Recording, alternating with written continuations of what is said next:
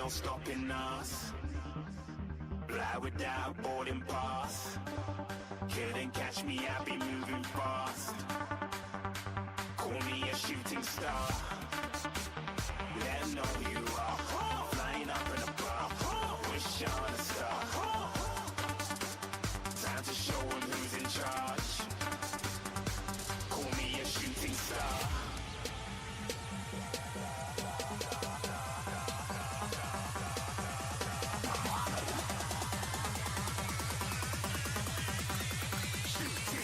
Didn't even get to cross.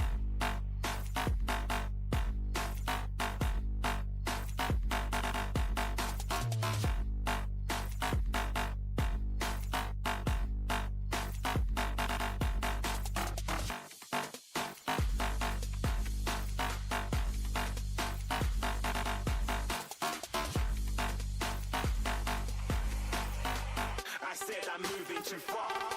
Get to glass.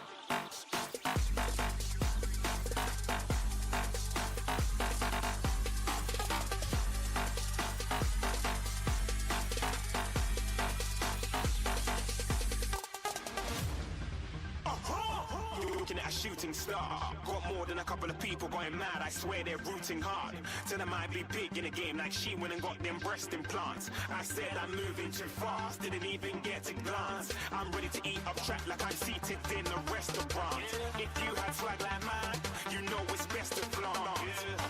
We aren't hating because you aren't. Shining like it's neon. Rock like kings of Leon.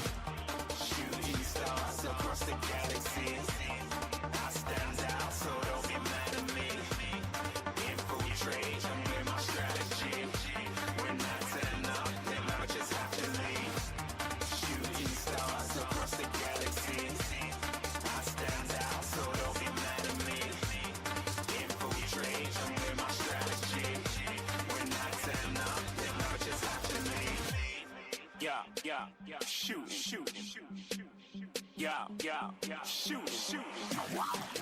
Yeah, shooting shots.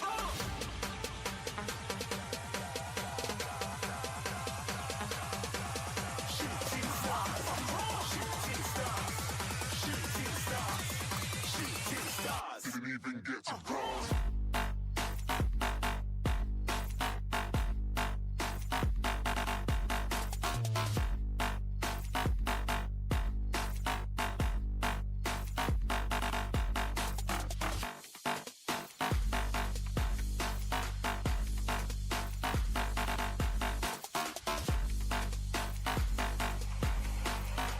I said I'm moving too far. Get to glass.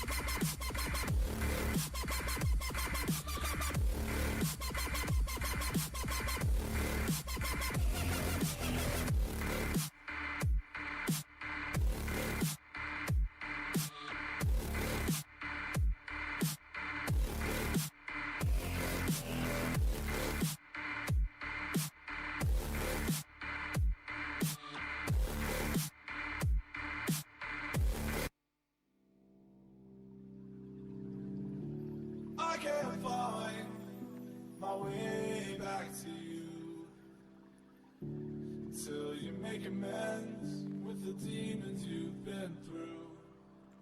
And I can't regret leaving you alone until you find your way back home.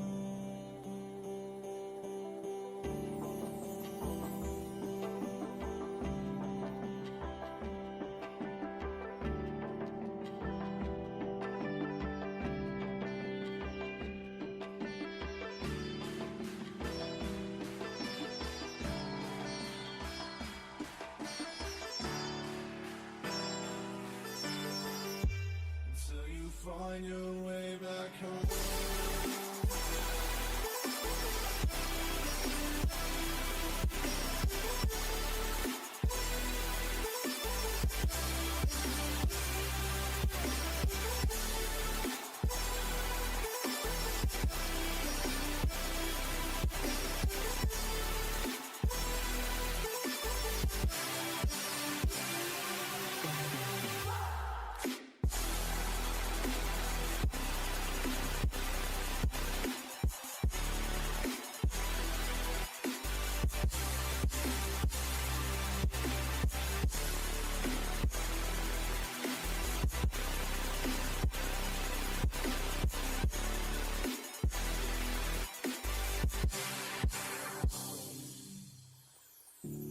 Don't let me drown.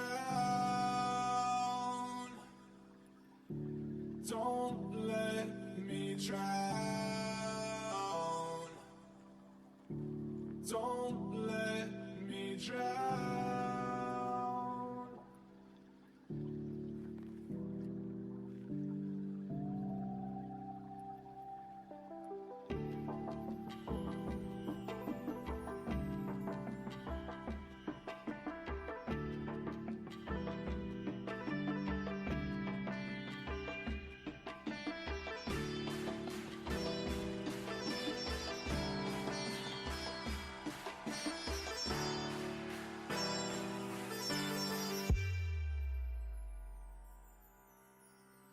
Until you find your way back home.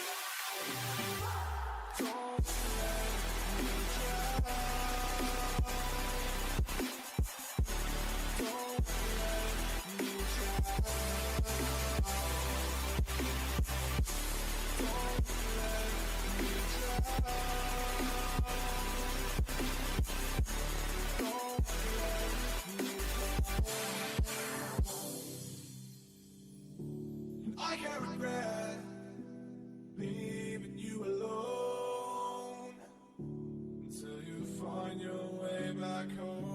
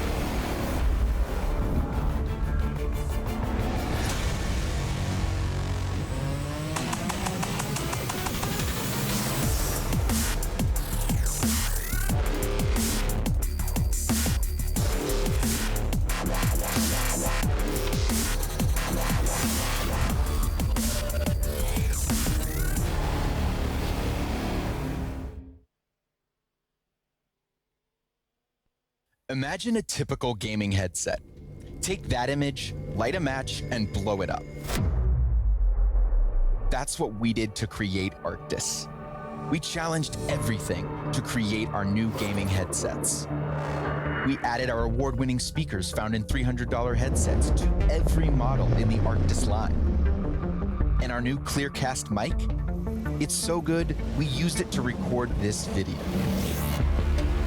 We invented new athletics-inspired airweave fabric, the most comfortable material ever developed for gaming.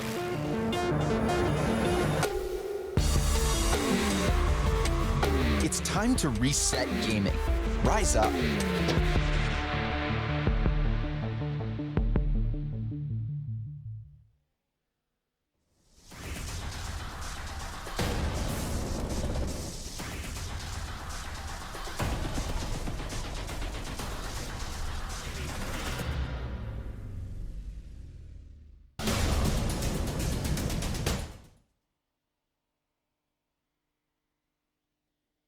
Alright, so a while back I sold out to Game, who paid me money and gave me a load of free stuff just for mentioning their deals on my channel.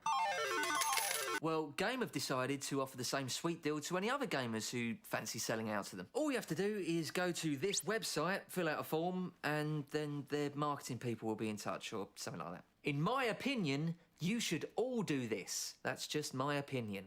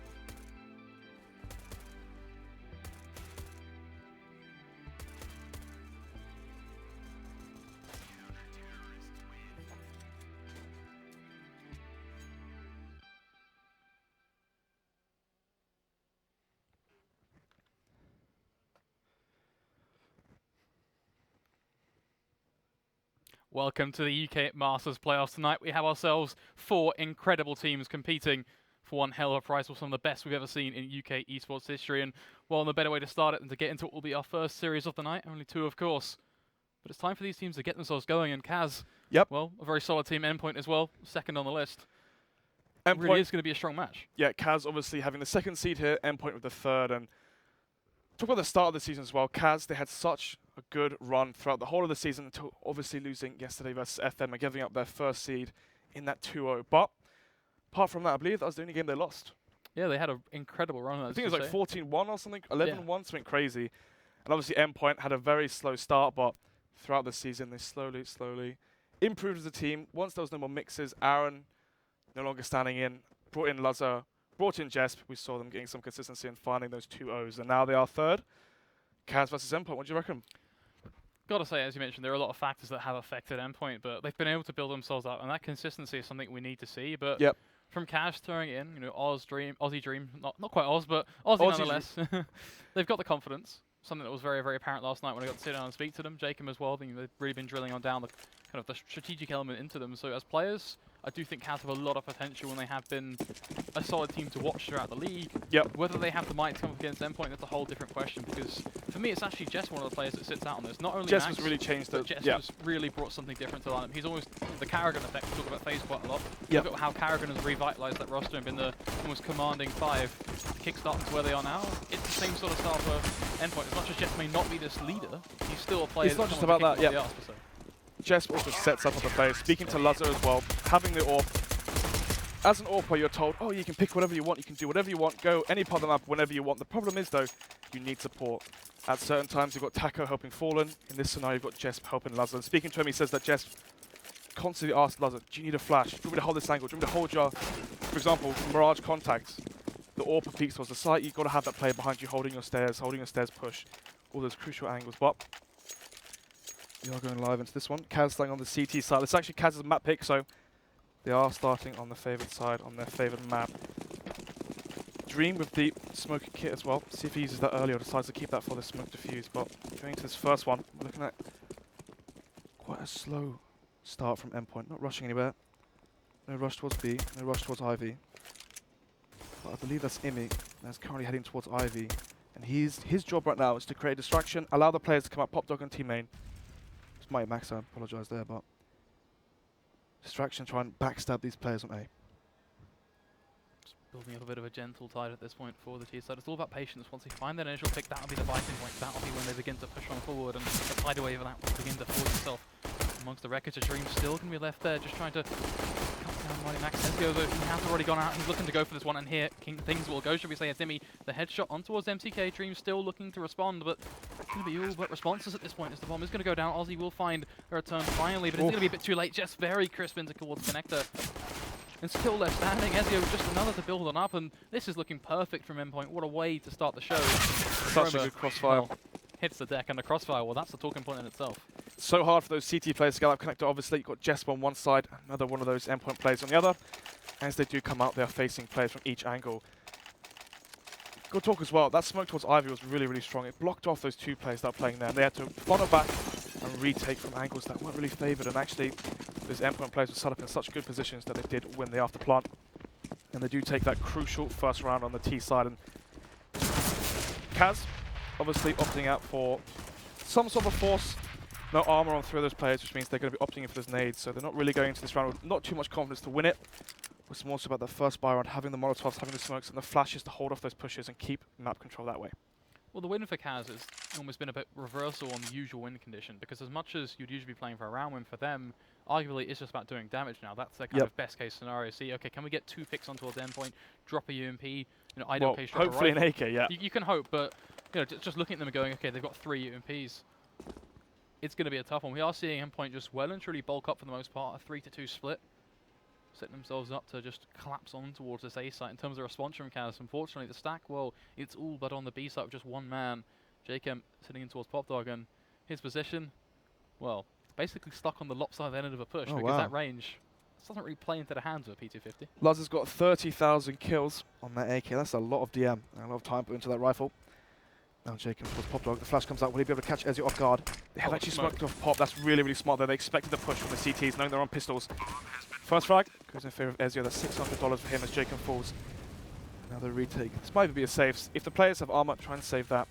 If you MCK or Dream, then try and take a gun out of the T's hands. Try and whittle down that economy. But for now, the bomb and 5 players are alive for endpoints. This is the start of a very good half, potentially, for them if they can keep the momentum rolling in their favor. It's all about just keeping that ball rolling on through and not allowing Kaz to begin to overcome them as they go straight on through what will be that buy round, which is, you know, arguably for Kaz, that buy round is the hot point for them right now if they can shut them down. But what happens if they don't shut them down? Let's talk about theoretics, because Endpoint, they have started to build up money. They're being very, very clean in their approach as well. We talked about whether they'd be able to take down a rifle. They've done as I expected. They've only lost a single UMP, and they're getting It's kills. not quite a rifle, though. Exactly. The value is somewhat diminishing because now Imbi can buy up a rifle, and you know, if I was to tell you, would you prefer 3 UMPs and 2 rifles, or 3 AKs and 2 UMPs? I think I know what you're going to say. Well, actually no, because you're playing versus pistols, I'd probably say the SMGs are probably better just to stack up the money and try and bring in as many of those $600 kills as you can. But so though, Endpoint will get the 3-0 unless something crazy happens this round of Aussie on that UMP, but we are potentially looking at the 3-0.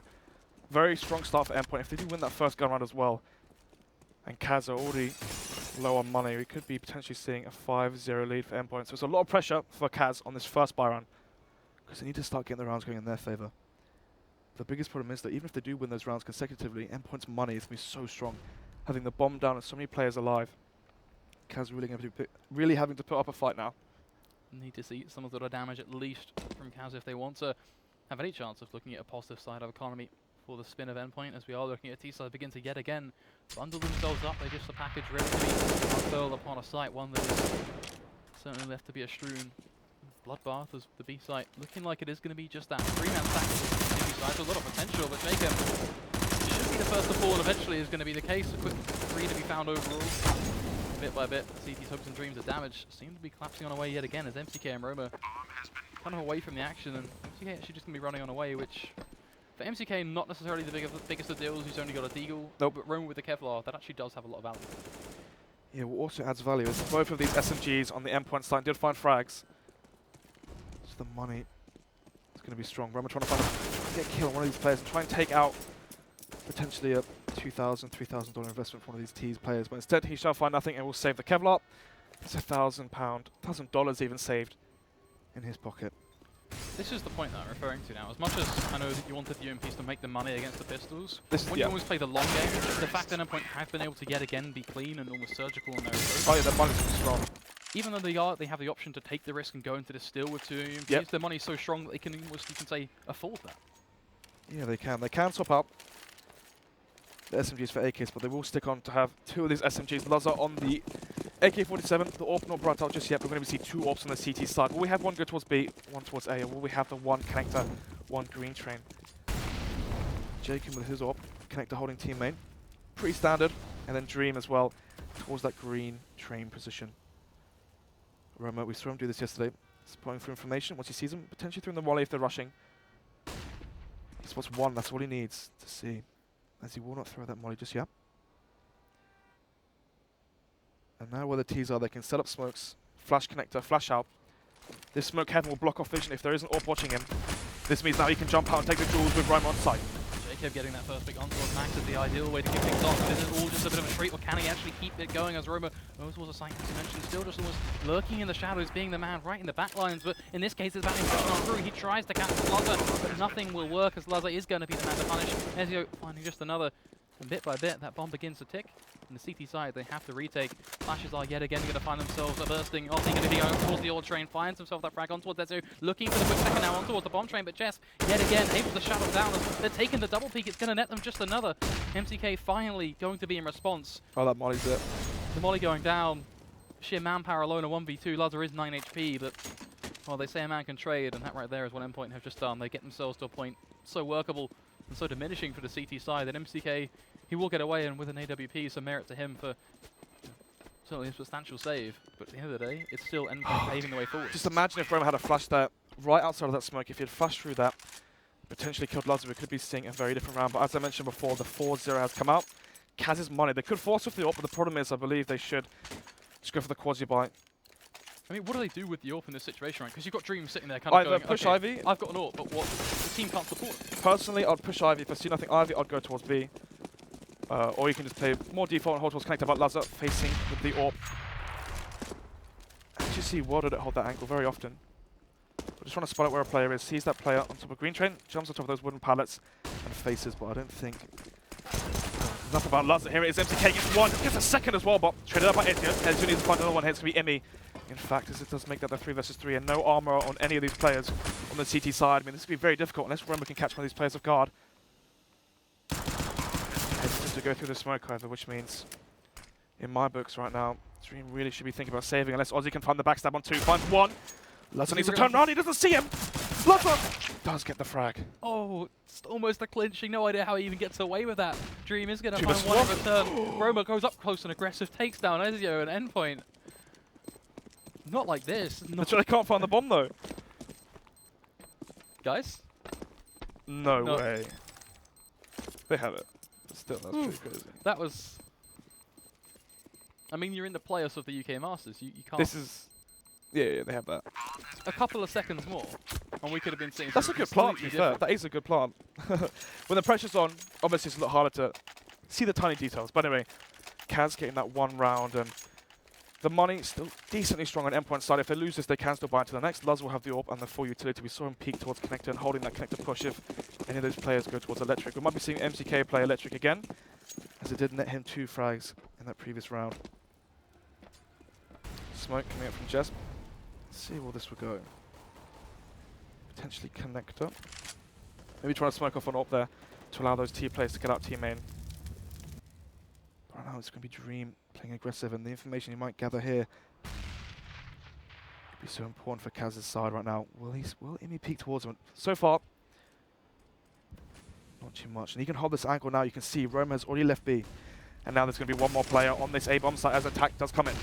So it's complete yet again to storm out on towards that site, straight through a smoke, and they get a little bit stuck. But look at Jacob's position. He gets in such a huge spot at this point, has so much information to work with. Doesn't quite have that clear line of fire. He should be able to deny this plant, but he's not quite shooting. He's just sitting idly by. He lets it happen, and he's going to punish him. A double kill for him. Roma, the bird down from above, finally lands that shot, and is it going to be enough to pull the CT side through? Jets with 7 HP, but they're still quite landing the shots. Jets not going to be punished by the Molotov, not going to be forced out of position. Jacob eventually going to swing around towards that blue train. The CT side, they have to go closer. First of all, but Max, he kills himself.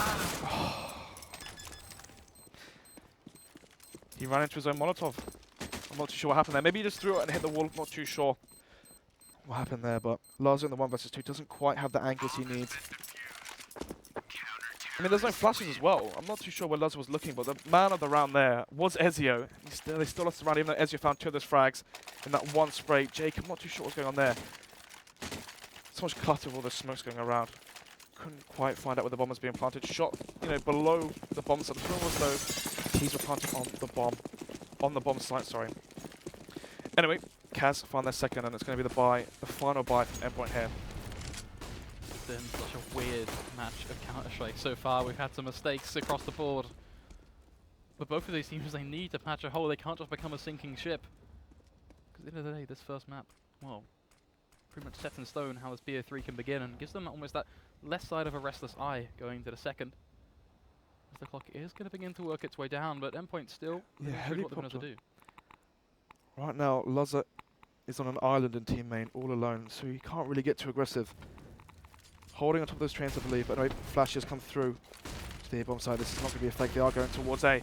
Let's see if anything can change. The same smokes, the same setup. They thought, it worked one round, let's try and do it again. MCK going towards heaven, though. Can he spy out the player with the bomb? Actually, no. Max nails him through the window there. And this is the problem. The retake comes in. He's still got Roma on that B-bomb side, but Jacob through the smoke finds Ezio. Can't quite get any more.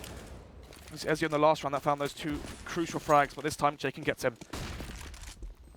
The flashes, they were the missing link, and they're doing the job. They're pushing them away, but still going to be enough. Jeff's going to go for the peak, nets the frag on towards Ozzy, begins to build up his portfolio, but how big is it going to grow? How much money is he going to make? As Imi, he's still sitting there ever so patiently as well. The push is going to begin to formulate. Max will tag onto his teammate, but gets one on towards Roma nonetheless. And Endpoint, they crush through Kaz, going into what will be our 8th round now, and that is going to sting because you have to look towards the economy of Kaz. They have enough money to decide, okay, we can make a play here with 7,300, 4,000. They could buy. But it's that option, isn't it? Yeah, MCK at 1.7k. Into the next one, you have 3.4. or so going into that one, so we will be on the FAMAS into the next round. Not ideal, especially with so many long angles on train. Then again, he's playing B, so might even go for that swag 7.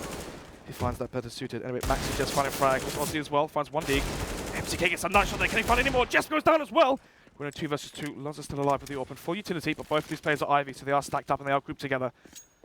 Which means that Kaz might actually have an idea of where they are, and they are rotating to exactly where the endpoint players are funneling into in this 5-7 at close range.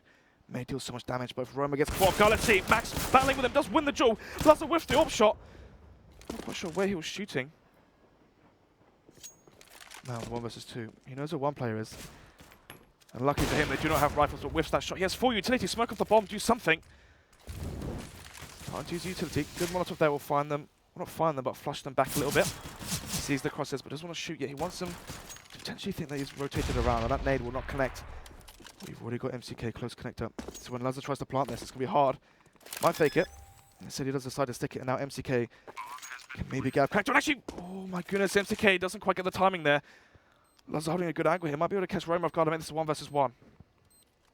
Roma just going to be peeking around the bomb train. Lazar looking to almost get himself wormed on through behind, just trying to catch off Roma off guard, but he has to hit that first shot, and the first shot is going to be the most important factor. But he misses it, and the punishing blow is going to be gifted by MCK, as the pistol is going to whip him right back in the cranium. And I've got to say, as much as I could see the game plan, there were some very crucial mistakes in the way he approached that. The Molotov that you were talking about, it went dead set into his own smoke. The placement and the actual effect of it forcing them away and stopping them from even thinking about pushing because they have pistols. Yeah. Things began to crumble, and I know the word is one of those, almost hated words to say, but that was a round that endpoint they needed, because they could have really begun to hurt Kaz, but now you look at their economy. I mean, they didn't have armor as well. That was a half buy. It's back to that booming point. It's the deagle from MCK. Whenever I've cast MCK, it feels like his one-shot accuracy is so high.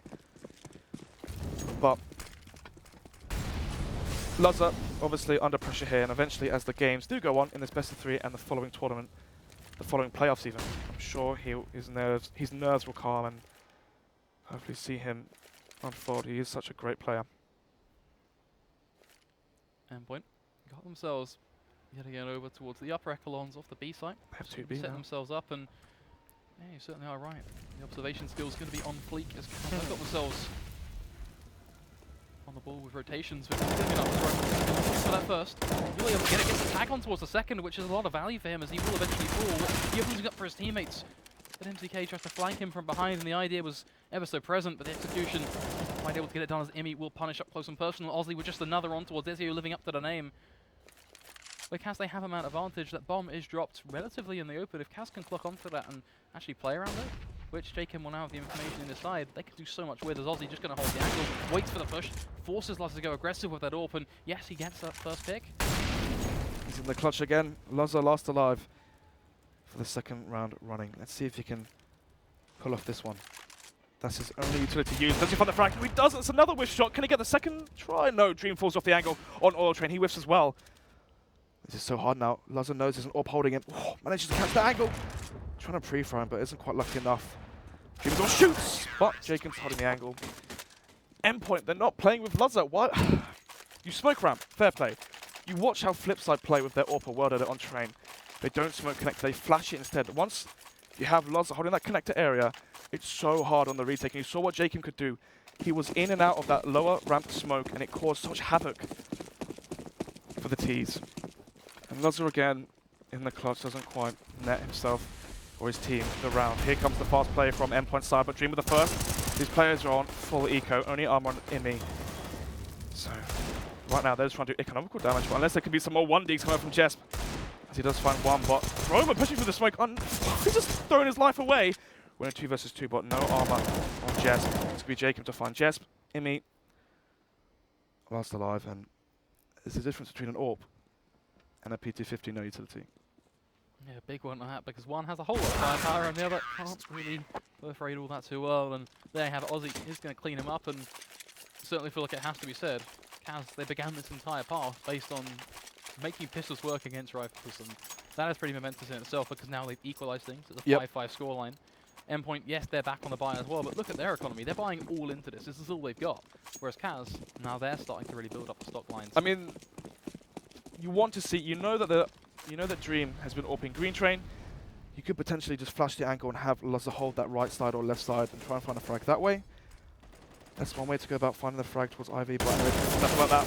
The push coming from Roma doesn't quite find the frag, but the quick trade from Jacob, and now they have control of the pop dog area. Actually, no, Jacob falls off.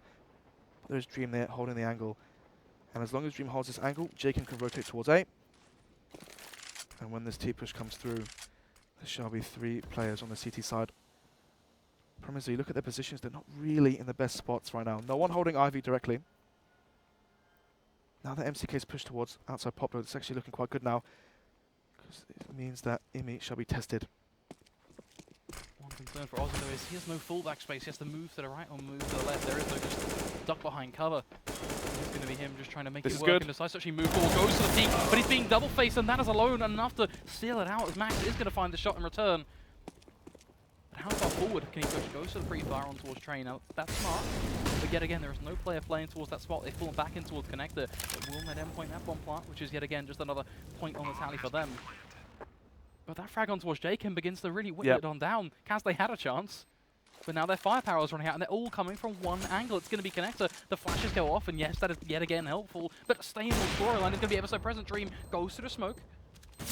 Doesn't quite get anything, of course, as expected. MCK's got his work cut out for him. Lazar peeking out from Green Dream, does find Dream. Maybe not expecting where he was. Now MCK, he's trying to jump around, see if he can take away any of these guns right now, because without the kit, it's looking very dire, and we'll opt to go towards Ivy and save that. The first pick on that retake as Kaz began. Yeah, that pretty much shut the deal. With no backstab, it just meant that all those T players could just hold that one connector area. The problem again is, Dream has pushed B, yet he's not the one to rotate off. And this is a problem because you see what happens in the retakes. Imagine if you had Dream Heaven, Dream towards Green Train to fight Lazar, to fight the other players coming out of Pop Dog. You could have been seeing a very different round. Instead, it's Dream holding B, and he's on the late rotate. You don't want that. You want the rifles to be there for the retakes and have the AWP find the early frags. But Ezio jumping out team main, trying to see if he can find anything aggressively, but he's stuck at Olaf. This is a really great position because this might catch MCK off guard. Unless didn't know he's out here. Dream. Ezio surely must know there's something. It's got to be a given at this point, but doesn't seem to be the case. Ezio just going to bide his time. MCK is going to get one. He's to worm his way through and has actual potential not only to get one here, but get 3. But he's only going to get the one so far. Looking now for the second, but he doesn't check the angles. Dream is able to find the reversal. And it's almost unfortunate to witness as Max goes to the reversal, just finds one of his own jets with just another. But Jacob back on the trade. That has been the staple mark of this entire matchup at this point. As we find ourselves sat back at a 2v2, the team's trying to rotate back through, and that gives Jacob a lot of information again to eat on into. Lazar with you up, looking to find a reapproachable spot. But this is scripted from endpoint. Yeah. How's it gonna know? He does have 4 utility, and it is only going to be a 2 versus. It is going to be the 2 versus 1 for endpoint because Roma is alone on the side, but he has the flashbang. So once he knows they're beat, he can flash himself and try and peek that way. It's going to be Luz with the AWP. See how he plays it. Does have utility. We'll throw that flash towards connector, but Roma's in such a good position here to do. But to be Jacob doesn't even find that frag. Flash is over. Can he reposition himself and find the kill here? Has the information now. Roma has rotated off B. But it's going to be Lazar. Does he hold the train? Does he know where Jacob is? Yes, he does, and he lands this one. Lazar finds the kill on Jacob. That could be it. Oh my goodness, Lazar's in the open, and Roma finds him. The problem is Jess has all the information, and now he can play on the bomb site and weave in and out. Around. Use the time, and actually loses the battle. Oh, not quite too sure yet. Both of these players are low HP, but it will be Jess to secure that one. I thought then after he whiffed the first initial spray, that could be it. Endpoint. They put it back and look at the money on Kaz as well. 2,000 on the majority of these players. We could be seeing the full eco come out this round and then the buy into the next one. Endpoint, as long as another eco does not get lost for them, we will be seeing them win their tier half. But then again, think about Thursday. I was about to say yesterday then. Think about Thursday. FM versus Kaz. FM had such a strong start on their T side. It was their CT side that let them down. So 5 rounds already on the board. Might not even be the end for them. Not only the past, but you have to throw shade just to almost the ever so recent. Endpoint were in the exact same spot when they're beginning to build up the rounds. Then they made crucial mistakes against pistols. Don't repeat the same this time around. Get yourself really onto the higher echelons of that scoreline, and from there, that's where you can make that CT side. If it is patchy, least more approachable in the grand scheme of things, because the more rounds you get on T, the less you have to collect on that side. That is a given as the bomb is going to tick on away, and it does feel like already that the call going over towards B has been much softer for them as a team. So What do you far, mean so by good. that? Well, Kaz, they can't actually get close at all, so they're sitting Oh, no, yeah. comfortably. Yeah. Endpoint can pretty much sit back, do At this whatever they point, want, and there is no rough pistols trying to force their hand. Yeah, at this point, just got to try and get extra frags and try and take a few rifles at the Endpoint side. You know the rounds have been close. They've been 1 versus 1, so you know that Endpoint's money potentially could be low, and we shall see it in just a second as this round will end. 8-5. Endpoint have won the half. Only 3 rounds to go now. 2 rounds to go now. Apologies. Now it's 14. So, money on Endpoint's side, even if they do lose this one, they will be able to buy the next one, so they will have 4 buys leading in for the rest of the half. If Endpoint win this, we are probably looking at 10-5, and 10 rounds on your T-side train. That's pretty hard to lose at that point. Well, Endpoint are really starting to discover the value in their rounds, which is the most important thing here, because every round they get is just incremental value. For Kaz, of course, it's even bigger of a storyline for them, because their CT side is where you can struggle as a team on a whole. And Kaz, they have put up a solid fight here and there. They're having a couple of mistakes, but I think that's going to change of both of these teams, if I'm honest. It doesn't feel like either of the teams have been pitch perfect, and the pacing is a topic in itself, because it feels like it has been well and truly all over the place. It has been. Already though, Endpoint are going to begin to set themselves up for what feels like what could be a split push on towards the A site, especially with all this utility now being expended through those windows. And here you go towards Popdog. The split is going to take full force. Jacob there to try and make it work. MCK forced through the smoke. These shots really landing just yet. Saw Jake in this position only a couple of rounds before. Endpoint playing up the same smoke trap. It's worked for them previous rounds. Will it work again? Mighty Max trying to nail that player again, but it's going to be Dreamy finds to start this thing off. 4 versus 5. Emmy finds one as well onto Jacob. Right now it's going to be Endpoint looking so strong into this round. Lazar finds one as well. MCK towards the between trains. Lazar finds a second. And now it's MCK in the 1 versus 3. Sprays that one player, but it's going to be Lazar above the train. MCK, he knows this. Will he try and bait the shot out? Jumps on top of the train. Battling. Lazar actually wins that, and now we might know where the last player is. Picks up the AWP. Ezio has no reason to face right now. But does give away his position. The problem is, though, you look at the time on the bob with no kit. I keep saying it. MCK and no kit. Kaz's money, they're constantly reset, they're constantly in the saves, and they don't have enough of the kits, and it's really affecting them right now. It's a blunt end, but at the end of the day, it's still 9-5, and Kaz, it just didn't feel like they could get the shots at the start of the round, let alone the end of it when MCK was almost spread a bit too thin. But then when you're looking at the round and saying, okay, MCK got the most done even when he's been shot up against the wall, it does show flaws at the start, less alone the fact that he's able to do work on his own. Yeah, that's team play for me. Yeah, it's true. Once again, though, only 1 kit on Dream. So we could be repeating ourselves again. Bomb is going towards B this time. Roma playing towards them. The close angle now with this MP. Let's see if he finds the first, lands it onto Emmy. It doesn't quite matter right now that it does get 600 for that, because this is the final round. Edgar pushing through. Will he get the frag? Yes, he will. Roma falls 1-for-1 trade, and the information and the time he's given his team to rotate in is valuable. The problem is, though, Max and Lazar found the frags. As I mentioned before, what would happen if they didn't smoke off those angles? And Lazar finds that frag. It's by far been the strongest point for me in terms of Endpoint on their T side. They've always been able to turn one shot in terms of an initial pick, always been turn an initial pick into more frags, which is so valuable on a T side of train, right? Because it allows you to move forward. So didn't really make much sense, not gonna lie. I had a point in my head, it kind of faded into the distance somewhat there. first game of the night, mate. Don't worry, we've got plenty to come. I looked up to the screen and saw a console, and I was like, wait, what? The console's on the screen? And then realized it was a different screen. So, great moment. Either way, we're in the second half. Enough about that. Yeah, enough about that. So, leading into this one, we will be seeing the kit and HE grenade on Emmy. No smoke this time. Quite a strange change.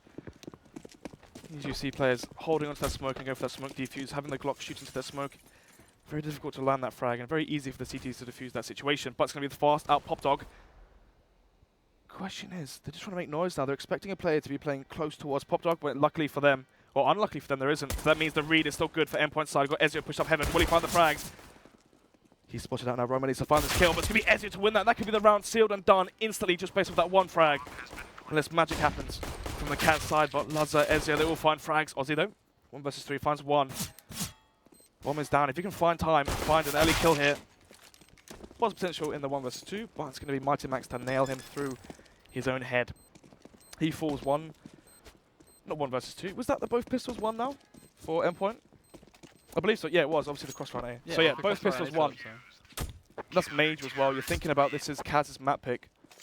That's momentum, isn't it, at the start of the Yep. half, which is, you know, one of the best things in Counter-Strike. You get yourself rolling nice and strong. You don't feel like you're in a situation where you're always fighting up against a tide, and from there, that's where you can, you know, start converting the rounds. We've always talked about Endpoint. Something I was trying to highlight on at the fast, albeit a little bit failing, and it was that Endpoint are able to connect those first shots when they get that pick from there. They're then able to push them on forwards and almost strangulate Kaz because they're left kind of going, well, we've got nothing to do here. Where do we? It's not just that; it's the trades as well. You've been seeing the trade game from Endpoint been so strong, even though Roma found the first frag at that previous round. It was Ezio there to trade, and following on through that, Aussie was finding frags, but they're always traded. That was the final gun round of the half, and now we're into the force buy of the second. Mollies and utility shall be thrown. Molotov goes back behind side. I actually quite like that Molotov. You don't see that too often. The problem is, though, is Ezio right now to test these players. As he sprays down one, can he get any more? No, he can't, because Aussie finds him. Mighty Max slamming through the smoke. Damages Aussie to 1 HP. MCK trying to get close, trying to take off map control off of the CTs. The problem is, though, they've lost so many players, and the HP as well. But Max jumps on top of that train, and MCK finds him. Lazar now fully win the duel. MCK finds his way into connector. This is so smart from MCK though, because he's not refacing. Look at him sitting in connector. Lazar, he's nervous. He's feeling the thorn in the side. He doesn't know quite where to go. Finally realizes, I have to push for my team, but MCK, he's going to be there ready. I'm waiting. The flash is going to go off, but I'm still waiting for MCK. How is he going to play into this round? As the smoke is going to go onto the bomb. He has to go up the pace a little bit, but Jesper's no idea that he's there. The Such tag low can go off, HP. but he's missing the shot. MCK, we hype you up and you make a mistake because you can't quite hit him. There wasn't too much he could do there. His teammates fell so early. Aussie obviously. Could have been a bit faster. Where are the running shoes, mate? Obviously on 1 HP. You know, there's not really too much he can do there. MCK tried to make the play. The problem is, though, in that position with the bombs planted, there isn't too much he can do for his team. Bomb does go down, which means we shall be seeing some utility into the first buy round. Kaz at 5-12, Endpoint at 12. If Endpoint take the next gun round, we are going to be seeing 14-5, and that could just be the final nail in the coffin. Kaz mentally going to have to reset, leading into the second map, unless they can pull back an incredible comeback. But you don't see that too often. Jeff is going to find the first, let alone potentially even the second as he tags on towards. It's a flash. A flash is, yeah, it's going to get popped. I'm not quite sure what the value of it is, but hey ho, why not? Shout out Lazar. Yeah. Certainly seen some, yet again, interesting plays. Certainly one way. I mean, at least they're playing as a team. Yeah, I think that's always the positive point. I don't care if a team is, you know, coming up with some wacky execute that gets nothing done. If they're doing it as a team, it's progress. There's you. He's going to find himself a pick. Jacob, a bit more flashy with the deagle, but value still somewhat limited. There's only one pick for a team side. Doesn't open up a side completely, and well, especially with Jess just playing more far. Roma, there you go. That's the pick they're looking for. Get himself the second, and well, the problem was the time between that first and second. Now means the rotations to come in, and Yeah. I mean, good luck getting close to a site. Unless Bomb's these also Eagles down. can just tap on away, which, judging by Max giving away his position, makes me almost feel like I'm about to be eating my words. But for now, it's just going to be a slow starter. 30 seconds on the clock, of course. The Cavs not really going to be feeling like they have to rush very, very soon. The CTs do not know where the bomb is. But the thing is, they have got the read. Roma falls, and now it's going to be Jacob. Last life, he does end up dying, and we're going to be seeing 13-5 now into this round. The money is, ooh, actually not too strong on the Endpoint side. We saw how many players died. It was the 1 versus 2 in that situation when they had to defuse the bomb. Went Kaz force ball, and actually that force buy really, really paying off for them because there's no AWP on Lazar. It's going to be an SMG, the UMP on Imi, kits and Molotovs, and utility though on Endpoint side. Just no AWP, and the AWP is very strong on CT side train. So at least a bit of a disappointing factor. But we have the positives. Kaz was trying to make a comeback happen. Got a widespread attack. I think all involves pretty much taking control of various portions of the map. Ivy being certainly a target they were originally gunning for, but they decided to leave Aussie there alone, pitch a tent, see what he can get done. And well, Jacob is coming back to support him a little more, so clearly Kaz having a rough idea on how they want to approach this in terms of a default, but they haven't really gained too much information because Endpoint, now they're just not peeking, they're just setting up in these crossfires, something that was ever apparent right from the get-go on their CT side, and they're just being patient. Now I like this. Yep, right now with no AWP, they're going to opt in to play nice and passive. Don't give away your frag to the other AWP on the T side. Dream is given no opportunities so far, no openings. Talk about the setup as well. Lazar playing towards green train, well, most likely to be AWPing there. We see a lot of AWPers play there. It's usually connector or green train, or some players like to switch it up. Depends on how dynamic they are. Lazar, not the most dynamic AWPer, more of a cement block on your CT side. He will hold that angle, he will get those frags, he'll fall back and get them as they come. He's not really one to play too aggressive, and with Jess on the lineup, it does work. One thing that does work as well is Emmy pushing through that smoke and catching MTK off guard. He gets a second through the smoke as well. Roma falls. We're in a 5 versus 3 already. The fact that Emmy's just being able to get so much from that position is absolutely great, but Dream is going to come in, and you have to look at that clock, the T side. They have to get a move on it. It's MCK 2.0 at this point. His Dream is going to look to rolling around. Oh no. The catch off Max, they still have 10 seconds to play with, and 10 seconds is a whole lot of time, but Aussie, Yeah, that's it.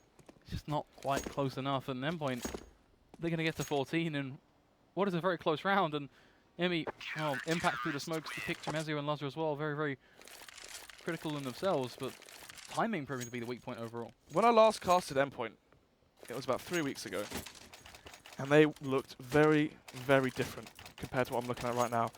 Team-wise, they're playing together, they're playing with the flashes. That could be the implementation of Jesp. I mentioned before that he is, not only does he bring aggression, strong aim, strong clutching as well, but communication. He is Swedish, obviously, maybe it's just in his blood, who knows. Anyway, going into this round will be the fourth spike coming from Kaz. Early frag there from Jesp, man of the hour. MCK finds a frag there onto Mighty Max. We are looking at 4 versus 4. They're going to try and make it up close and personal there to catch a quick shot on towards JK Mosley with just another in return. So certainly a backwards and forward swing. You talk about the trades, but the D side, they're making it work with the rifle. I think you're going to throw a wrench in the works as Ezio tries to respond, but MCK lands the final and never so needed headshot in that constant bloodbath, and eventually gets that final hit, which is what they need around back in play. Because look at the economy of Endpoint. This isn't a flourishing CT side where they can go, you know what, we've lost a round, we'll just rebuy and open 5 rifles. Yeah, they've won. Not It's still going to be the Galil. Not sure Roma. Decent utility, obviously, some Molotovs here and there, but there's the flashes that are really important. Train flashing off those angles, especially versus the pistols. Then again, the Molotovs as well. Pretty damn important. One thing to touch on as well is the performance of Dream in this game. We saw yesterday versus SM, he was 15-2. Right now, he's 7-4, something in the double digits. I think it was 7 for 14 or something like that. Very stark contrast. But anyway, MCK towards Pop Dog. Trying to see if he can find his team a frag here, but Emmy playing close. Woo! That's a nice shot there. Woo! Emmy falls as well. Going to be seeing 5 alive for Kaz. Certainly want to wake up on your T side, and that's one way to make it happen. But I don't want to get too far ahead of myself, Snaz, because as much as I love myself a good comeback story, it's 14-7. Right. Kind of want to see just another buy coming out from Endpoint before. To me, if there's any chance of this actually happening, Kaz is going to have to reset Endpoint once again. This shall be potentially, obviously, Endpoint on the pistols. We hope 14-8 for Kaz. Actually, are they on the double save? I didn't look at the money. We didn't get to check the money. Observer, can we take a look at the scoreboard for a second? There we go. So yeah, they will be buying to the next one. It's not double save. So 8-14.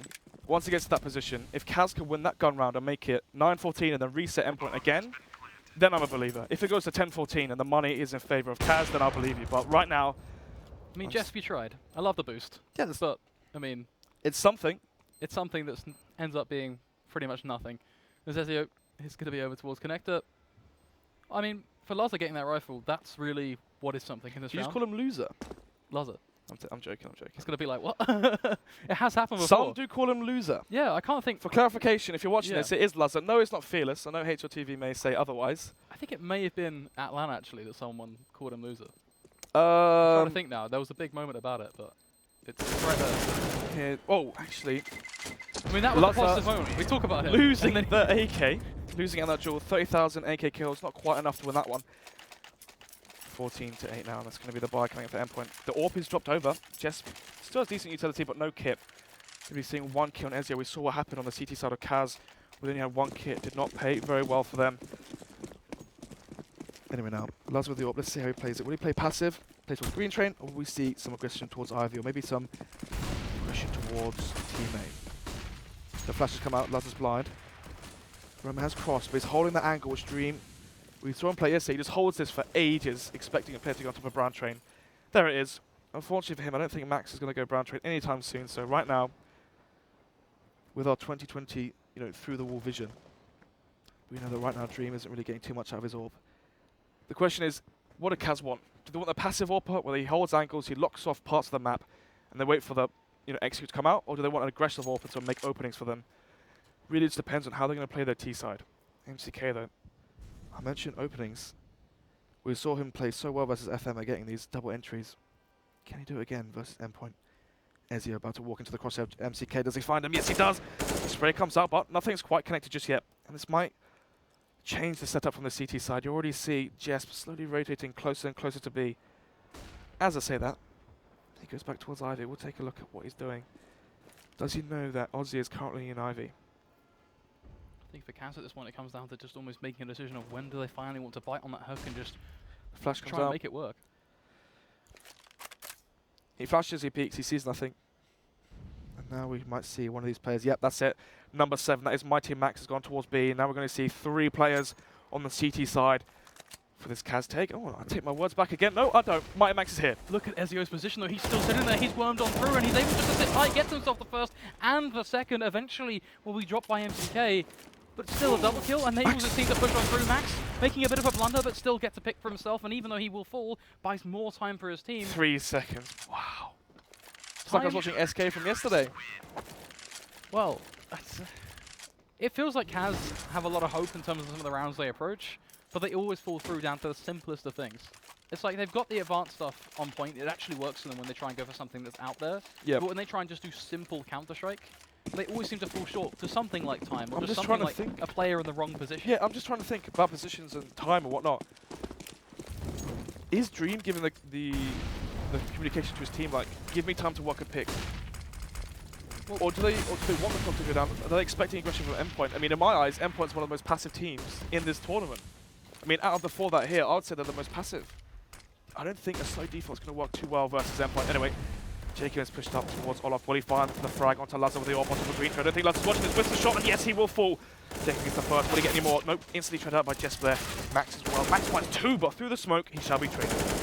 Almost left unsurprising, or left unsurprised at this point, should I say, on towards Endpoint, because yet again, it's the same old move point.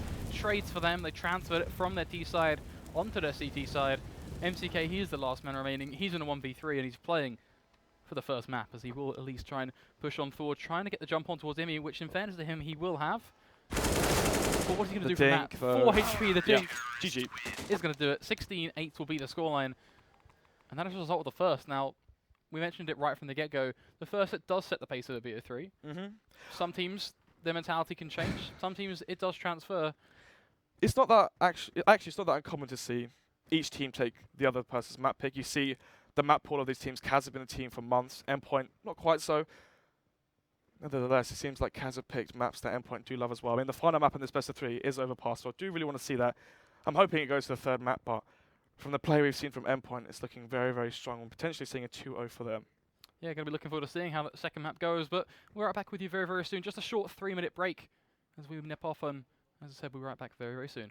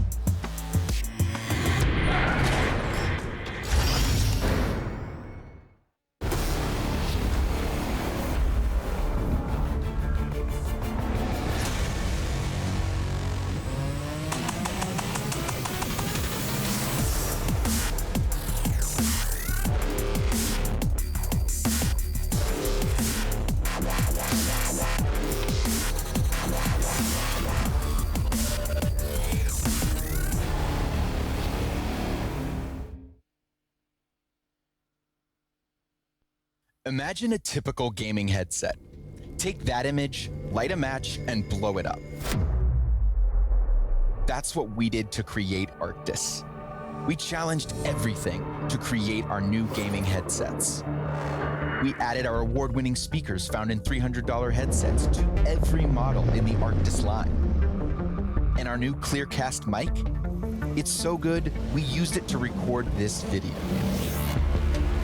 We invented new athletics-inspired airweave fabric, the most comfortable material ever developed for gaming.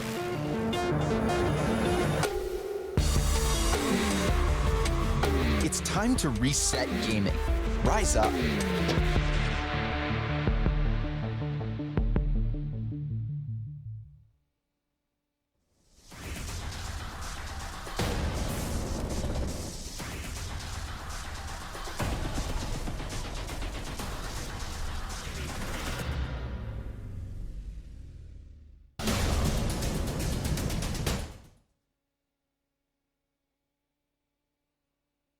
Alright, so a while back I sold out to Game, who paid me money and gave me a load of free stuff just for mentioning their deals on my channel.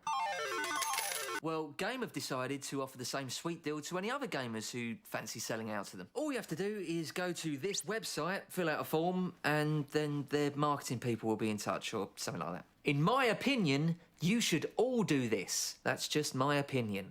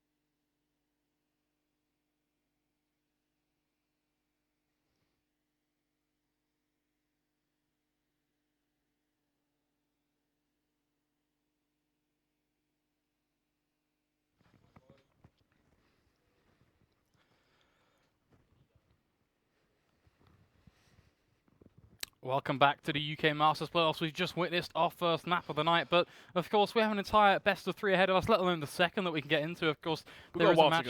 A while to Well, go. I think it's being highlighted as well. I have to touch on it. There's a match being played concurrently right now as well. So Yeah. FM versus CX. Don't know the exact score, but we know our first map victors. Yeah, FM taking the first map in that best of 3. Not quite sure the score of that, unfortunately, but you know, looking at the prediction, you are imagining the first seed versus the 4th seed to potentially take that best of 3. I think judging our predictions as well, it has been a match that people are looking at and going, that's going to be a 2-0, but we're not going to touch on that too much, as the match we are covering right now is Kaz versus Endpoint. Yep. What are your thoughts going into Mirage? Well, talk a bit about Train as well. 16, was it 16-8 was the score, correct? 16-8 on Kaz's map pick. We saw on their CT side they didn't really play together. Very weird positioning plays. I mean, Dream's AWP was always at the wrong bomb site, felt like. It seemed like he was constantly retaking with the AWP, and that's not what you want. The double upside as well kept eating into the economy. They never had kits, constantly on the ecos and whatnot. Constantly off the ball at the end of the day. Yeah, for sure. But Mirage, completely different map. A completely different map and completely different style as well, I think, in terms of actually how you want to approach it. As much as map control is something that's always going to be transferred from Counter-Strike, Mirage and just the way you play it overall, the pressure being applied, I feel like you have time to work with and you can really dictate it a whole lot more. I believe we are ready to go live into the game as well. There we go. There we go. Right. Touch on Mirage. Obviously, this is an knife round. We're not going to be casting this one. Let's talk about Mirage. So, You disappointed me, not gonna lie. I'm Looking forward to your best casting. knife round cast. I'm not casting the shanking of people. Instead, I'll cast the shooting of people. Anyway, For sure. Mirage. Compared to Train, team play isn't quite as needed. Endpoint, we saw how good the team play was. The problem is, on Mirage, I feel like Kaz's individual skill could shine. When you look at the players on the paper, who would you say the best player in the server is? My money's on Jess. Yeah, I was thinking Jess. Or no, Max. I was looking towards Max because he's always been this kind of shining light, should I say. I kind of looked towards him. I think it was one of the first seasons of EPS that I ever tuned into, just looking at him go absolutely crazy on rafters on Cash, and it's been a clip that's stung with me for quite a while now. So as an individual, he's always going to be up there, but Jess has always been kind of on the side, because in terms of necessarily achievements and such, he's not a guy that you look at and go, okay, here's a plaque of medals and trophies and such. But he's always had a role somewhere, and he's got a lot of experience that has played part in that, just not necessarily in that kind of top 3. Actually, talk about history. He actually was on Kaz. Yeah. It wasn't like, what was that lineup? Rom, Smooya, Jesp, YNC? YNC and ZNF. I mean, I ZNF, should that know, I was went it. to LAN with them. Yeah, well, hopefully you forget about that. DreamHack Summer. Oh god, here we go. And Kaz do too. Anyway, Max holding towards Palace, spots Jacob. Let's see if the rotations come through that. It's quite an obvious fake, so it'll be impressive if they can sell this, but it's going to be the connector split. This is smart. See if they can catch these CT players off guard. A lot of build-up coming in towards underpass. The Glocks looking to rock their way through as Max is going to punish them all. God! A 3k for him. Jacob is going to find one in response, but not quite living up to the 3k, to be honest, Jacob. You need to really do a whole lot more as he's stuck down at 14 HP. He's going to hit the deck and die. Roma potentially even just going to let it happen at this We're point. looking at He peeks 2-0 on out. right now. My goodness, the aim there from Max. I take my word back. Max, definitely number 1 in the server, especially in that round. It looked like aimbots, didn't it? The way they just ran into his crosshair. Anyway, give me the first round going in favor of Endpoint, and the bomb did not go down for Kaz, so we're probably seeing the force by yes we are. Flashes and Tech-9, no smoke in this gap. Unless Aussie bot decides to buy one, but instead he does go for that Tech-9 armor. So no smokes, just flashes. This isn't really what you want in Mirage. Smokes are so valuable. Smoking off connector, smoking off short, smoking off window. Allow yourself to get into it. Take those close range duels in connector or short. But also the shotgun on Jesp, so trying to rack up as much cash as he can. And actually with that shotgun, he's pushed ramp, so Jacob might be caught off guard by this. Neither will. Jacob not going to let it happen. But Jesp, he's being also patient. Now, I like this. I think this is something we referenced in the main league of UK Masters, which is players who go for the aggressive push, but don't overcommit. They don't go, okay, you know what? It's information. I've got aggressive, I've got the information, but I really want some frags right now, so they keep on pushing. And instead, the frags that are claimed are on their side because they screw up and they overextend. So I like this from Jess because it gets that ramp information, but it's also not going to mean that he's going to lose his life in a stupid way, which is a positive. Yeah, he is alone though, so if the attack was to come towards A, with that shotgun he could maul them down. Anyway. Good connector. Jacob just going to be there to try and peek on through, but he's the only man there, and arguably he could find himself punished by Max, but all of the pressure the big sort of fight per se is going to be on the B site. Now we do have 2 players there, but Jacob, we highlighted him at connector. He makes it work. Now he looks to dive in towards B, and just the sheer element of him being there, distraction, makes Ezio's job a whole lot harder. If he tries to challenge him, gets one and two, looking for a third, isn't quite able to get away with it, is going to find himself traded out by the T side. But they get the bomb down. All intents and purposes, the strategy, it works. And what doesn't work is a shotgun in a retake. He is going through B-ups, so expecting one of these players to be close. The problem is, though, once he does peek towards bench, and there's other angles, it's going to be so hard for him to find the frag. The problem is, though, for Jacob, he's 9 HP, so one shot from the shotgun will do it, and Lazar finds the frag. And the first frag in this 2 versus 2. It's going to be Jacob now all on him. Does he get the frag? Yes, he does. Lazar, where are you looking? Knows exactly where he is now. Peeks up, does he win the duel? Oh my goodness, what's happening? Time. Has he got the kit? No, he hasn't. That means Jacob's won it. I don't know how, I don't know why, but Kaz are going to get away with it. They are going to get that round on the board, and again, what a way to approach it, the frags. They were certainly a plenty on both sides, a 3k in total for Jacob in that round, so individually does the job, and gets the round win as well, just off the back of the time spent, because you do have to look at it and go, he didn't necessarily overface, he did play quite a lot to him pushing him, which certainly does coin well to time. I mean, how much of a whiff do you have to do with that shotgun I mean, at that is there a range graph on for that? someone who's 9 HP? There's got to be a graph for that or something, I'm sure. Why not, right? Missing those shots, very, very crucial. Really got to hit those. What you say is, it is going to be that 1-1. Next have been tied in early days, so we can't get rid of ourselves, but Endpoint, at least they are going to be back into this one with firepower. They've got themselves those 2 UMPs, Famus on towards Lazar, 2 CZs and play on Max and Jesp as well, which not quite favoured long range. We have seen some crazy stuff, but short range can hold the power of an AK-47. Capital Force in a much stronger standpoint. They have got themselves AKs too at that. They've got those levels, so utility as well, a lot to play with for a T side, especially when you look at how much control they've exerted on towards mid. They've really put the pressure down on towards Endpoint, and this is almost strangulation yet again. Lazar, he needs to be absolutely pinpoint perfectly towards connector, because if he falters, Kaz, they get handed a huge vector onto the site. He needs to flush when he faces him. If he drive peeks into one of his AKs, he's going to get his head clean ripped off. Emi finds one, was instantly traded by MCK. And if Kaz can take this round and reset Endpoint, the momentum will be in their favour. We're seeing a strong first half from them. MCK finds the frag onto B, and the B side's open. But look at this! Look what's happening in T-spawn. Jesp and Max have pushed all the way behind them. The problem is that behind them isn't quite good enough when you've only got 1 kit on Lazar. He needs to go huge here. I don't know if I agree with waiting just yet, but we shall see if they do win the retake. CZ on both of these players coming in, and a smoke on Max.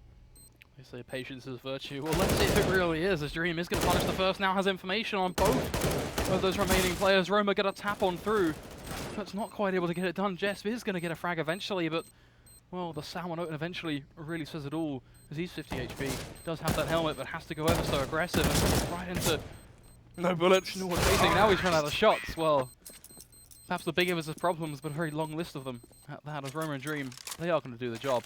And Kaz, albeit in a rough way, they do get themselves that second round, but it has got to be said, the amount of loss they did take has kind of put them in a bit of an awkward spot when it comes down to what they can bring into this round, but The Mac 10s, yeah.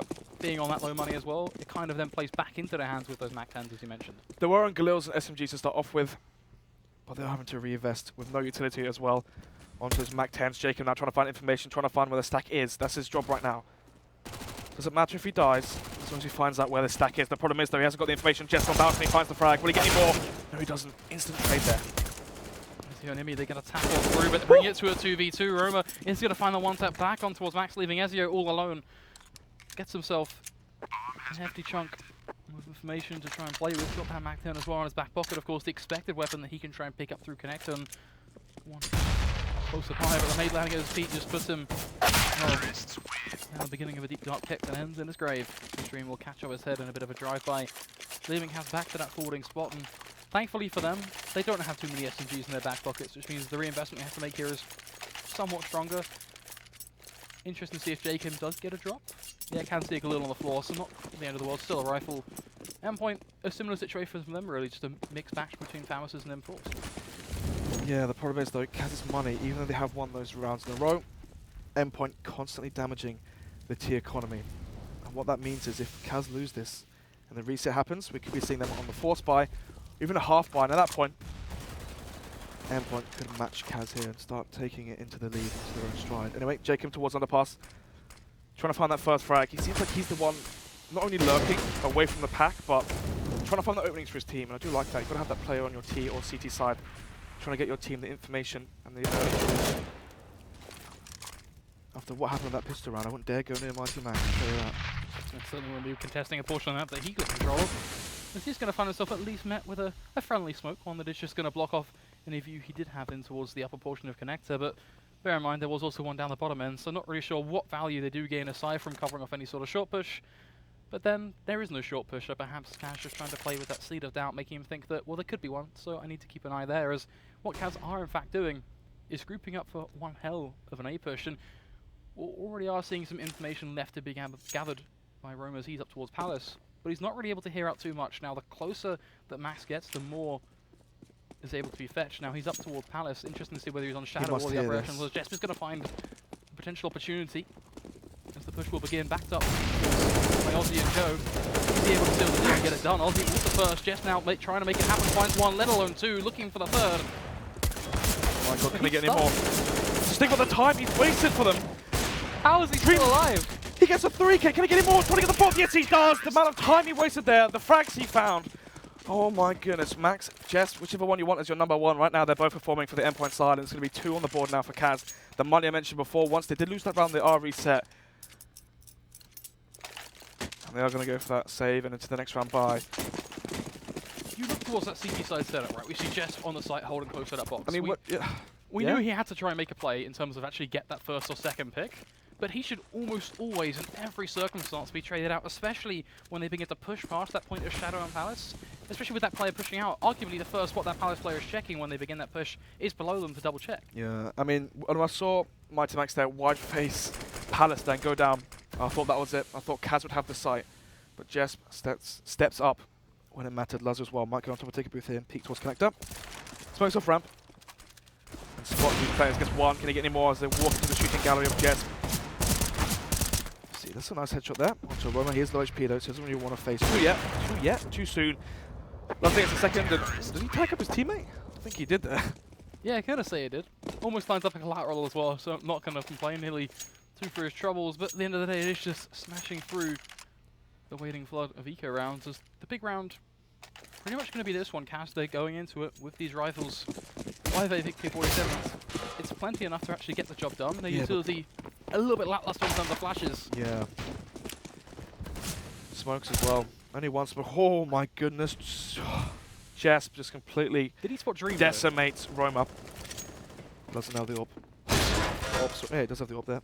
Trying to see if they can find, gets the kill. Oh, that's a nice shot to Dream, goes back into the vent. He is low HP though, so 1 bullet from these AKs will lead him to his death. But MCK wormed himself into the CT position, gets 2 frags there. And Ozzy found Max. So right now, Ezreal wide faces and actually falls there. Endpoint, Laza. 13 HP. Slowly peeking towards mid. Catches Jacob, but I believe he shall save off that. Just look at his HP. Still has all his nades as well. Again, another round which, on paper, right from the get-go, looked like it was all in favour of Endpoint. But there's one key push which really kind of turned it back on its head. Getting those 2 picks in CT pretty much means that any sort of passive hold that Endpoint had on that site was latched on away. And from there, we had to see the rotate coming from jungle, which is where the chess pieces really started to fall into play from the T side, because then they caught off him. And bit by bit, it eventually left the island that Laza was on, which was mid. And, well, what do you expect Laza to do when he's in that situation? Bear in mind he was tagged down ever so low right at the start of the round. It's almost impossible for him to face that, surely. If he wasn't tagged up, you've got to hope and imagine that he does rotate back towards A once he finds that frag in mid. And try and have the AWP in position to find those early kills before it gets too late in that after plant. Unfortunately for him, he gets tagged down so far. He has to stand still. Standing still meant he was last alive, and trying to get those extra frags didn't quite net him anything. Endpoint on 3, Kaz on 4. Strong bar though, Imi on the AWP as well. Might see him be the one that gets aggressive here. I'm a little concerned. Not gonna lie, Kaz looking to just barrel out onto one site, but you're barreling into players who individually have at times still be winning these duels, and you're making it happen. We see Ezo get himself one, Imi with one back on towards Roma. MCK still not quite able to do enough as is, and we talk about the T side. Yes, they've been able to pick up some rounds, but Endpoint, they outclassed them on the hold. Kaz it felt like they were trying to charge into a side against pistols. It's quite funny, actually. You had Lazar, the primary AWPer, playing the passive position at CT watching ramp. And then you had Imi on an AWP, pushing short, trying to find the frag in mid. Quite interesting, actually. Maybe Lazar wanted to play more passive. Maybe have Imi as a secondary AWPer there playing that dynamic role. But luckily for him, he was there on that B-bomb site and found 2 frags. What a nice shot. Max has a second shot as well. Can he get any more? Tapping away. Put on the aimbots. Sprays down the third player there. And nothing comes about for Kaz in mid. Back on towards MCK, a name I've been saying ever so frequently on both sides of the coin, bear in mind, good and bad, but it's got to be said for every player at this point, as he is stuck over towards ramp. And, well, the bad in this situation is double up set up. The ideal way is to just pin him down, but that first shot to be missed does enable him to do a whole lot of damage, which is the positive in the situation. But, yet again, it's still a 1v4. Does have a lot of time to work with though, so in terms of damage he can inflict, if he can catch off Lazar, which judging by the rotation is something that potentially could take place, that'd be ideal, but now they're just bunching up towards short. He can save the M4 though. Yeah, I think getting the M4 actually, is no, he's going to use it to try and get frags here. This is quite smart. He knows Endpoint's money is low. They have invested into the double op, so any frags he can find here will dent the CT economy. Does he spot the steps? Or the footsteps, sorry. Of the Endpoint players, no he doesn't. Gets shot in the back. Ezio does take him down. 5-4 now. 1 round in the lead for Endpoint. Kaz. Money is again, it's so bad. Let's see the utility they have this time. Jacob is opting, he's thinking, do I go for the Tech 9 utility? Instead goes for the AK raw firepower. 1 flash, 1 smoke, and 1 Molotov. You expect that to be on 1 player, not all 5 combined. We've been pointing out a whole load of individual factors. We've been looking down every single player and basically saying, oh, individually this could be different. This, that, all how it slots into place. And now it's a big push as a team, as a unit out on the game. But the 1v1 phase is not so smart, and it is going to be very, very punishing. Look at Max diving on through on towards ladder. Does so much for the CT side. It's yet again a 3v1. How many times have we seen a 3v1, let alone a 4v1, or even 5v1? No utility, walking into the AWP of Bloodson, he finds himself the 3rd for that round. Doesn't get aggressive, he holds and waits for the players to walk into him. I mean, he doesn't have flashbangs. That's exactly where Lazar will shine. Still the double AWP set up for the CT side here as they are 2 rounds in the lead. Lazar leading the charge 12 for 2. Very, very efficient with that weapon. It's expensive to buy. When you're not dying with it, he's doing his team's economy wonders, pushing mid down, trying to get aggressive. But the problem is they might finish with the economy, but it's going to be Aussie to find a wonderful 1D to my Max in mid. He does fall a window. Lazar now rotating, trying to find out where these T's are going so he can get onto the bomb site. Instead, he'll hold a very passive angle here. See if they go towards jungle. Playing it very, very safe. A safe option can sometimes always be the best one. As Kaz look at their HP, it's just keeping on dropping. It's a graph that's constantly on the dwindling side. 7 and 8 HP respectively on Aussie and Roma. 38 HP in CK. And Jacob right on the tip of that smoke. Just able to find 1 back on towards Stream. The Molotov is going to go down in a bit of a defensive manner. So certainly the potential for a lot of damage to be inflicted, but it looks like 1 by 1, they're just going to be knocked down like bowling pins. Now, a point I did want to touch on right at the start was what is prompting Kaz to go for these constant execute-based pushes? Because we saw them do the exact same thing on the B site. I mean, felt like they were pushing pistols. It's not. And the same thing on A, really. It's not really executes when there's no utility to be used. I mean, that's a point in itself, It's right? more of a contact play. The problem is, though, the smoke that comes out early from ramp, that endpoint throw, it seems like Kaz don't want to wait for it. They want to just push with the smoke. The problem is that means that Max and Lazar, they can have such good setups. They're able to see everything that happens. There's no flash, there's no smokes to, you know, cover where they're watching. No smokes for stairs, CT, jungle, whatnot. Instead, they can just hold the ankles and the T players walk right into them. Doesn't matter if you've got an AK. Lazar's AWP will win that duel. Talking about AWPs though, it's going to be Dream right now, 4 for 10, and you look at the stark difference with Lazar at 13 for 2. So far, great half for him on his CT side. Watching Dream AWP on his CT side as well, actually, it does go a lot for those B short picks, and can work. You see called 0 player a lot, but you have to be very good on your rotations. If you're a few seconds too late onto that A bomb site, if they do go for that, it can cause a lot of problems. Anyway, Jess here, different angle this time, but the same position. Finds a quick kill onto MCK. Dream gets the reply. 4 versus 4.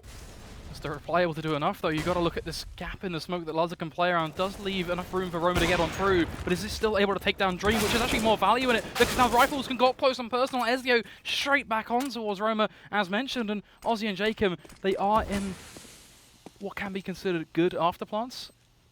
But they know they have to try and get aggressive here, and they are doing it.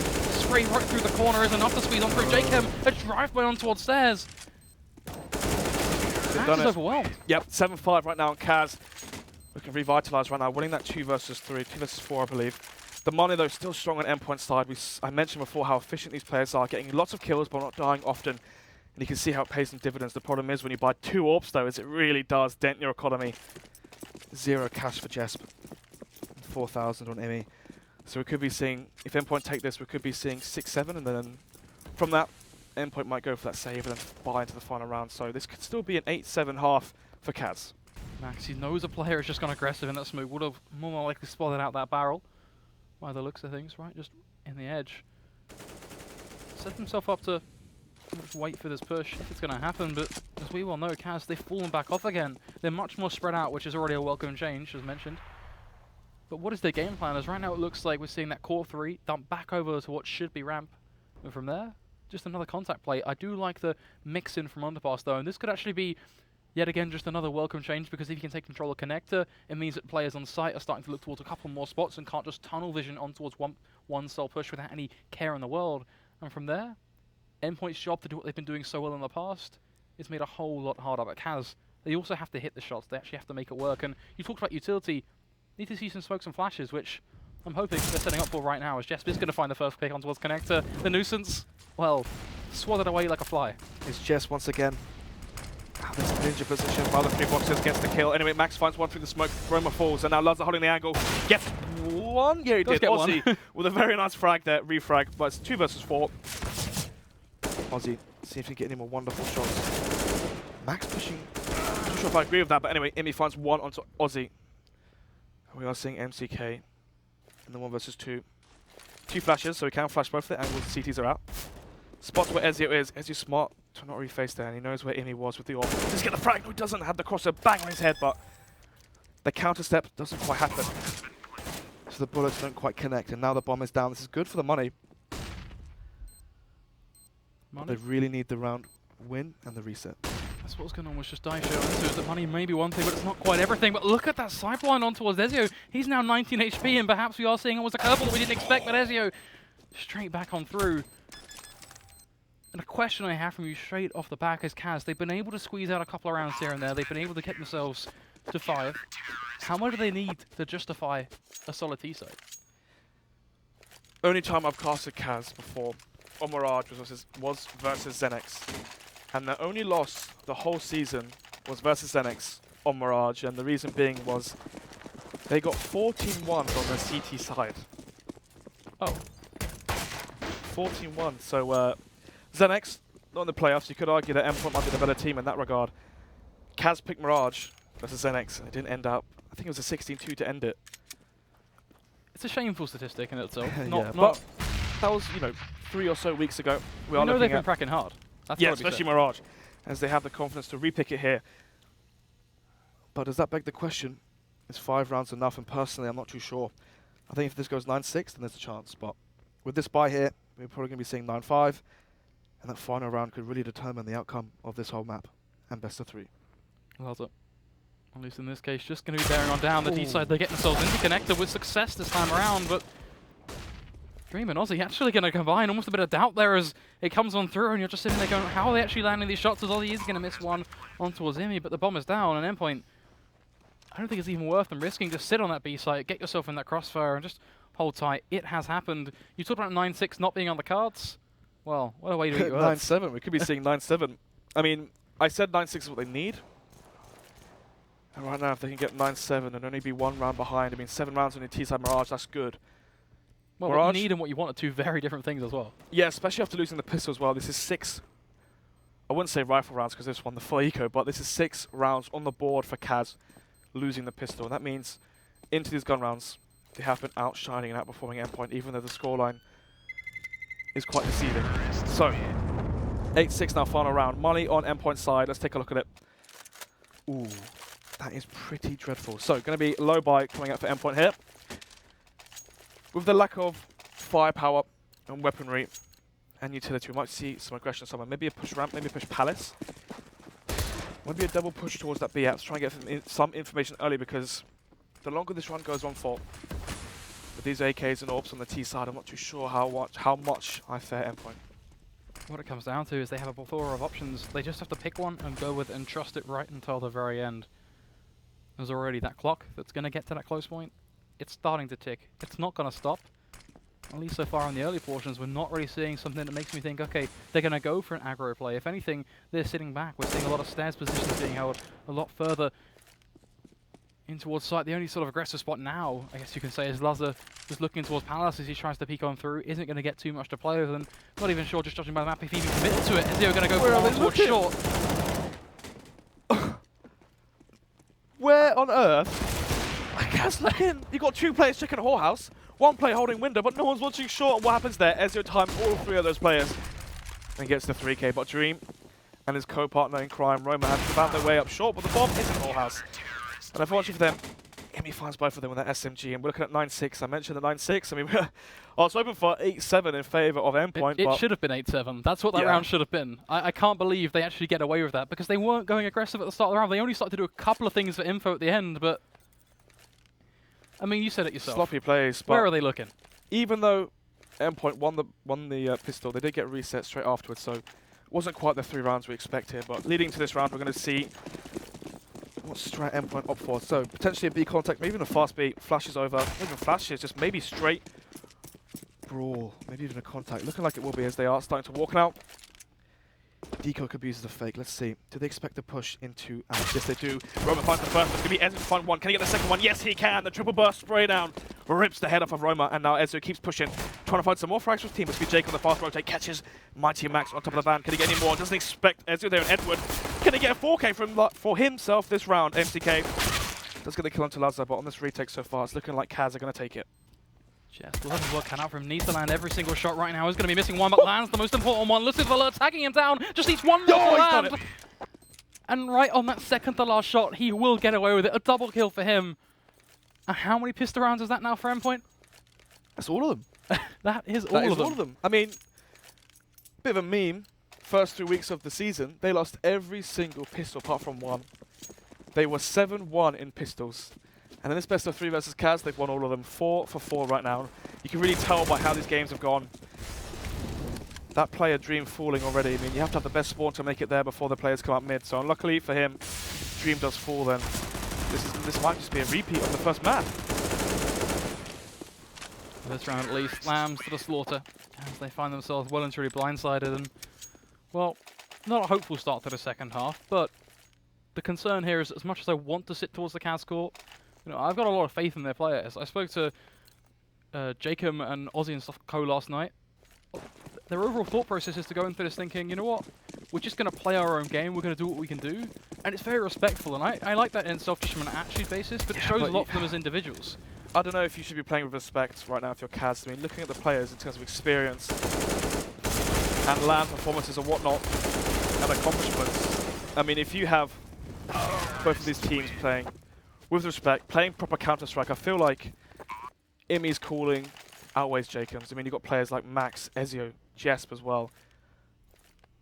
If this comes down to straight up strategic Counter-Strike respect on both ends, I feel like Endpoint are going to be the lead, and it's showing right now. But I mean, you take a look at the individual skill, the headshot of the headshots from MCK, the aggression from Ozzy, Dreams AWP we saw yesterday when he was playing versus CEX with no respect. It was completely different, but Jesp with a crispy one tap onto MCK does fall because Dream trades him. Can Dream get any more of those? The first one towards the A side, but Jacob gets flanked from behind. Max takes him down. Sorry, Imi takes him down. And Max does kill Dream, and now suddenly at 12-6, we're looking at 3 versus 2. It'll be a tough one. They have to try and work their way through. They will get that free pass in towards Connector. And all potentially on the cards. Love that. For Max, who picks it up, and he will go for it. Picks it up, gets a frag. Nice way to reward him for it, as we are going to see the cross coming from Roma. But he's got the elevated angle, but how much does that really help him at this point? If anything, he just needs to go up close and personal. But he realizes that even that, perhaps even too big of an ask, he's going to fall back. And Endpoint, they just keep it going. And one thing that, you know, has to be said when you're looking at these guys, looking at where they're just overall sitting, Endpoint, it feels like they're playing very, very loose. They're playing around their players, and most importantly, they're playing around the ones that are actually doing the work, which a lot of teams, they do struggle with. We talked about Jesp right at the start. We talked about Max. the two players that are by far the real big staplehead figures. The entire team moves around them. It means that every single player is able to do their job, and that's evident by the scoreboard because now we're seeing every single player succeed in their own consecutive role. When we first watched Endpoint, I kept saying the roles are out of place, but right now, the aggression from some of these players and the instant trades as well. You saw what happens when they find out there's a double push Palace, they instantly push ramp and they get the frags there onto Dream and Co. Whereas, you know, you see some other teams that might hesitate there and not push ramp and try and get the refrag onto your teammate. Jacob now with the one way, trying to spot anything towards the top of the boxes. God, if he'd look now, he'd get so much information, spotting 3 players in mid and see them running back towards T-spawn. That would give away potentially an execute to one of the sites. But instead, he's on the passive angle. And talking about passive, being passive, Aussie finds Imi. This is the 4 versus 4. As we are now starting to see the round off ult. They have a game plan that involves pushing on towards the site. They need to check their corners though, as MCK more than happy to take a free pass yet again on towards Ezio. He's looking for just one more, and most importantly, going to drop the bomb on towards Max. An uncomfortable way to approach. Jesper's looking to throw a spanner in the works yet again though for himself, as he finds that pick and mortar to go down, trying to force MCK out of position, and it works. How are they bringing this one back? Look at how low Jacob is. He has to go for the push, bear in mind. But even then, he's still going to fall. It's all... But a double peak turned into a single. Good. A 4K for him in that round. A round that should have been unpassable. Yet again turned back on its head by individual plays from Endpoint. And it feels like I'm seeing a rating record. The scoreline, yes, it's 14-6. But how many times realistically have we sat here and praised Endpoint and found ourselves in awkward points for Kaz? Because they have had some positive signs, but everything seems to be getting outread by players like Jess. Basic Counter-Strike. I mean, on that retake there, in the 2 versus 4, the players go 1 by 1 and Dream trying to get aggressive towards mid. I do like that, actually. No AWP for him, so he wants to make it a 4 versus 4 and have the information. He's done just that. So we are seeing a slightly bewildered T-siders. They weren't expecting that push there. Molly towards window, and this means that Ezio can start to try and find an opening towards connector or short. Jacob once again in connector though. No smoke this time, but he knows where this player is. He's going to be trying to look for something, but a whole lot towards underpass, and eventually the dry peak. Well, Aussie, I hope you like your grave, hope it's nice and comfortable, because that's where you're going to find yourself, and the rest of the team may be joining you very soon if they go for something along a similar sort of line. This connector is going to be something that's well and truly taking control of at this point from Endpoint. Just dragging it out of Kaz's hands. As there Max begins his push, checks the corner, MCK tries something a little bit different, still gets punished. The smoke is going to go down on towards the train. Jesper just another one of his own. Ezio should be traded out here by Roma, bringing it to a 1v3, but the timing actually going to be somewhat scathing at this point as Roma is going to push on through, but doesn't even seem to realize as Laza is going to pin him down with the AWP. 15-6. And look at that economy. What was the score on the train game? I think it was 16-6 as well. Or 16-8, something like that. I mean, Kaz, yeah. A repeat showing here. It feels like, I don't want to say nothing's gone in their way, because sometimes it has. The problem is, the fundamentals right now are being played out far better by Endpoint and Dream. Again, trying to get aggressive towards mid. Doesn't quite get the frag this time, and Imi and Ezio find frags. We're looking at a 2 versus 5 right now. A 1 versus 5. Roma's is standing still. It's over. Yeah, I think at this point we're already seeing Kaz dart from the server. Roma, well, soon to be the last man remaining in the server for Kaz, let alone trying to make it clutch. He's spinning his mouse around. There you have it, 16-6. Endpoint, they make it work back to back, and it's got to be said there are some very, very clear things that sting out why. You talked a lot about individual plays and things falling apart. There is a very easy example to use. What was it, a 4v2 and just 2 still... versus 4. A 2v4. The order aside, Jess still able to make it work off the back of the way he plays that. Now that shows that even with clear-cut advantage, whereas you say things are actually working out for them in arguably every conceivable way that they can, they had the positional advantage they had themselves set up. Yeah. The basics are where they crumbled, back to back. Just team play. Well. I mean, it happened on train. 2 versus 4 retake, not even a retake, in a 2 versus 4 alone. I mean, don't peek 1 by 1, especially when you're the one running into the crosshair of the T play. It's so easy for Jess to wiggle in and out, spot the player, and then re-peek, knowing where the player is, and spray him down while the other player has to, you know, is still moving forward. You use the phrase retake there, and I do want to just kind of split on that, because they were ramp. It wasn't even a retake, they were pushing. I know. Like, it's just, it's one of those bleak and black points, but at the end of the day... They're still in. They're still in. Yeah. That's really what matters right now. The journey, it's still underway. It's all about these teams pushing forward, making the best of what they've got, and playing some of the best Counter-Strike we can hopefully see coming out from what will be the Pretty much one of the last events of this year. Apart from my series, Apart the from last, iSeries, which comes kind of hand in hand, I think. which we will be casting. Which will be their casting, yeah. Anyway. Casual sellout. But either way, I'm not quite sure how the break is going to be or how long it's going to be. Don't know. But, I mean... There could do be you want another map as well. Could be another map. Potentially. Could happen. But Stay tuned. yeah. We'll catch you guys very shortly after the FM versus CX game has ended. FM have the map advantage. Don't know what's happened just yet. If there's a third map, there might be a bit of a wait. Maybe we can even cast that third map. Maybe. I'm down for that. I'm Anyway, down for that. Let's go. we will be back soon. Yeah.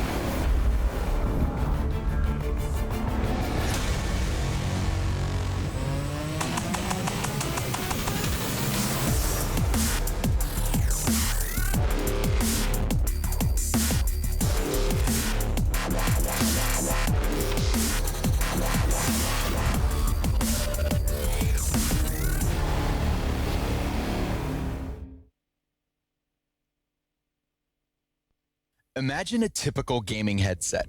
Take that image, light a match, and blow it up. That's what we did to create Arctis. We challenged everything to create our new gaming headsets. We added our award-winning speakers found in $300 headsets to every model in the Arctis line. And our new Clearcast mic? It's so good, we used it to record this video. We invented new athletics-inspired airweave fabric, the most comfortable material ever developed for gaming.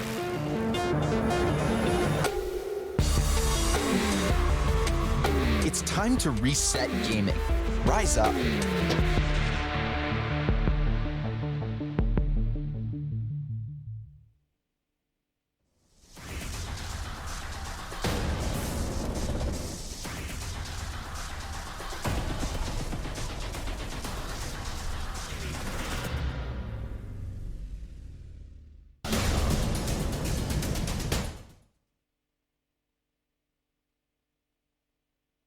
Alright, so a while back I sold out to Game, who paid me money and gave me a load of free stuff just for mentioning their deals on my channel.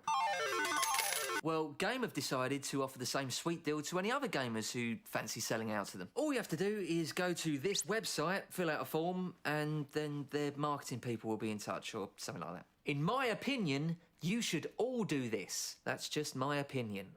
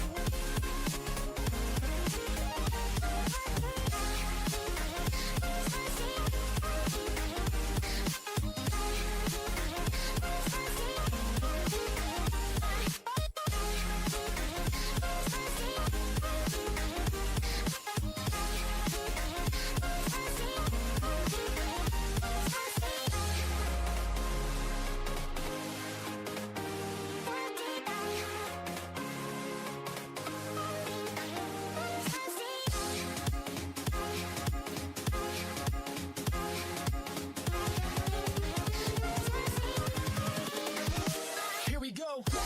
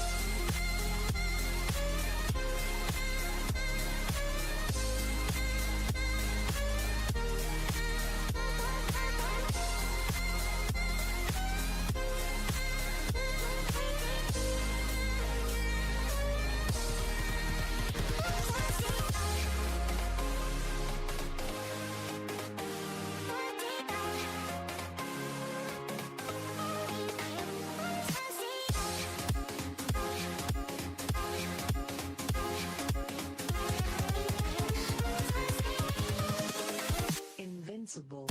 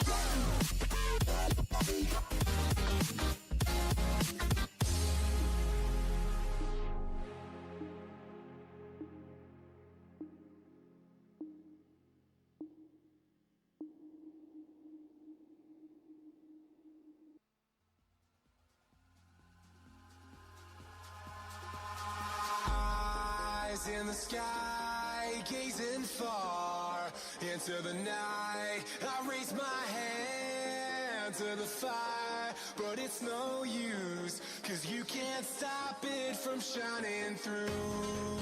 It's true, baby, let the light shine through. If you believe it's true, baby, won't you let the light shine through for you.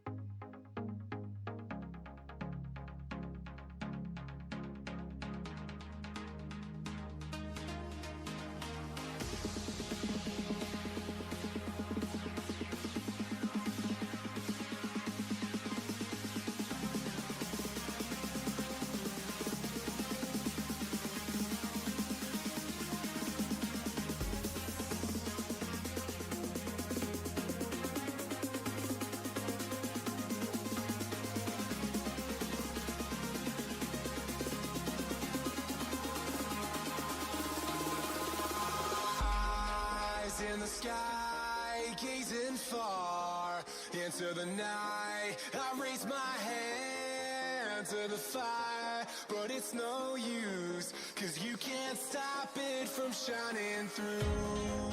It's true, baby, let the light shine through. If you believe it's true, baby, won't you let the light shine through for you, for you, for you.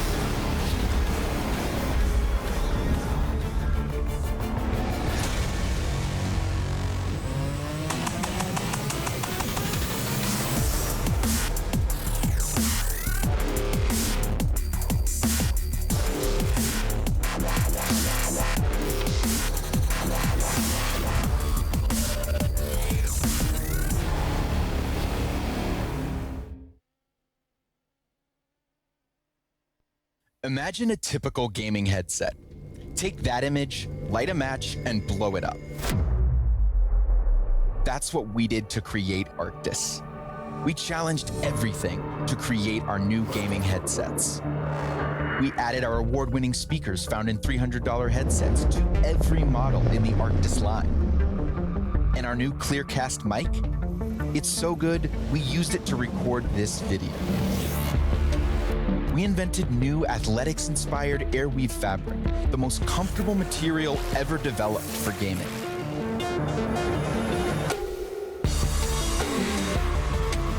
It's time to reset gaming. Rise up.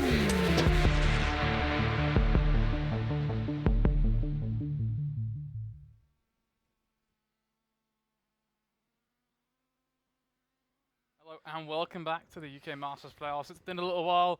We've all caught a couple of these, but finally we are ready to get back into some more Counter-Strike. But we're not joining a new series, no. We're hopping onto what will be the final portion of one hell of a matchup. Now, we didn't quite get to see the first, let alone the second, but we did catch, what, the last, well, pretty much the entirety of triple overtime. Wasn't triple, was Well, double, close but enough. about to go triple overtime, obviously.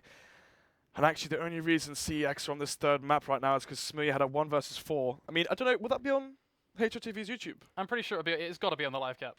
They catch everything that's a play, so if that's not classified as a play, then...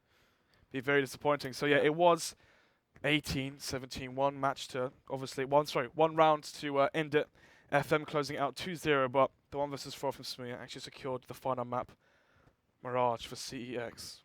Yeah, really looking forward to getting into this one, of course. It's got to be said, one thing that I am going to touch on is everyone talks about Smooya, everyone talks about his attitude.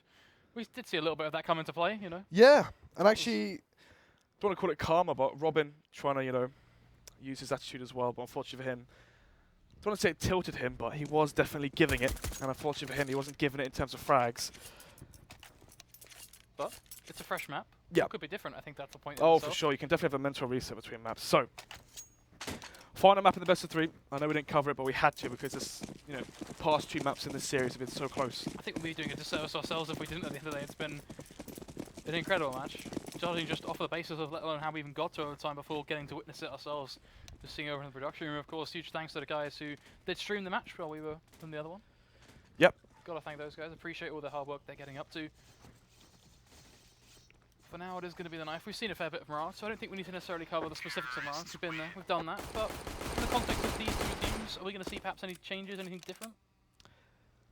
In terms of what we've seen in Mirage today, or how the teams play Mirage? How the teams play Mirage, in comparison to what we've seen today. Well, very different in terms of AWPers. Dream and Lazar, more of a passive style play. Well, Dream yesterday was very aggressive, and then in the playoff match, just previously played it, we just casted. Same aggression wasn't quite there, but you've got Smooya, and obviously, on the other side you've got Jenko, both aggressive and dynamic AWPers, and I feel like those are going to be the difference makers in this map, especially on their T side. I believe the T side AWP, whichever one prevails, could net their team this best of 3. So, no kits on the CT side, just pure headshots coming in. Resi finds 1, starts to fall back. Can he get any more? He spams on away, but unfortunately it's a bit of a disservice as he's unable to do the work required of Impulse there to claim his head and there to lay bomb on towards that bomb.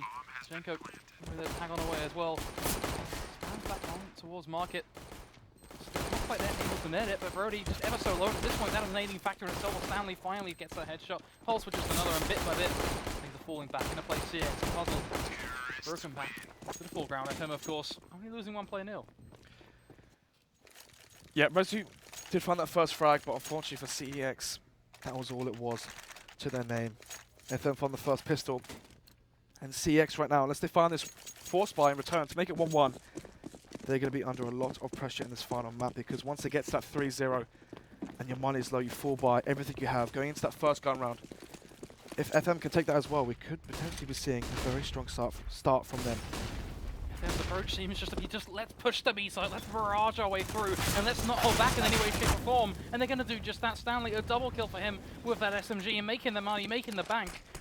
Only one to be picked up by CEX, and well, is that going to be enough to have too much of an impact? And the answer so far, going to be a door slammed shut.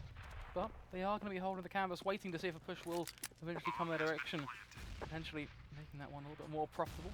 Nil over towards short. The frag on towards Brody, but there's the trade from Smooya. So damage, 2 frags. It's kind of what you look towards as the bare minimum, I'd say, when you're pistols. But in terms of what they're going to actually bring into the next round, there is that scout on Smooya, there is the Kevlar on Thomas. But is it anything to be a bit of a, well, to be cheering from, I guess, is the easiest way to put it. I mean, right now, even going to the next round, I feel like the objective of the CT side is to try and dint the T economy, not allow them to really rack up the cash from those SMGs and the bomb plants and whatnot. That's 3 kills for them. The SMG save. Potentially for Thomas, going to find more sprays, but doesn't quite connect it. Robin wins it. And actually having 3, we saw what happened for Endpoint on Train, on their T side. Losing 3 players versus the Force Buys and the Ecos really did harm and affect their economy. We could be seeing the same thing for FM. Going to this next buy round, I mean, you look at the money there. Once you've bought AKs and replaced SMGs, if CEX make it 3-1, they could actually have FM on the force buy, on a quasi buy. Enough of that though. Brody C and Thomas with the nades, waiting for Smooya's call to drop them in. These could be absolutely beautiful if they are timed appropriately.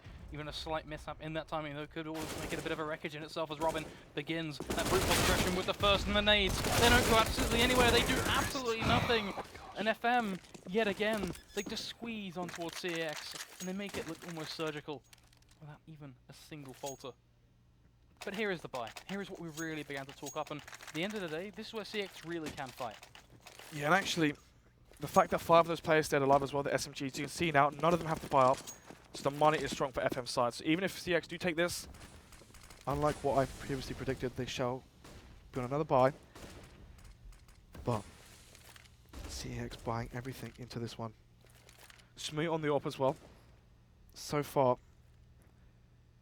quite passive with his play. I think he's boosted on bit, yeah he is. So, seen this doing when he used to play for Kaz, he always used to ask Rom for the exact same boost right there. Catch players off guard. The problem is though, none of the T players are there, and it's looking like they're going to do the contact A ramp. Well, let's see if Stanley can make his mark. Brody, got all the work on his shoulder as well in that cross side with Thomas. They're all in positions to mow upon them down, but are they going to actually make it work? As we are going to see Robin damage. Already seen Thomas. They will combine Smooya hands on towards Italian. In fairly slow succession, lives are all but claimed. Jenko and Nil, they are the last 2 remaining, but still have themselves a job at hand, which is a nade over towards jungle. A bomb will go down. One pretty claim, but that is about it. And I can't help but feel this is a bit of an awkward one for them to try and play through, because the CT side, they were at all points of the map. Yes, they had 2 men left standing, but even with a retake thrown in, CX, they had the upper hand, clearly. I think one thing I want to mention, and you spoke about contrasting the Mirages, or how the teams played Mirage earlier on in this tournament, the game that was played today. You see the rotation from Smooya there. We saw on Train and Mirage, Dream would push somewhere, hold the angle, but not rotate after seeing nothing. And instead, Smooya rotates and he leaves. Is it Resu playing B? Whichever player it was playing B, he leaves him on B, and he rotates the AWP in a position to find the frags before the round is already lost. You saw what happened. The bomb just goes down. But Smooya's already been there for a few seconds. He finds the early frag, and Neil's in the 1 versus 3 doesn't quite clutch it. Smooya making that Kenny S jump, so he is fast up mid, so he's going to be able to get the frag, but it's flashed off and gets cold feet from that, and no longer holds the angle, but maybe going to reface into them. I think a reface at this point has its merit in itself, of course. Much more fallen back and arguably stronger for him as FM. They have no idea he's there. We'll throw down a pre-nade, of course, after given. Let's do a good chunk of damage, knocking him down to 69 HP. too much off of what he originally began, but damage nonetheless, as that smoke is going to fade, and the That's timing could risky. be perfect. Smooya, he gets one, he's going for the second, and he lands it. Of course he lands it. Stanley is going to find at least one in response, but is it going to be enough as Pulse fights on back? Just another to be built up for him. It is the trading game for CX that they're trying to employ, and in fairness, it is a 3v3. It's back in a much more functional spot for a CT side to try and play around. But there is the flip to that. It's 50 seconds. FM, they have a lot of time to try and work with as well, and they can set themselves up. Of course, the A site well and truly going to be that target. It'll be very interesting to see how Neil can play into things, because you look at him on the map, look at the rest of the team, two very different locations. It's not just that as well. The T's are split. 2 players at the A bomb site, but they're not together, which means they might be quite hard for them to trade this frag. And it's all up to Jenko now, try and find that early frag. If they can make this a 2 versus 3 and get the bomb site, should be FM taking. Actually, Cinder whiffing there. Smia finds the kill onto Pulse. Now it's a 2 versus 3. They know where Rezu is as well. Bomb does go down. Yelzunia finds Cinder. And he's been too aggressive there. Rezu does get the better of Jenko though. So now still Yelzunia 1 versus 2. Tries to spray out, but Smuya will take down Yelzunia. We are looking now 2-3. Only 1 round behind FM, but I think FM's money is shattered. Let's take a look at it just now. No, that bomb plant actually changes everything. So, going into this round, they can force, but it will mean weak firepower on Pulse unless he gets dropped. But I don't think they have the money for that. No, they don't. So it's going to be the Tech9 and Smokes. He can be the recon player. Use his utility early, get him into connector, get him up short, try and find some information. And try and, you know, if Smooth is playing connector, if Smooth is playing B short, maybe battle him with the Tech9. Jump around in a sense of trying to make it a hard shot for the orbit to hit and try and take him up that way. You're so hopeful. I appreciate that. But take a look at that map. I can always see the disappointment kick on in, because there's no recon in that. There is no tactical element. It's, you know what, we're just gonna push the A site. We're just gonna set ourselves up and try and force our way out. Still works. I mean, Pulse going out first. If he battles the player that's under balcony, Brody sees actually moved now, so there's no one on the balcony. So they haven't committed yet, in fairness as well. They could still move around the place. I think that's a given, but could be certainly a bit of a change. A flash initially going to go off, at least trying to adapt somewhat to the ramp aggression. Stanley going to dive on out, finds a headshot for his troubles. Thomas is going to respond, and the bomb, in fairness, ever so close, but Thomas through the box is there to shut it down. From there, FM, well, how do they approach it? At least they get the bomb down. Restart attack. Robin is going to find one. But Cinder fine, then it's enough. But Stanley, ever so low, right in CT, has to push the smoke. no, you think now gets to the edge of triple boxes, but it will be Smee with the pistol to bring him down. Stan Dark does fall, Stanley. So, 2 players alive for CX. Not the best for your economy, but the AWP is saved still. Money-wise, reinvesting on 2 players, they shall need drops as well. So the money on CX, after the buy has come in, isn't really too strong. I mean, they will be able to buy if they lose this, potentially. It all depends on how many players stay alive for them, if they can get any saves in. FM and CX 3 for 3 right now, as we are going into the force buy for FM. Going to be interesting to see what FM can deliver with these tech lines. They're very, very strong at just bringing the fight to their opposition in a very close manner now. That's both a pro and a con, because it's risky. These rifles, these M4s, a whole lot of bullets ready to unload into you. But in the same regard, they could be dropped dead. Just a couple of headshots to the face. The pressure going to be caught by Pulse. Slaughtered so far. Smooya is going to find one with the AWP. A second onto a Stanley, building up the tally. He's still left standing. He's going to try and catch off Jenko, who's going up close and personal. Will miss the shot, but he's still alive. Robin eventually going to trade him down, but is it going to be enough? Pulse, 1 HP, just a smithering of what he began on. But Robin still just being such a huge thorn at this point. Able to find the trade will be Thomas. No, 1 HP. The fact that Pulse can even contest this is unbelievable, let alone the fact that he still may win. But Thomas is going to end him. CX, they will close the round out. And the AWP is What a way saved. to approach it. Honestly, did not see Smooya getting through there with that pistol. I thought Jenko had him. AWP saved.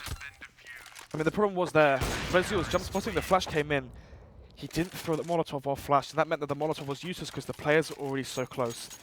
And they overwhelmed and swarmed him, and he fell. And once that first player dies at B, so hard then to win it from that position. But Smooya finds 3 frags, and ultimately the 1 versus 1 with Pulse and 1 HP does go in favour of Thomas. Another buy for FM though. The AWP on Jenko, the bomb did go down, so their money still isn't awful. Aggression into Palace here from Smooya. Will he find the frag onto Pulse?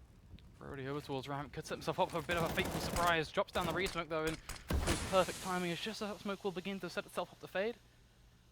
Yeah, it's just another to refill that shrouding effect, meaning that he isn't getting too plentiful of a surprise. As Smooya gets one of his own up towards Palace, just going to shut this down. Brody, he's pushed on through, but the black bars, what is this? He doesn't spot him out. This is madness. How does he get away with that? Let alone the pick, should we say, not being fouled by Robin. Disastrous of both sides there. A free pick almost gifted to FM, but they're just not quite able to snap on. Now Robin has to set himself up back for the repeat. The smoke not quite as perfect, so has a gap to try and work with. Brody, we're looking to utilize that, and well, the smoke's even going to fade at this point. He gets himself behind those boxes, and look at how far Robin has got out here at this point. He could actually tap on towards Brody. We can see him just standing there, just a step forward. And this is Robin right for the take. He even gets the free one on towards Thomas, but how is he still alive? Brody gets the refrag though. Obviously because Brody ran into that smoke. The smoke was bad, but anyway, Nilzunian towards the site now. Cinder is boosted. Quite an unexpected angle, especially on a buy. Oh no. Stanley doesn't expect it. Cinder finds one, 2 versus 4, but instant retrade there from Nilzunian. Jenko now the orb going towards Van. Does he get the frag onto Smooth? Yes, he does. Smooth's looking the wrong way. As I'm talking, Nilzunian finds one onto Rezu. Brody see the 1 versus 2. Knows where the bomb is.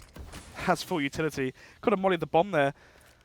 We could be seeing a very different round, but anyway, decides to save it. Let's see how he uses that molly that he has kept. Looking to go in through this window position. Has to check the himself. Ever so close to finding that frag, but it's not quite enough. Low HP. It's not the end. Neil more than happy to take him down a peg. 4-4 will be the scoreline. And it's got to be said, you may as well just cut and paste that how is he still alive comments over and over again in that round, because that was pretty much the running theme at this point, right? CX get themselves set up on the B site. Should have been almost a guaranteed death in that case, and similar story over towards mid and the A site. So an awkward way to approach it. But one point that has become so relevant, and we can't, well, the test should we say, CX, they're on pistols. Yeah, I mean, usually see teams force buy once you have 3 or so players at 1.7k, 1.5k. But instead they opt for the full save, so they have the utility leading into the next gun round. Smooya getting aggressive towards underpass though. It does catch Nilzunian off guard, and let's see what we can do. They have the Molotov as well. Molotov won't do too much, but Smooya will, because with the AK rifle he's picked up, finds himself the second frag for the round. And now these players funneling out of A ramp. Pulse peeking around the place bit by bit, looking to be this almost very discreet in his approach. Doesn't want to give away his position too early and make sure he can maximize his ability. Backed up by Jenko, of course, is almost a surveillance over towards Connector, just making sure that Brody doesn't get free opportunity to push up towards stairs and from there be a nuisance on this ramp push, as FM do currently have themselves in a predicament when it comes down to the end result, but the immediate future is going to be positive. Smooya, though, what was that shot? Manages to claim the life of Jenko, just laying to rest already a pivotal member of the team. Pulse is going to find himself that trade in return. Smooya at that, so a valuable one. Pulse a second kill on towards Brody, now looking for the third on towards CT. A nade is going to go down, and that should be even more positive damage. It's so low. Gifted to 80 or 60 at this point now, just off the back of that second nade, but you certainly right on one point. Pulse just 9 HP. Why are they not watching CT? Just fake planted. Stanley's went to watch behind, and then Pulse peeks towards CT. Maybe he's holding a different angle, and because the player white-faced, he didn't quite see it. I believe that's what's happened, because in that situation, there's no way in hell those FM players aren't covering themselves CT, especially after seeing Rezu there. Nevertheless, though, Smooya with the AK finds 3. And that does turn the tide to this half, because it is 1 round lead now for CEX, and they are in the lead finally after losing that pistol. Smooya failing the Kenyon's jump though, doesn't really matter too much because there's no smoke and no one top mid. But will he greet someone underpass? Yes, he will. Spots the leg. But Stanley remains alive with his Glock. I take that back because Thomas sends him to his grave. Yeah, nice and plentiful refrag for Thomas there. More than happy to take that one off their hands as Brody just adds to that body kill at this, or body mound, should we say. Shenko is going to find one, and what is this? What? I'm not quite sure what we just watched. Is this Counter-Strike? I don't know. Seems like a bit of a weird game. No way does he get another one. Yeah, thank God. Cinder finds the trade onto Robin. Thomas as well, while I was talking just then. Found the kill onto Jenko. So now FM, Toxic, Nilzunian. Let's see what we can do. Not too much without any armor, to be fair. Cinder does take him down. 2 rounds in the lead now for CEX, and the buy coming in now for FM. The AWP on Jenko. I haven't seen a double up as well. Nilzunian has money for it. But instead, opts for the utility and the AK.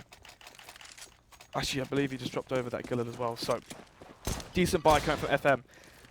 Not the best on utility, but the AWP and rifles is what they do have. Jenko going to need an impact into this round.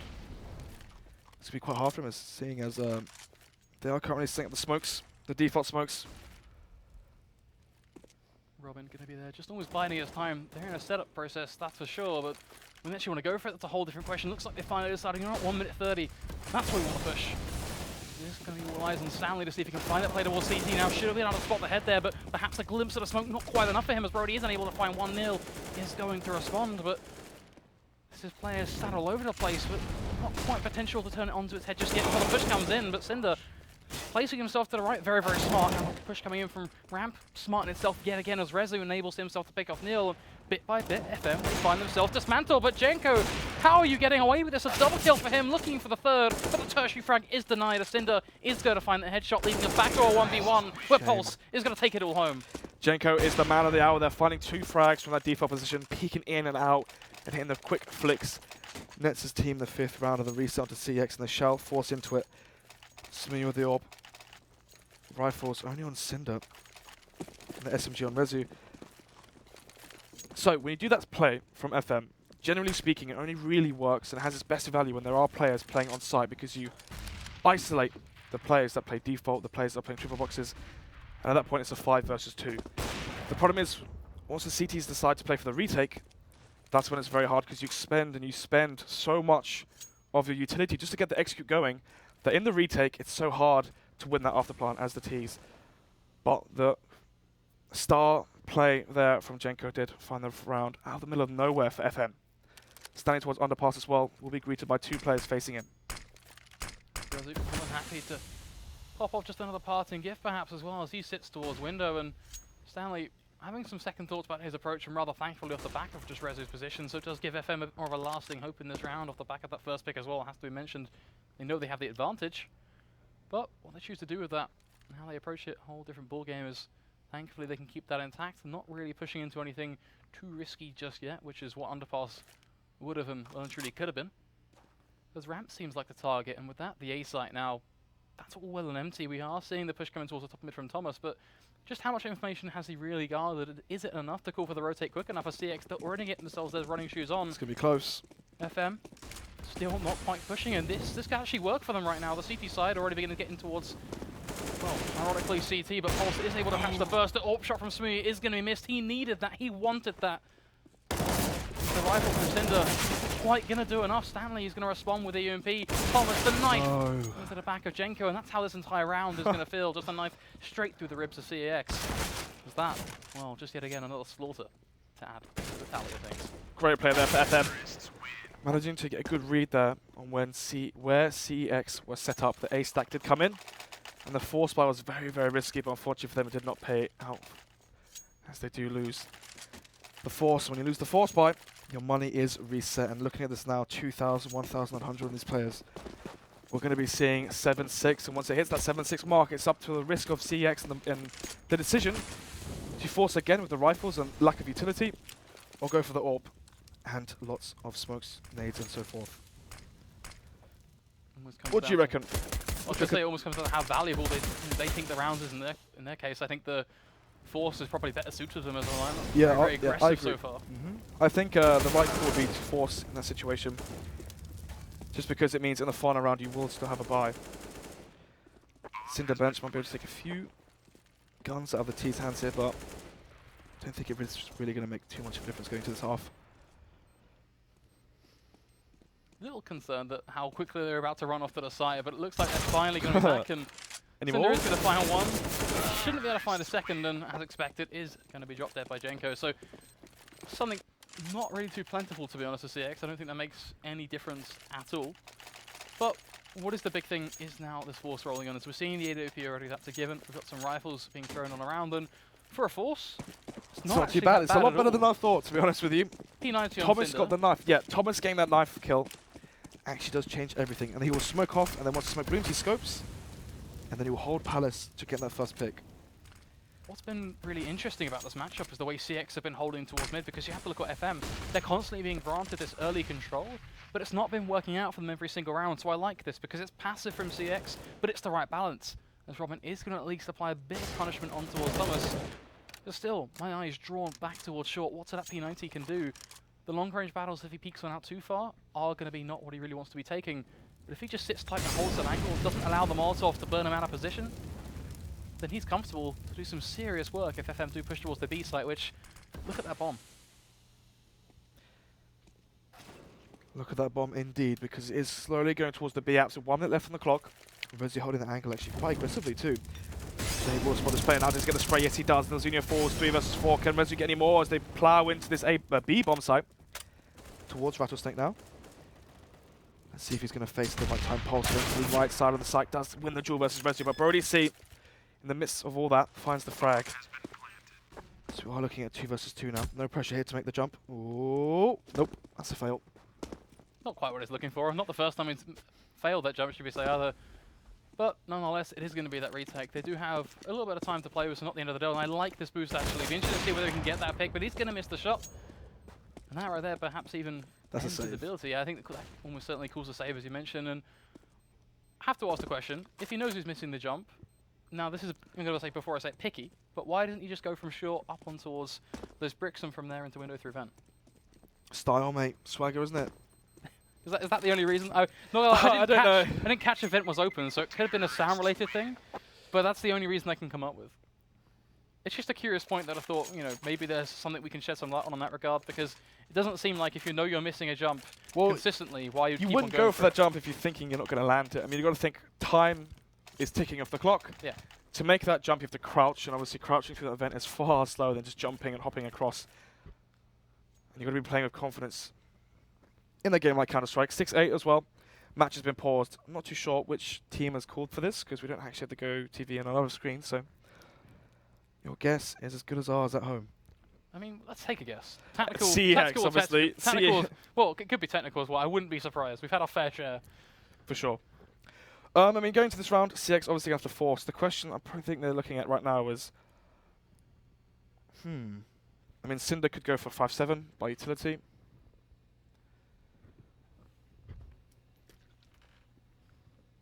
Just thinking as well. What would you go for? Well, I'm looking at the side of CX. It's a given that their economy is a bit all over the place, so I would say an SMG, because then we can try and see perhaps a bit of utility squeezed on through. We know that CX already have a fair bit as well, and that's probably going to be their stronger point, because one thing that's been very, very apparent with FM is they like to push. So when they make that push, if we can see CX carefully plan it out so they have the utility there to almost counterplay around that fact, then that's where the play can really lie. Of course, there is the flip side to that as well, which is CX use it too late or too early. They're going to be left with nothing, and that gets an uncomfortable spot in itself. And to be honest, an SMG in that sort of position isn't really firepower that's going to be able to overcome FM. I mean, he is on 3.1k, so we can't get the M4 on armor. Probably going to be looking at him buying the SMG, as you just said, by the utility, because the utility on Mirage, is it that important? Not really. I mean, I still think it plays a big factor, especially the smokes and even flashes. smokes, It's flashes, basic yes, CS, it's the but Molotovs as well that, I mean, when the A-ramp push has come out, I mean, we have seen smokes, default smokes come out from FM, but not too much to come back from it. The unpause has happened, so we are going to be going right into the game here. Touch on frags as well. I mean, it sounds quite harsh to harp on it, but Brody C prior to that previous round was at 4 for 12, and we saw him play CT side Mirage. I believe it was versus, correct me if I'm wrong, who did they play on Thursday or Wednesday?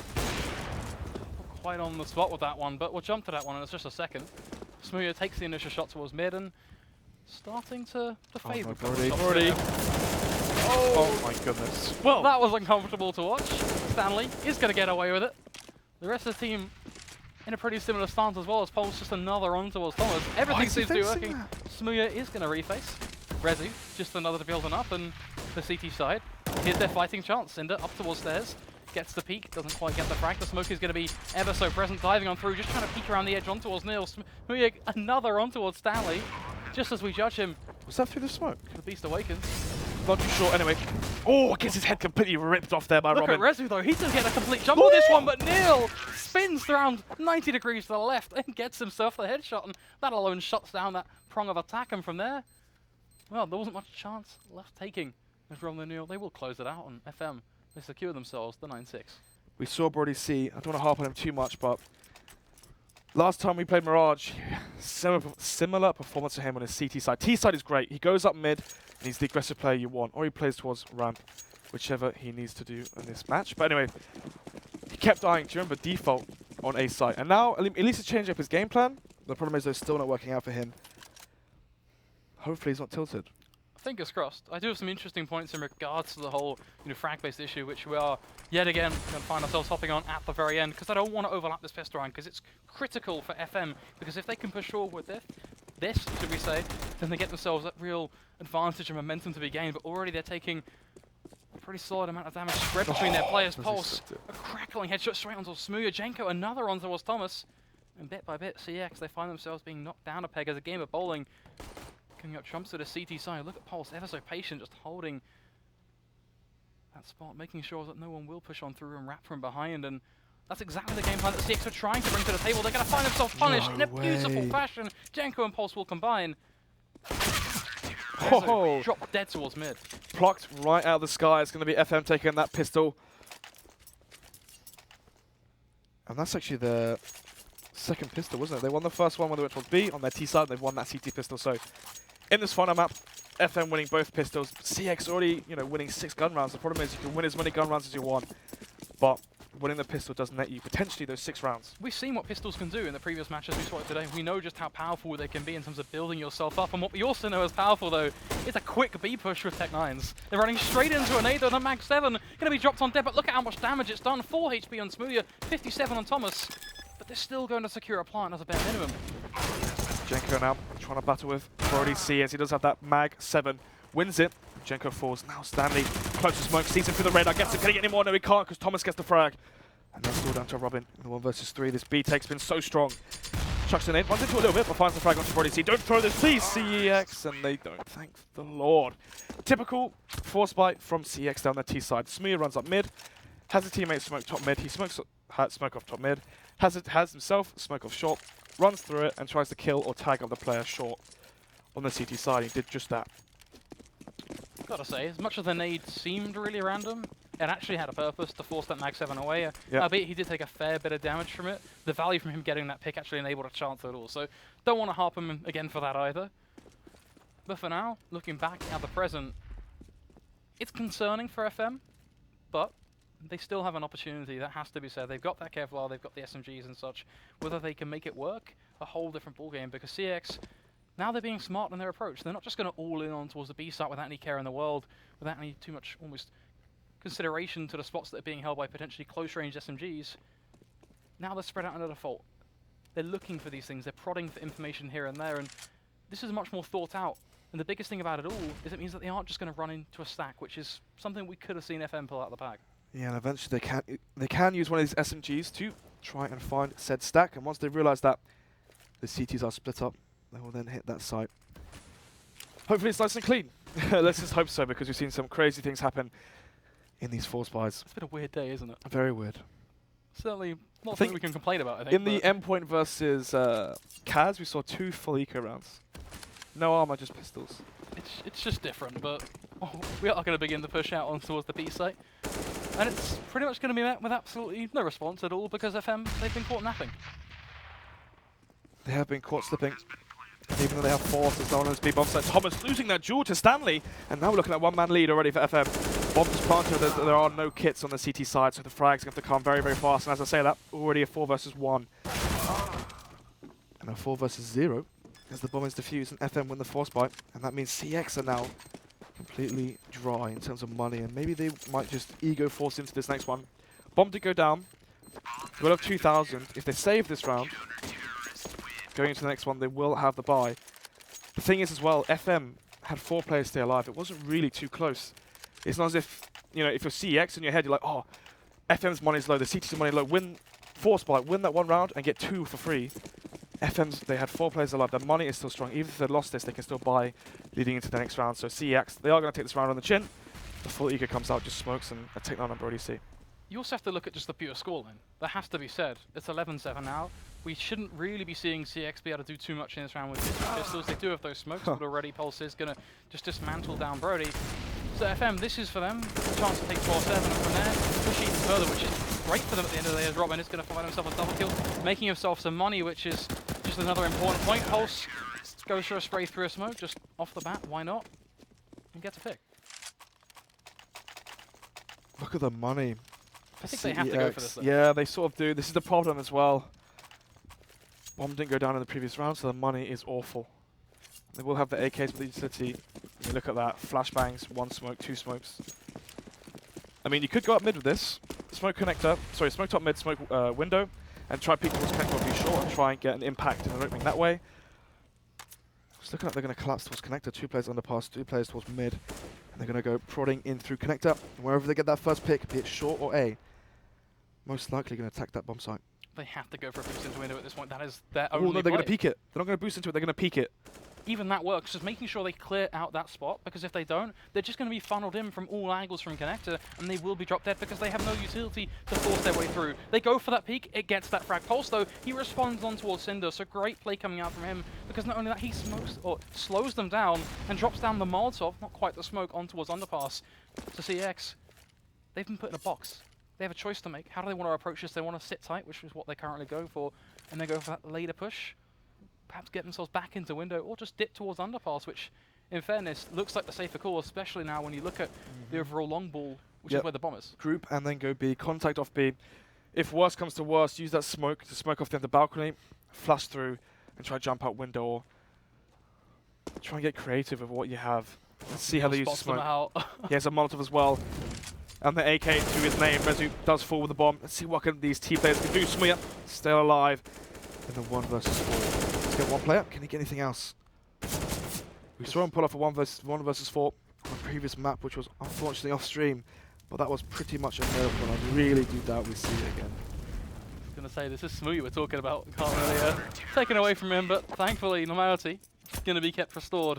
Stanley will knock him down a peg, and well, there you have it, FM. They squeeze through to 13-7. Now, I have to ask, is this a situation where CX just have to lay low for a second? Do something, because right now, they've used 1 pause. I believe the rule is 1 pause, isn't it, per game? That we're not using the 30-second one. I think it is 1 pause. Yeah, it is. So, are they going to go for that short play? They're trying to fake it. Smooya going up short now. Has his teammate smoke. Mid, it goes through the smoke, but Pulse is on the board and he catches Smooya off guard. Jenko now towards window position. May rotate wherever he pleases. Thomas though towards B-Apps. Can he get anything? Yes he can. Neozinio falls. Can he get another one though? Picks up the info, low HP and no armor. This is going to be very difficult for him to find anything else. Pulse wins it. And it's a 3 versus 4. The bomb planted an A. Yeah, somehow they get it down, but that's money for them in the bank, and make sure that at least can bring together a solid performance coming into that 22nd round. But imagine. I'm trying not to think about it, to be honest, because this is a little concerning. It looks like they should be on the bomb by now, though, from what at least we can garner. And there is the defuse. So an AWP to begin from Brody, 15 HP, so getting away on the pretty risky side of things, but nonetheless gets away with the An AWP AWP. isn't enough, though. An AWP isn't enough when you're 7-14 down. I wanna pluck the hopeful card. It does help them with that long-term economy game. Now they can go into this with everything. Long-term, I mean, right now, there isn't much of a long-term future for CEX. You've got to think of the positives though, right? Like, as much as they may not have a long-term future, if they win this round, they can start to get themselves perhaps 2 or 3 from there. That all has an effect because the round money comes in as well. The money on FM is going to be strong. I mean, 10,000, 5,000 on 2 of the other players. Let's see now. Flashes and smokes come through. Thomas barging through that ramp. Let's see what he can do. Smoke goes through. No smoke towards stairs, actually, so this could get exploited. Let's see what happens. Is it going to make anything work? The answer is not quite stairs. It's going to be connector. 2 quick kills to be claimed from the CT side. Robin going to drop that offensive flash, gets himself in sandwich, but he's missing the shots. Eventually gets it through. But Smooya going to find himself the trade. A 1v3 on the cards for him. Not the first. And what's that? He's not the last. That's a different smoke. Not seen that before, but looks like it's going to land jungle, yeah. Over towards jungle. So actually very useful for him in terms of allowing him to reposition. And definitely going to be using that one. Yeah, definitely going to be putting that one in the playbooks, but Smooya needs to look towards CT. That's really the big problem for him, because Stanley, he's going to sit tight. Pulse shouldn't really be peeking from connector, and that's pretty much the narrative for the CT side. Just don't face. Don't give it to Smooya, because he will take it from you. He'll take not only an inch, but a mile. But Stanley, you didn't need to. Don't. Oh! If you want some, I'll give it you. Smooya tags up Pulse through the wall now, 29 HP onto him. Neozinio's on 100, but he's in Palace. There's almost no way that Smooya can win this now. Neozinio in Palace. That is the Gambit that wins it. 15-7 now. Match point for FM. Well, I mean, because Brody C saved the AWP, they'll have an AWP into this round. The problem is, though, having an AWP in a round is not quite the same as having rounds on the board. 7-15 down right now. Are you hopeful? The lights will just come on, so that's not a good sign. I know I was looking for positives, but I can buy an AWP in the last round at 50-7. I'm not quite sure that's really a positive, to be honest. That's more like just dragging themselves through a torturous state. it is 15-7 as mentioned. CX, if you're going to try and make anything happen, now is your chance and your final chance. That they ramp up the push out on 14, so Robin will find the first priority. He's going to respond, but Stanley and Pulse, they will combine. They find themselves picks aplenty. Smooth is still just trying ever so hard, but unable to achieve, and from there... That's it, GG. Left to a 4v1. GG's almost certainly been called. It's got to be said, that was an incredible BO3. Yeah, it's such a shame that the Overpass game wasn't streamed. So, 16-7 for the final map in that best of 3. FM take it, and they are going to be playing Endpoint. Is it CX versus Kaz tonight? Or is it FM? I believe it should be FM and Endpoint play tomorrow because they did win. I assume they'll probably be playing at some Production, point perhaps in the morning. can we get the answer in our ears right now? Definitely 10 thrown minute on to the pause, that's bus. not the answer I was looking for. Anyway, we'll come back to you with whichever of the 3 we have. I believe it's going to be the Kaz versus CX. I hope it is. That's going to be... I believe it will probably be the upper bracket style, potentially. You know what? We're going to find out. We'll be right back with you very, very soon. 10 minutes. 10-minute break.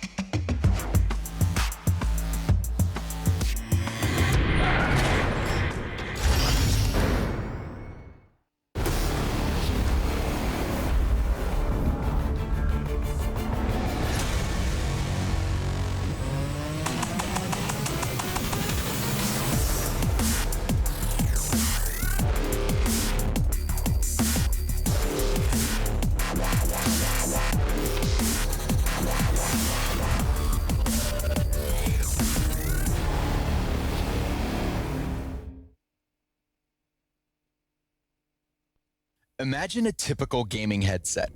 Take that image, light a match, and blow it up. That's what we did to create Arctis. We challenged everything to create our new gaming headsets. We added our award-winning speakers found in $300 headsets to every model in the Arctis line.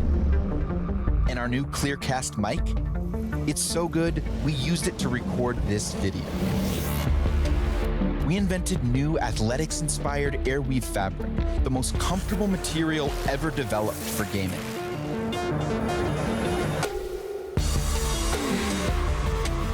It's time to reset gaming. Rise up.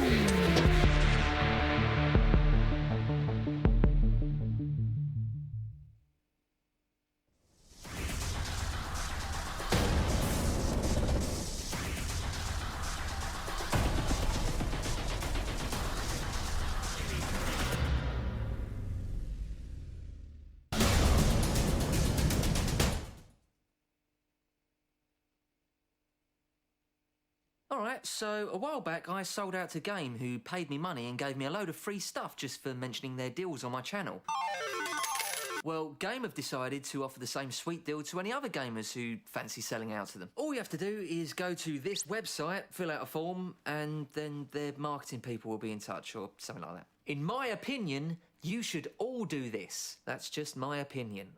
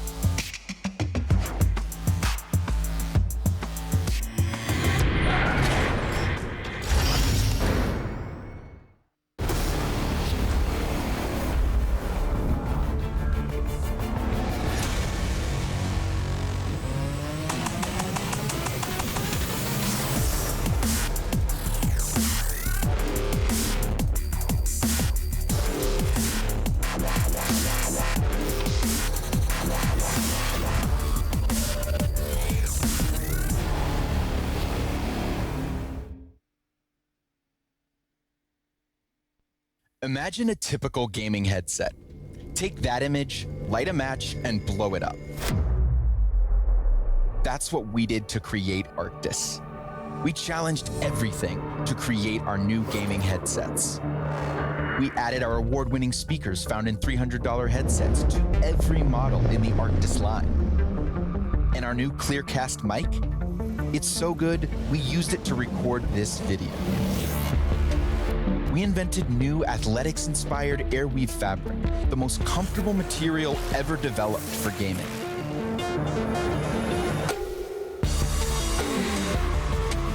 It's time to reset gaming. Rise up.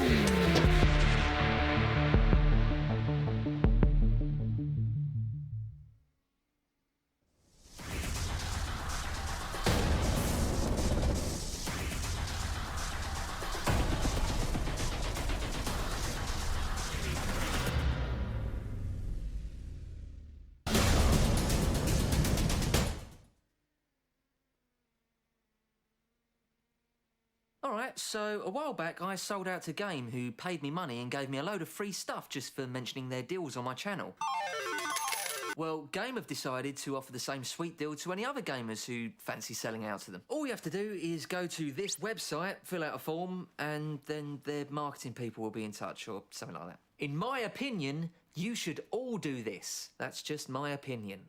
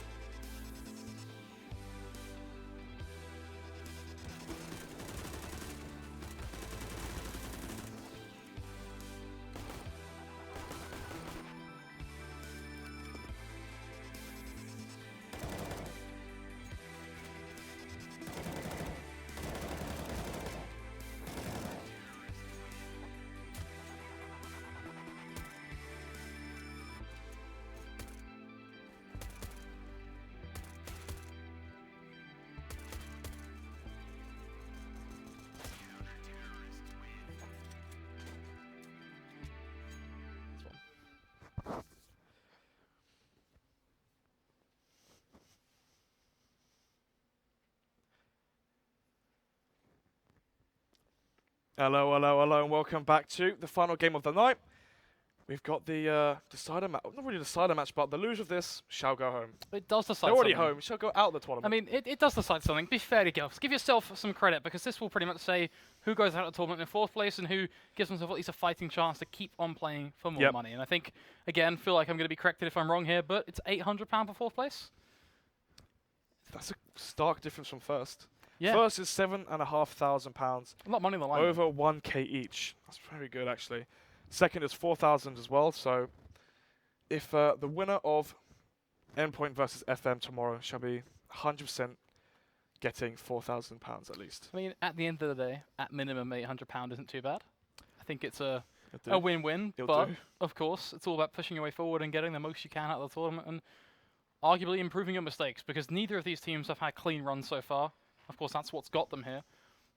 But where do they go from here now that we're actually in this matchup? CX versus Kaz, of course, we already know the veto.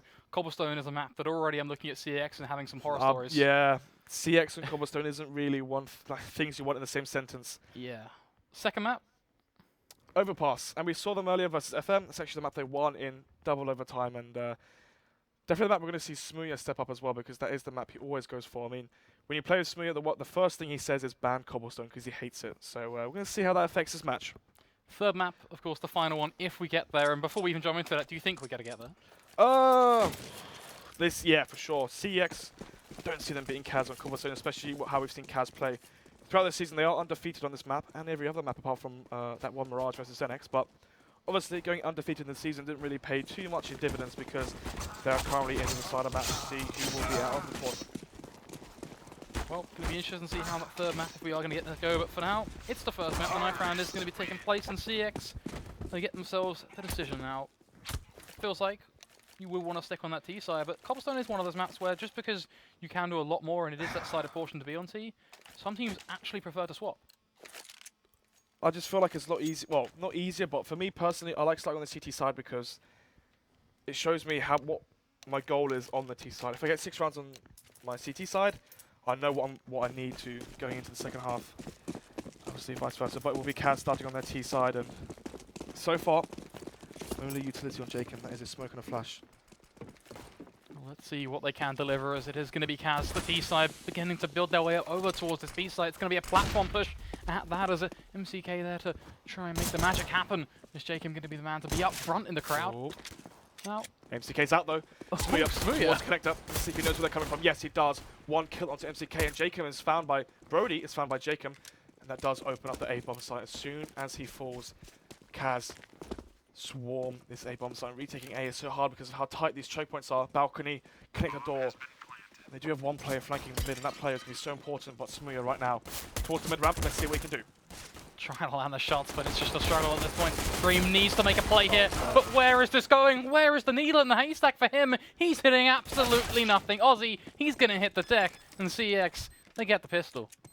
They do indeed, and actually that retake B, generally very, very difficult, but what you saw there was Smooya jumping out of connector as early as possible, and he got onto that mid-ramp, and the problem is that all the T players ran onto the site. They weren't scattered around, holding up all their angles, and as soon as they gave up mid, they were just surrounded and swarmed by 4 of those CT players, and they do win the retake to put themselves 1-0. And I mean, if you're going to win your opponent's map pick, you're going to need to win those pistol rounds. It's pretty damn important in terms of, I don't think I even need to repeat it. We've already stressed so hard about how momentum is a key factor, and that's something that's almost gifted you on a nice silver platter with those pistol rounds. But Wow, what is that? I mean, you actually see this a fair bit, to be honest. You see the shotguns try and go aggressive, they try and make a play. But what comes in hand with being aggressive? Well, risk versus reward. And that right there, well, reward for the T side, especially when you add in to the mix that MCK is just slamming down these shots with a deagle. And when we talk about the momentum of a pistol round, there's one way to end that in very quick and concise fashion. That's forcing up on the T side and bringing it straight back to your opposition and sticking it to them with these pistols. And that's exactly what Kaz are doing right now. Quick deagle flip already. We've seen the aggression from the shotgun being punished acutely. Kaz, they're in the driver's seat. They're already pretty much on the site, but they're a little bit hesitant to go in, and that alone could allow punishment as Brody gets one with the UMP. Yeah, Brody didn't find that frag. It's so hard for the retake to come in, but the smoke does fall. But the problem is, though, these CTs, they're already so close. But as I say, that MCK finds another 1 dig onto Thomas. Can he get any more? As it is only goes in the 1 versus 4. Aussie gets both of those last remaining players with the Tech 9. It's going to be the force by win for Kaz and CEX. Right now, they needed both of those, 2 following rounds off the pistol, especially on their CT side, because this is the harder side, generically speaking, the CT side. And what are you questioning right now? Is it the PP Bison? Yeah, honestly. I've never dug the PP Bison. It's just not a statistically good SMG. There is always an SMG that's just better. So Not versus full eco, not versus unarmored opponents, it's not. Meh. No? It just doesn't quite get the job done, though. In this round, no, but when you're versus the full eco, yes. The problem context. is... Context is key. Right now, we're going to be seeing Aussie with a shotgun as well. Hopefully it goes better for him than it did for... This is different, though.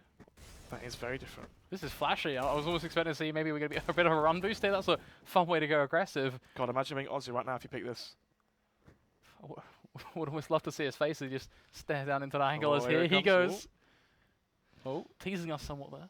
He's looking to bide his time. The rest of the T-side, of course, going to got to give them some love too, as that's pretty much strawn out in a line diagonally across from the A site, or just a form of mid push at that, ready down in towards B. So at least Aussie's not quite going to peek into the death trap. He will back off. No, not just a death trap, but the actual stack of this CT setup as their 5 players towards B, and now they are thundering towards this A bomb site as Kaz do slowly walk towards A, and we're going to see it now. 5 players for the CT side on towards A. It's going to be a 5 versus 5 brawl on this A bomb site. First frag going forward towards Dream. Resi gets the reply, but it's going to be Aussie as well. Get that trade frag. We're looking at the 3 versus 4. It's a battering backwards and forwards. They're trading the punches, but at the end of the day, it's Kaz coming out trumps in every sense of the word. But here is the PP Bison, and it doesn't get it done, thankfully. Well, he does get one. $600. I'll take that. Take the money, but still not really changed too much in this round, I don't think. It's going to be CX on these very much low pistols. Don't want to see anything forced up in this one at least, and does give Kaz that opportunity to make some more money for them, and they are looking at least like they're in pretty much control for a strong start on their T side. Yeah, if Kaz can win this nice and cleanly, have their economy going strong, and they can keep the momentum going in their favour, we could be seeing a very, very strong lead for Kaz already on their map pick, and it's so important to get that early lead, just for the mentality as well. CEX, as soon as this goes to what, 9-2, potentially 8-3, something like that, that's when the back of your mind, if you're CX, you might be thinking, you know what, let them have their map pick, we'll focus on ours. Especially in the best of 3s, it's so hard to keep mental composure when it's not your map pick. Anyway, Dream does find one, but so does Cinder. We are still looking at the 1-man lead for Kaz, and the unarmored opponents do fall quite swiftly. As I said, that the Resi finds one with the USP. It's going to be Aussie though to clean up that last frag, and now Smuya in the 1 versus Resi, so in the 1 versus 3 will fall. So now is the round that will really change the outcome of this first half. The true first 4-buy leading into this one. Obviously, we've seen glimpses of M4s and rifles here and there mixed up with shotguns and whatnot, but now we are actually looking at the full force buy, apart from one SMG. I'll let that slide though. Jacob, he does love to lurk and maybe prod for information here and there. And gonna try weed out the setup from the CTs potentially. Enough of that though. Fast play going towards the B platform. Smoke it off, flash over. Not quite the B rush, but it's gonna be the B contact. They're gonna be peeking on towards the B side, take the Angels and try and see if they can outskill their opponents. Well, that's a push if I've ever seen one before. Roma, he's already out. He's trying to make it work. He finds one. We see the response coming from Brody. It's going to be a quick trade. Gets a double kill, in fact, as he claims the life of Aussie. But MCK, he's still left standing. Look at the HP of Brody. 13, a number not too pretty and pretty damn doubtful at this point, as he's just going to try and hold the angle. Not quite able to make it work as we tab on through. Don't need to see what we're watching, of course. Hell no, I don't want to see that. It's always not quite PG-13. I think CX resume game is perfectly fine. Resi, 53 HP. Smuya is gonna find one as he drops down on towards B platform, but where does he want to go with this right now? Because he knows that Resi's over towards door. Does he though? He has changed position from drop. Now it's all about MCK versus Smuya. Smuya wins it. I say that. Unfortunately for Smuya, his teammate has fallen, and now it's MCK with 34 HP. The flashbang goes out, and Smuya slowly falling away from the C-bomb site, heading off towards for the save. And Kaz, they've won the first buy round, even though 2 players are alive. Smuya's job right now is try and take as many guns out of the T's hands as possible. See if they can win a round and reset the T's. Let's see if he's going to peek at the right time. Yes, he does. Finds MCK. He's going for more. But the AWP from Dream will seal the deal. It's going to be the first full gun round going in favor of Kaz. 3 rounds already leading for them. Putting me the half buy. Or the quasi buy, sorry. Armor, potentially a pistol as well. Out for CEX. And then from there, hopefully, as all things go, you hope anyway. You are playing versus, 3 unarmored opponents and pistols, that it does go quite cleanly. Hoping to see the 5-1 in favour of Kaz, and then from there, CEX really have to step up if they want any chance of doing well on the CT side. Of course, the CT side is one that you can find yourself very easily stuck into a rut, and Sure. it can be tough to climb out of. I think that has to be said. But if there's a time to make a change, it's going to be within the next couple of rounds. Once they finally get themselves set up in a bye, they pretty much can't afford any more mistakes after that. Especially when you throw into the mix, at least for now, their immediate impact. Well, 5-7s everywhere. Do have the Kevlar on Cinder and Brody. Arguably, the effect of that isn't really, I think I'm fair to say, too major. No, not really. At the end of the day, 2 players of armor aren't really going to be changing around too much unless a miracle happens or one of these players, Cinder or Brody C, really do step up. I mean, flashback, Dust 2, who was it versus? Was it versus Kaz or was it versus Endpoint when Brody C on Car had that massive 3K? Endpoint, I think. Might have been Endpoint, I'm not too sure. Yeah, because CX beat Endpoint twice 2-0. That was the last time I saw Endpoint play, and then obviously 3 weeks later, completely different story. It'd be interesting to see, hoping, under contract and salary, they stay together after I-Series. And from there, who knows? It's all about hoping, right? All about seeing the light at the end of the tunnel. I believe the players are contracted until March, so we'll be seeing them at Epic Land as well. So Brody, at least, is going to be doing some damage. Finds himself one. Now, Thomas is actually in a relatively good spot because look at the bomb. here comes the miracle. Here comes the miracle. I bet it. Let's see. Thomas now towards Wood, holding up his angles, but the timing is not in his favor because Ozzy finds him. 2 versus 4 though. Man, 2-man lead already.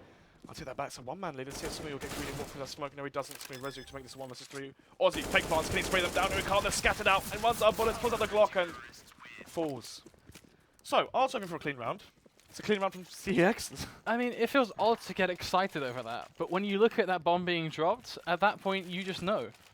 Yeah, The minute that bomb was dropped, it was all over. they had flashes, didn't quite utilize them. Going up mid-ramp and Thomas found that player. I mean, the play with that AWP, checking Wood, when there's also players that are long.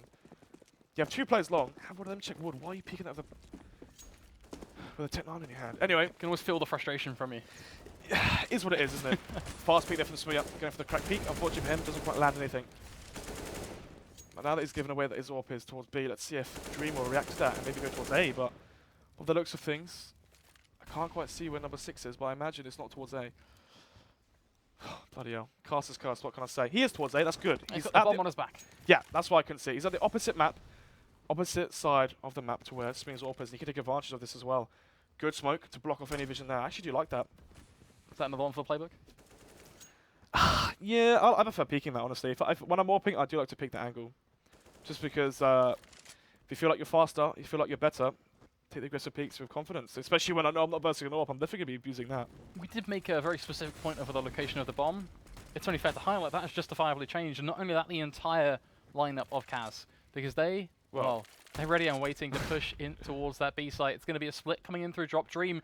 There to hold the angle. He's leading the charge with an AWP, and he gets the shot. Somehow makes it work. That's certainly something to remember, as he is now just going to hold, being nice and patient.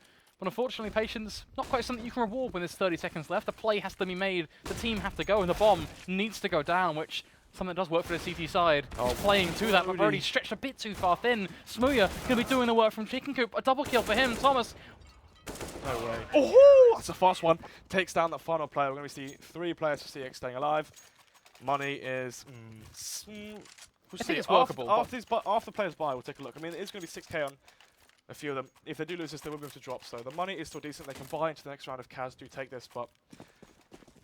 Kaz. I say they take this. The problem is, though, they are going to be saving.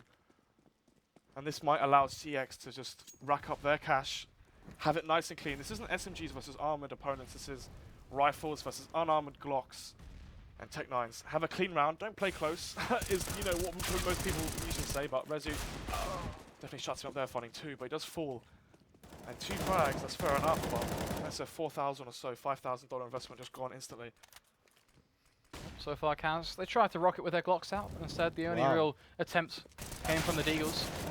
As Thomas is going to spray them both down, and any sort of investment that could have been garnered for the T's was dropped off there as the rifle hits the deck. Now, it certainly has to be said for CX, you know. That's the round. I'm looking at not only a round, but it feels like they only need 6. I think if they get to 6, they're happy days. I think CX don't like cobblestone, unless something's changed since I've last spoken to the players. 3 weeks is a long time. You can definitely add maps to your map pool in just a few days, but CT is generally a lot easier to play when you haven't got the most going for you. T-side, we need the teamwork. If pure aim and skill doesn't work for you, we need to bring the strats out. That's when it gets really hard, because they haven't got really that much of a deep map, not map knowledge, but depth in terms of tactics and strats they can pull out if this map on their T-side starts going a bit haywire. How far Rezu's pushed, and he needed actually a fair bit of information there after just a shoulder peek towards long, and almost certainly now at this point CX know it's an onslaught on towards B, but Aussie needed the shots, enables the shot coming from the AWP, but the CT side are just mowing them down. That was very fast. Four players staying alive. There, Smee gets caught off guard. This will be Brody C, and I believe that was Thomas as well to chime in and really lock down that B bomb site. Kaz now maybe a bit scared to go back towards B. Brody C's been playing tree very, very often. The Molotov towards tree is very easy to do if you're on the T side. So hopefully, if Kaz do opt to go back towards B, they do Molotov out tree, because Brody C seems to be loving it in that position. Enough of that though. Another eco coming out from Kaz. Armor only on Aussie with that Tech 9. Let's see what we can make of it. Could potentially be a bit of a lineup affair. The T-side are going to bundle on out, and they're walking straight into the crosshairs of rifles, but they're not quite checking the corners. Rezu is able to do the work though, finds himself a tag on towards MTK, a frag on towards Dream, and the rest of the team there to support as well.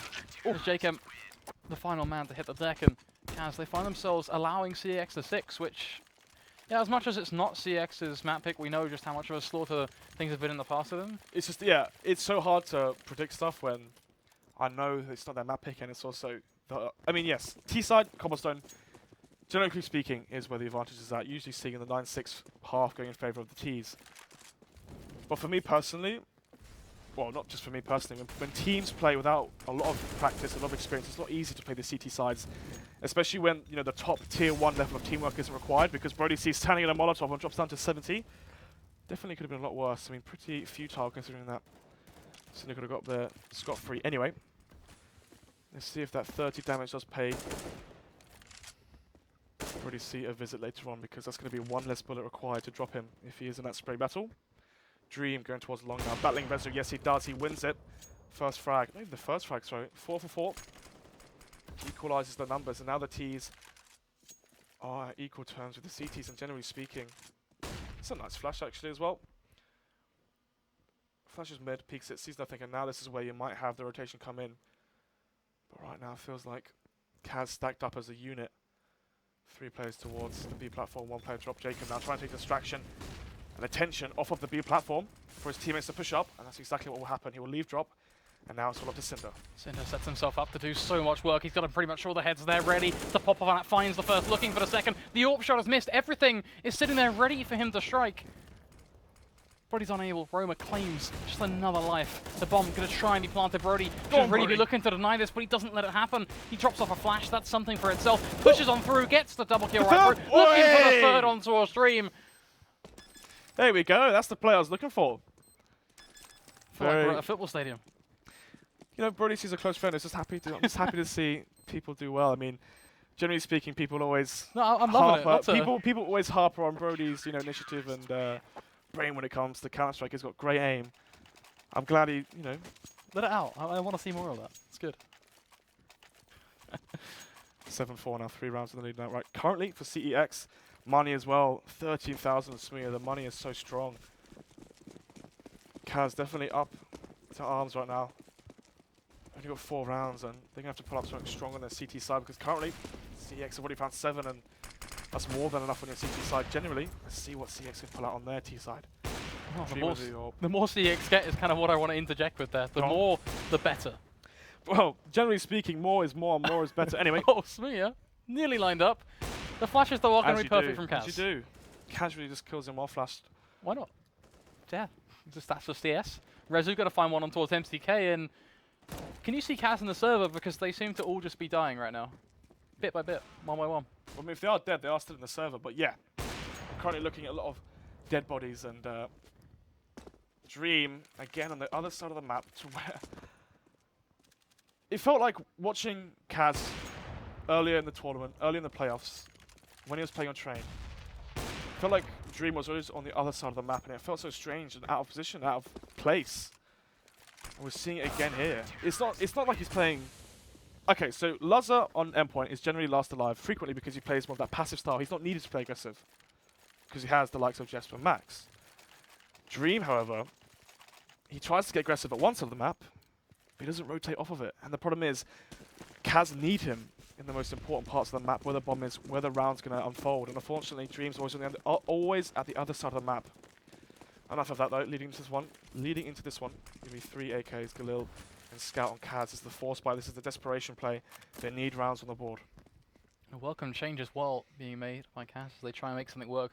Back yet again over towards the A site. Long seems to be something they want to try and test, and I like this from Kaz because CX, they've started to almost relinquish any sort of hold they have there. They've only got one man on site, Rezo, to be the anchor, and he's actually pretty vulnerable right now if a quick push comes his direction. In the meanwhile, Smooya, he goes aggressive. That was boosted in drop actually. Yeah, an easy pick on towards Jacob. That's any sort of lurk and counter pressure put down for the T side, and means that anything they want to do now, well, it's one bundled group of aggression, which Rezo jump spotting. He may be vulnerable. Yeah, he did. But the gamble has paid off. Here Look at those rotates. Yeah, here we come. 1 minute left on Kaz, can still fall back, but with these mollies, nades, smokes and flashes coming in. I believe they will take the A-bomb site. Yes, they shall. Thomas now, will he get the frag? Dream whipping with the scout, doesn't quite tag him up, and needs to find something quick because Smooya is rotating in. Can he find the frag? He's smoked off, but he's probably going to peek through the smoke. Let's see if he can find anything though. Rezo sits there, bides his time, peeks at the perfect moment, drops Aussie and Dream. I don't know what I'm watching. Yeah, a bit of an identity crisis going on right now because It's like... you throw back to what we said at the start. It's just, we weren't expecting to see it. Like, we were talking backstage about how the CX were, in effect, going to probably get 16-6th or 16-7th, and that's probably a push, because this is a map where they have just been that bad on. But That's this in the is past, huge I mean, improvement. Or if this I'm not saying... Yeah, I was about to say, I don't know if I agree that this is an improvement from CEX, and more... What the hell is going on my Kaz side right now? Because it feels like they just don't want to be in the server. It feels like they don't want to be here. Dream though, can they get the frag onto Rezo? Yes, he will. There's 2 opening kills onto the A-bomb site. 3 as Sin does fall. Money is so strong on the CEX side, they can still go for this and try and take out as many guns as they can, and maybe into the potential last round have a, you know, Galil on one of the T players. But anyway, Smooya and Brody C versus the 5 players of Kaz. Oh my god, he's got his head ripped off. Let's see, Brody finds one. Can he get any more? Picks up the orb, and he's on his bike and he's off. Oh, that's a nice shot there. Don't really see him with the orb, but fair play to him. Can he get any more? Yeah, it seems like a bit of a looping question at this point, and something tells me I don't think he is going to be getting That's too much smart. more. That's smart. Fair play to that lad. Yeah, I'm going to throw it out. Well, not out of the map, but up on towards block, where we're pretty much not going to see any crazy boost to go and retrieve that one coming in from Kaz. So denies any sort of net game potential. Fair Gets play. himself up. Fair play. That's I think this has to be said. It's a real big positive for Kaz in that round, because as much as it has been dodgy, they get themselves at least minimum 5 rounds, which is something that's not impossible to break back from. I mean, they still had money to buy the orb, but it's still very questionable. Anyway, final round now. Orb on Smooya, rifles on the other players, full utility, kit, everything. And on the Kaz side as well, they are rocking with everything. So we're going to be seeing 2 full fires coming up from both sides. With the fast speed play coming from Roma. Can he get in towards the Kraken, but in the speedway, and try and find and worm himself some frags? But Brody sees in the perfect position right now. He's flashed though. Does he win the duel? Let's see. They're not looking his way! But he misses the shots, he doesn't get it done. Opens things up for the T side, and they're actually getting away with it. It's going to be a 2-for-2 trade. Cinder finally going to wake on up and shuts down the beast that is Roma. Smooya, ever so low, 5 HP is what he sits upon. Jacob just debating, do I want to push that? Do I want to re-smoke it? And opts for the latter. Dream is going to burn away. Boost tree. Oh, they can boost tree now. Cinder needs to find at least 2 here if they want a chance. Gets 1. Can he get any more? Yes, he will. Sprays against the second player. Dream 1 versus 2 now. Last round of the half. Gets the frag onto Rezo, who wins the guessing game, the rock, paper, scissors. And right now it's looking like Rezo. Sorry, Cinder. Oh no, Dream expects it. It's just patience, and I like this because Cinder knows that Dream has to go for the plant at the end of the day, so there's no need for Cinder to try and force the hand. He knows the shot's gone, and he's exceptionally crisp. Straight onto the head. What a way to do Cinder it. just plucks Dream right out of the sky like a hawk a hare, and he just falls down. 10-5. I don't think CX are going to be complaining. In fact, they've just robbed the bank and they're running to the hills. It's looking like they got a good warm-up on that first best of 3. For sure.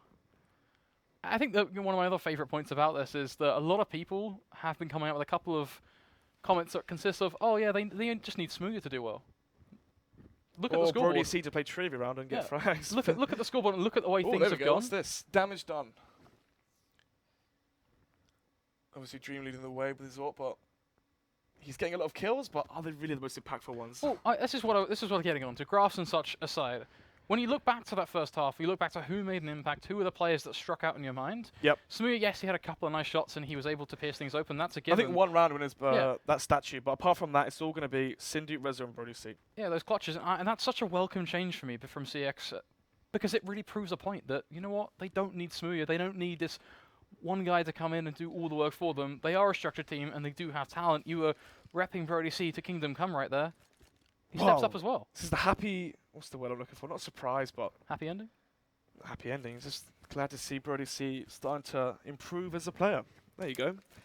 Usually watching him, he's not one of those players that takes initiative and goes for the play. You know, you think of players like Jenko. I'm trying to think of other ones as well. I mean, players that would flash through the smokes and go for those pushes or try and get aggressive using smokes to their advantage. I mean, it's very risky. Doesn't always work out, but if it works 60-40, that's definitely going in your favour. It's something we mentioned, actually, I think it was like the 7th round or something, which is risk versus reward. I mean, one of the things I used to harp on about Endpoint as well was they just didn't take risks and they had no aggressive players. They just looked flat. And right now, adding in Jesp, it really did revitalise the lineup. And right now, I mean, what was the thing that Iber Power said when they knew they were going to split up? They said that a dying team is a scary team. Something like that. Because they had nothing to lose.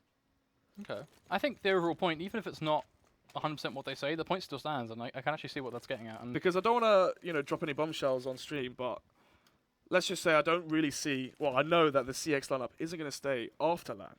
Does that go into your head thinking, you know what, lads, fun hurrah, let's have some fun at this, play like there's nothing to lose? Because there is nothing to lose. Well, I think that's really the final nail on the head, isn't it? It's not like they're just going to play with nothing to lose because, yeah, let's just say a fancy saying for the sake of it. No, it's that they actually, there is no difference to them. Make it or break it, it's the same result. Kaz, on the other hand, though, they are the former Season 1 champions, so all the pressure's on them. Maybe former Season 1, but you look at what they're fighting for right now, different shape. But you have to remember, context yet again finding itself to be the key factor because it is just that first. And let alone that, it's only the second half. Anything could change. Let's see if Kaz can step up on their CT side, and let's see if on the T side they can bring things over as Ozzy. He's just going to sit tight with that smoke. I'm not quite sure at all where that's heading. Must be a one-way for window. Anyway, Jacob now does get the frag. This is so important because as soon as he holds onto long, yes he does, this means he can backstab the T's later on into the pistol round. Thomas as well, holding towards balcony. Smooya lad dropping over that bomb, and we're going to be seeing the retake coming. And it's a very different story from when we saw Kaz on their pistol because look how far pushed up these T players are. The boost actually coming towards. Oh my god, he actually doesn't get 2 frags with the Take 9 from there. Doesn't get any more. Dream pushing out through connector. Can he find the frag? Quick onto Thomas. They know they're boosted. They know he's here. Does he get it? Does he get it? No, he doesn't. Thomas wins it, and that could just be it. The jumping Tech 9. Oh no, actually Smooya got that one. Thomas got that one. I mean, at the end of the day, Fair play again. No matter where the frags get dished out, the boost is what made that round happen. And you were sitting there and it was kind of, it looked like they had a bit of an idea that they wanted a boost, but it felt like they were going to do it a lot earlier than they actually did. But either way, you have to look towards the Kaz side and go, that's actually something that happens a fair bit. So almost surprising they don't check for it. And even that aside, you think a boost window in that situation where all the CTs are pushed up on a pistol round happens often? I have seen it a fair bit. How many games have you casted? Quite a lot. Are we talking half 200? We're talking well and truly into the hundreds, let alone. And how many times you can count on the finger, on your hand? Sorry. I wish. Anyway, enough about all this rubbish. Smooya up towards balcony. Let's see what you can do. Not balcony, B plat. Passive play from both these teams. As I say, that Aussie peeks up towards balcony. Oh, I keep saying balcony. B plat and does fall. 2-man advantage. 1-man advantage because Dream with his Deagle does find Brody C. But right now, both pistols going in favor of CEX. Kaz won the force buy on the last one. Can they win it again? Jacob going to be there looking for something for himself, trying to spot out those steps as well, which Thin is not quite spotting them, but of course going to be hearing them. Which just Biden to move on over, but it's still this long charging effect of CX. Oh, no. They're just going to be pushing on in. Has to check the score of Aroma. Will find himself that first shot on towards Thomas. She's still there standing as well. Hezu and Cope are going to mop them up, and in the end, CX not quite as clean as we'd hoped. They do lose 2. Yeah, but you're 12-5 up right now. It's about the rounds, not the economy. For sure. The quicker they can get this over with, the quicker onto map 2. And right now, it's looking like a map. I don't think we're going to see a map 3. Kaz, I mean, do you expect Overpass to come? Not Overpass, looks out of it. Do you expect Dust 2 to come out? Well, I think, yeah, just to go into kind of what I was mentioning just a second ago, I think that's almost answering that question. Cavs, they do not look in the server at all. Yeah, definitely looking lifeless. Anyway, Dream towards this flower pot gets completely nailed because Brody C finds 3. Yeah, making himself a lot of money, even if that isn't a small factor at this point, as the scoreline is going to be ever so comfortable. 13-5, all relying on pretty much one buy from Kaz. Shaker. 360. He's the last hope, but that result, that's nothing. What really counts is the round. This is the buy. This is where Kaz have to do something right now. If they want to even think about contesting this map, they have to do it in this round. They can't afford not to. Yeah, and talk about not being able to afford things. No, well, they can afford, but not opting to, is no AWP onto me, which means we're going to be seeing a fast play. Smoke off Matrix and run down mid.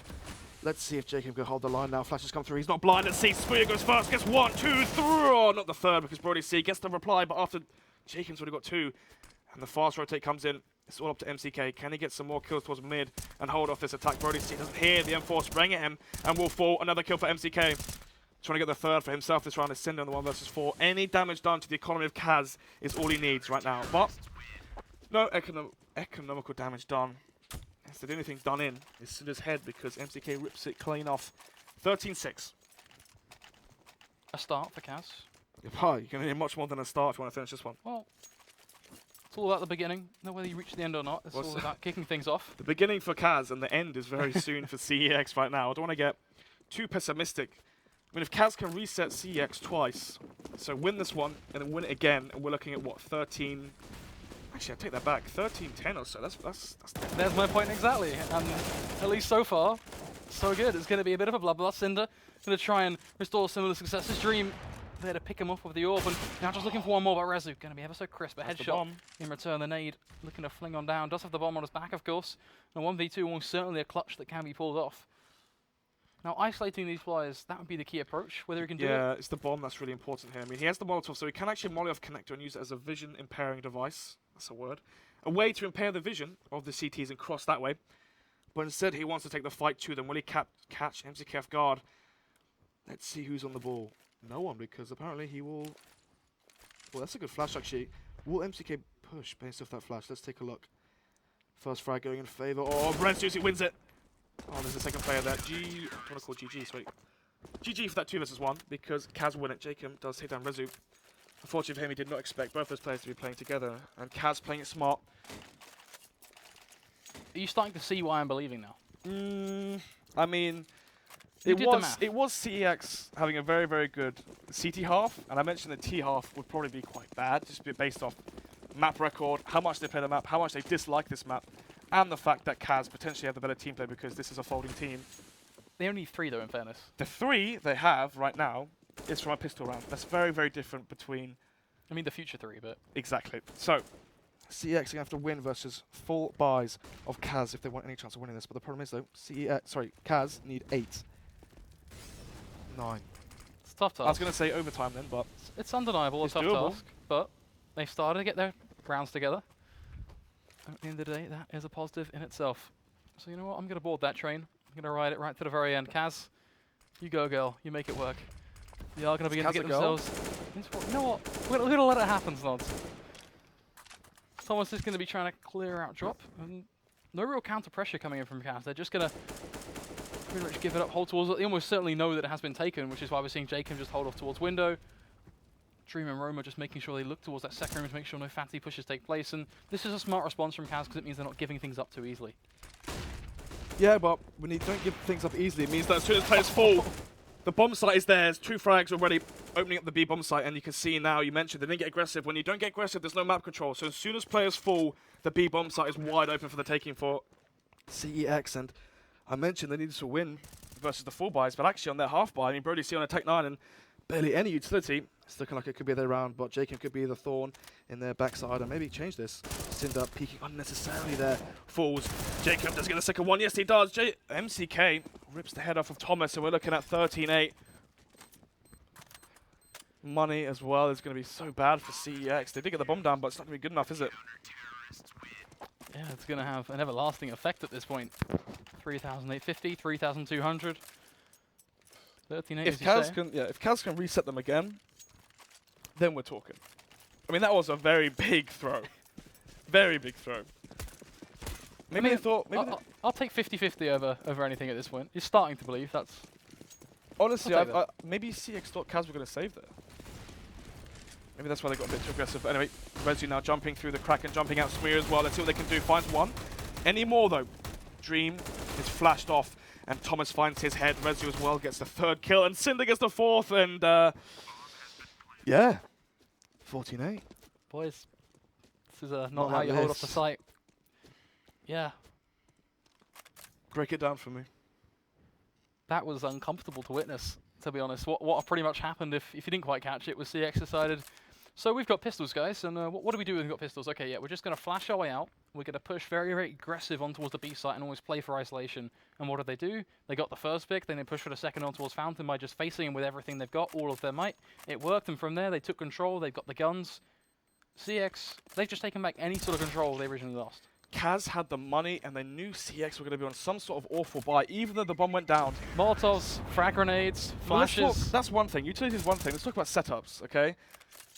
The best anti-eco setup I've seen the whole season was from Xenex, and that was Dancy's playing Tree, and then having Peggy jump spotting on the statue, instead of playing more passive away from the site. I mean, jump spotting on the site isn't quite the same as actually committing to the site. Instead, Kaz played close range versus the Tech-9s. It's exactly what CEX wanted because it's so easy for them. Talk about easy ones. Swing up through the smoke, finds Jacob, and this could be 15-8 if things keep going as we've seen so far. Everything was there for Kaz.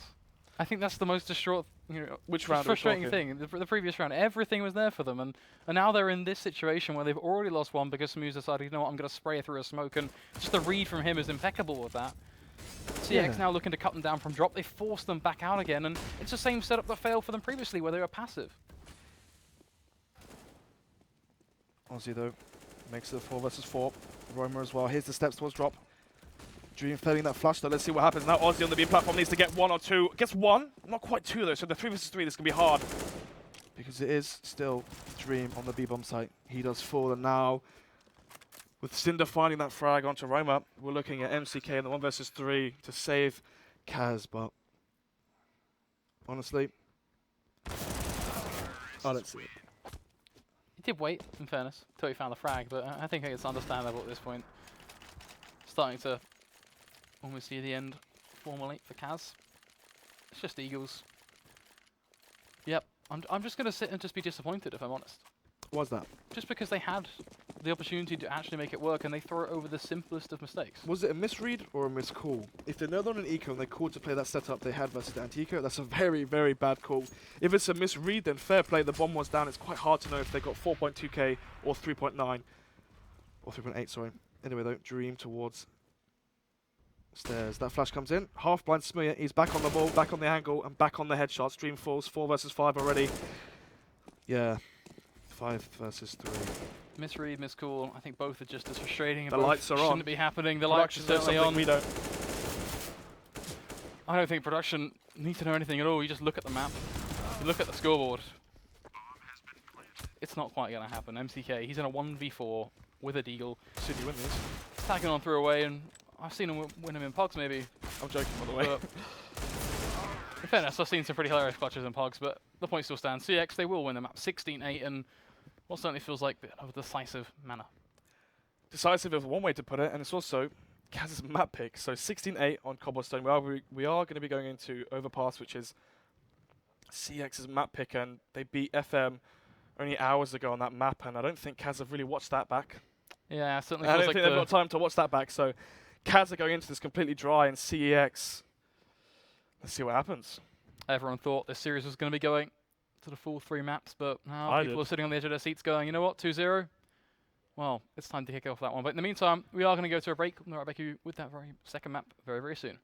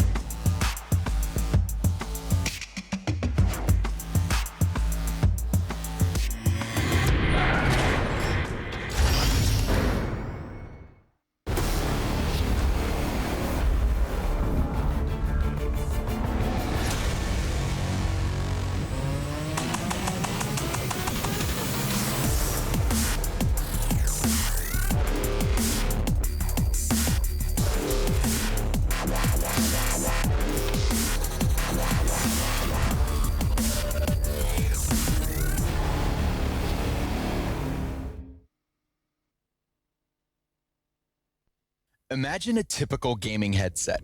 Take that image, light a match, and blow it up. That's what we did to create Arctis. We challenged everything to create our new gaming headsets. We added our award-winning speakers found in $300 headsets to every model in the Arctis line. And our new Clearcast mic? It's so good, we used it to record this video. We invented new athletics-inspired airweave fabric, the most comfortable material ever developed for gaming.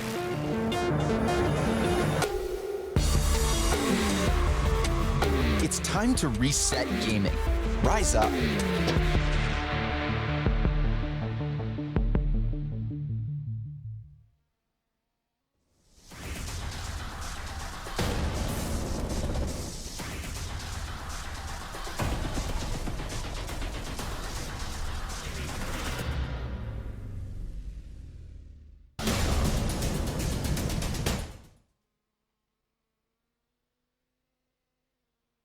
Alright, so a while back I sold out to Game, who paid me money and gave me a load of free stuff just for mentioning their deals on my channel.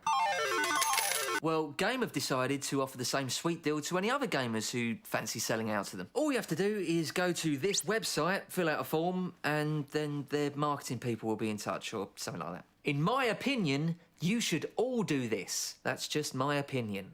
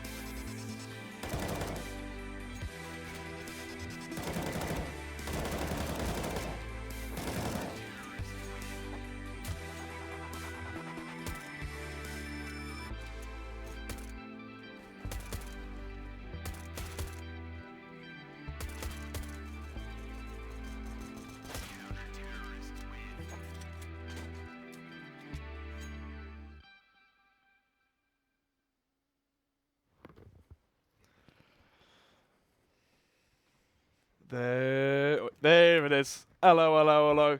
Bit premature, but who cares about the lights when we've got more Counter-Strike to play? Potentially the final map here. Still got one more if this does go to the third map. That will be Dust 2, but right now we're looking at Overpass, Kaz versus CEX. Yep, to be honest, I'm going to go back to the blunt card at this point. As much as I believed in Kaz, after watching, what was that, the 26th round? Things just got pretty upsetting to witness, and now we're going towards Overpass, a map that we're not going to go in here and say, oh yeah, CX, they're terrible in Overpass. They never play this map. Yeah, they play this a lot. So, And if I was a Kaz fan right now, I'd be at a pretty unawkward spot. yeah, they're definitely bleeding blue. For sure. I mean, what is the positive? Is there a positive? I think I have to ask. I don't want to say what is the positive, because that's setting you up to have to answer something. Is there a positive for Kaz going towards Overpass? I mean, Overpass, Kaz, let's take a think. Very strong AWP map. Dream, definitely one of the best players on this team. I'll put Aussie and Dream. Aussie, Dream, MCK. If they can hit their shots, though. Yeah, that has to be said. So, Dream obviously being that sort of aggressive. Sometimes, this is the problem, I think. Confidence plays a massive role with the AWP. Some games, we see Dream play so aggressive and it works out for him. Some games, we see him not even try to play aggressive, just play passive the whole game. Doesn't quite net them anything. And hopefully, leading into this final map, there's nothing to lose. Grow some balls and get some peaks going and try and get things going in your favour. Well, fingers crossed. That Kaz can try and pull on through. Of course, you have to ride the CX train a little bit as well. They've put in a very strong effort. Really can't knock them at all for that first map. And I mean, the big storyline, the big thing that everyone's talking about is at the end of the day, can they bat at home? Do they have the might on Overpass? We've of course already seen them up against teams like FM as mentioned. That shows a lot of skill. FM. It's not like they're a bad team that you just bat on through as well. Either way, it's not FM like are a very talented team. FM are very, very good. Very, very talented, exactly. But how good is FM on Overpass compared to how good is how good is Kaz on Overpass? FM and Kaz, completely different beasts in terms of the lineups, how they play, how they want to play. Well, I think you actually, just to take on that, how they play, I actually think when you look at these two teams, that's the big varying point. Especially when you apply Kaz in towards Overpass as well. Kaz's Overpass is going to be vastly different from, say, FM's Overpass. So it does mean that CX actually have to adapt. That could perhaps be the difficulty prospect for them, having to almost just read the play. But we're going to find that out. Already we're seeing aggression come out, though. Smooya just walking straight through Connector, no fear in the world. It's quite risky from the CT side, having no kit and playing retake towards A. As we see, is that boost B? I can't quite see. If we can get Observer to look at number 1 for me, please. There we go. So yes, it is the retake A. He's not actually stairs. Quite risky play, as I've just mentioned before, with no kit. Smooya going towards Connector, they're trying to get information. But with no information towards Connector, it's going to be Thomas to find the first one to Jacob. This is great. Now bides time to allow the rotates to come in. But Thomas is down, and the A site is Kaz's. Rezo, though, looking to do the work here as he gets pushed on through the onslaught. Could be Manic, as MCK is going to find one. Rezo, a quick second, but MCK still pulling on through, now going aggressive, shutting him down. Smooya, well, it's time to shine. A 1v3, going to sit in that corner, just looking to guide off his head now, peeking on out. But Kaz, they're being smart. They're not pushing him forward. Now spotted him out. Dream is going to go aggressive, and Smooya, given no time of day to even think about landing a shot as Dream. Too quick on the trigger. Kaz, they start strong. They do indeed. Winning the pistol round is so important because they need to get the momentum going in their favour, especially on their T side. So, CX Force, which means if they lose the Force by going into the first buy round, there will be no AWP and a lack of utility. So if Kaz can win this, looking at a pretty strong start for them if they can take the first buy round as well. Roma monitors off Smooya at Connect, he's dying. Eventually runs away. And they're going in as well. Might connect some damage towards Cinder. No, it doesn't. He's staying at 100%. And now the crossfire Connector can go back to normal. Smooya and Cinder there, hoping that there is some aggression towards Connector. But if you're the T side, generally speaking, your setup should be towards A long and focus there. And once you're up A long, contact A based off that. And as you can see already, the T's are towards long. No monitor towards tree. That's fair enough. Not all teams do it. Some teams like to. And then a flash into long toilet. And then following the map control, make a read and make a call based off that. At least in this early portion, Kaz, they set out a trail, which only involves long. But how are they going to approach this on that CT side of things, as Thomas does go for a bit of a peek, but not one that really nets too much, as it didn't look like he even committed to actually gaining the information. So for now, he's going to just drop back the Transformer, and CX just going to hold off their spots. That's a new one. Not heard that before? I mean, that's a pretty shoddy looking Optimus Prime, mate. Mate, I've been called Transformer literally since day one I played CS. Day one. Anyway, I'll call that Truck. Thomas at Truck. Now let's see if we can make of this. Oh my god, that's not one dig if I've seen one. Smee takes down the first player.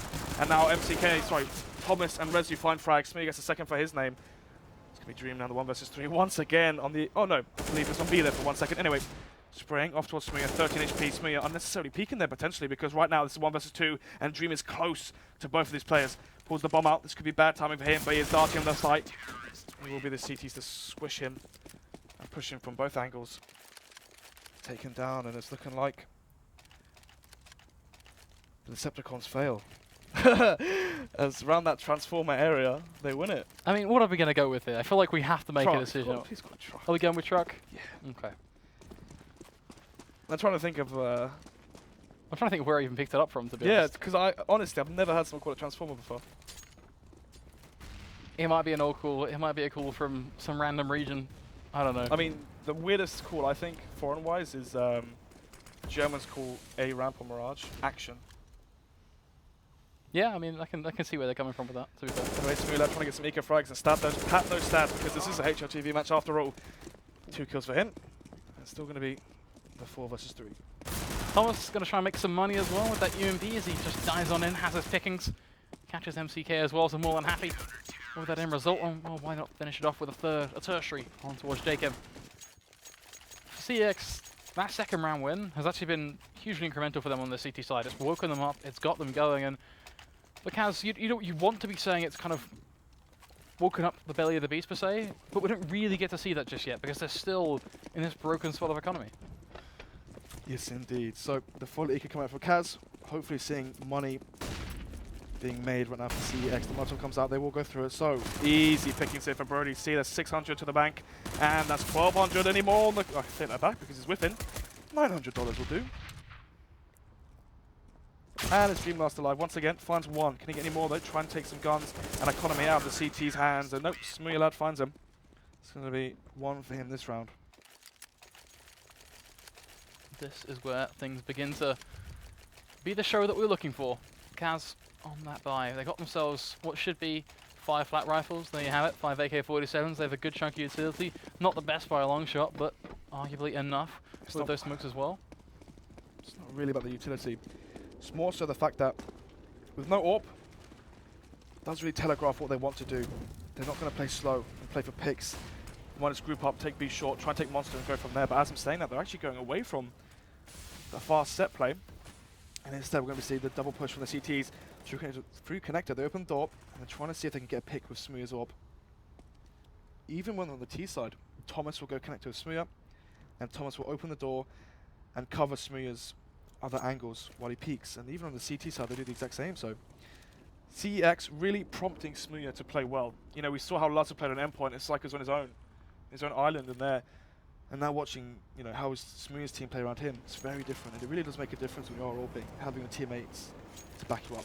I think it has to be said though that if Smooya is feeling it, that's the best thing to do. If you've got a player who is hitting those shots, who's getting themselves going, Smooya's obviously going to be a lot more vocal as well.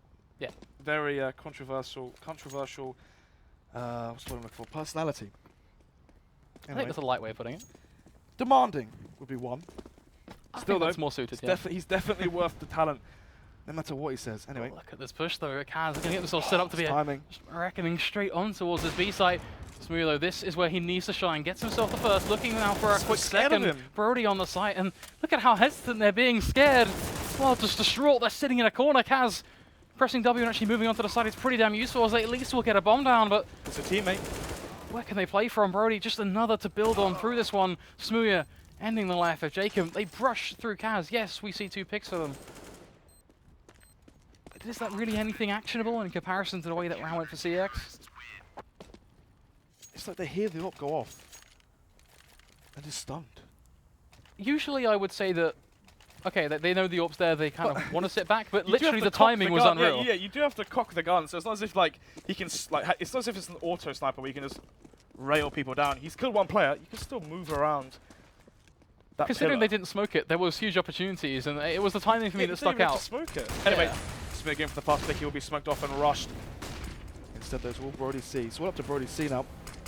And his teammate Thomas, let's see what they can do. Sprays 1, sprays 2. And right now we're looking like a 5-1 early scoreline for CX. Third for Brody C. Can he get the 4K? No, he can't.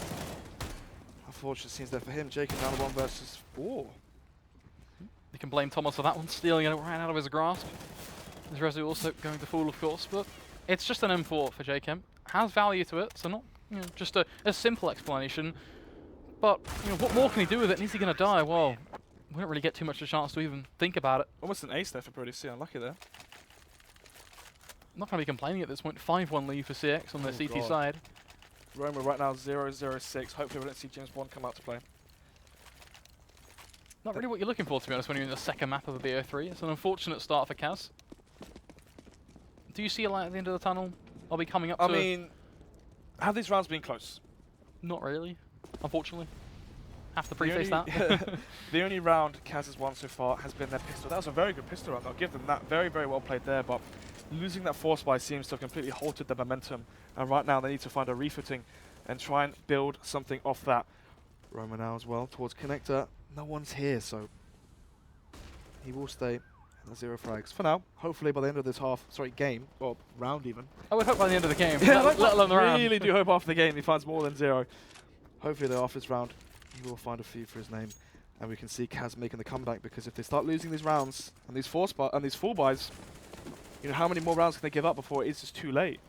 If they lose this 6-1, Eco 7-1. And if they lose that, I mean, Smuya as well finding Jakim. It's not looking like a good start.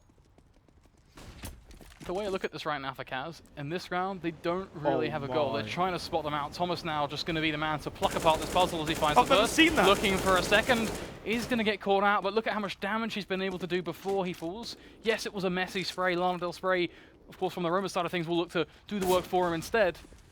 But it's damage that counts in that scenario. 28 HP, 19 on Roma. This makes it almost easy for the CT side to mop them up. And yet again, one big slap, and Kaz back into the dirt. I've never seen that angle before. Obviously, the boost there is so common, and he sprayed through that wall where Thomas was boosted. But have you ever seen players boosted there with the door already open? It's perfect as well, because if you notice, I believe he was crouched as well, which means that his height is actually difficult to spot. You'd need to not actively check it, but protrude. Yeah, it's not something that you're going to see very widely. So when you peek that initial angle of that brick wall, then you have to flick to the right from there, which is so difficult because he does kind of not blend in, but you get what I'm referring to. I know what you mean. That's fair play. And with the door open, well, I think that I think it works either way. Someone shut the door, and it really did work out for Thomas there.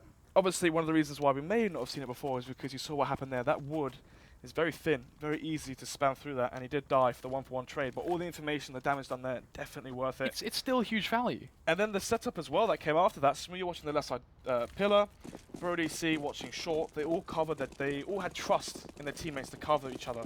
And right there, definitely showed. I mean, it's Smuya. Sorry to cut you off one more time. Smuya did tweet that, he's leaving this team.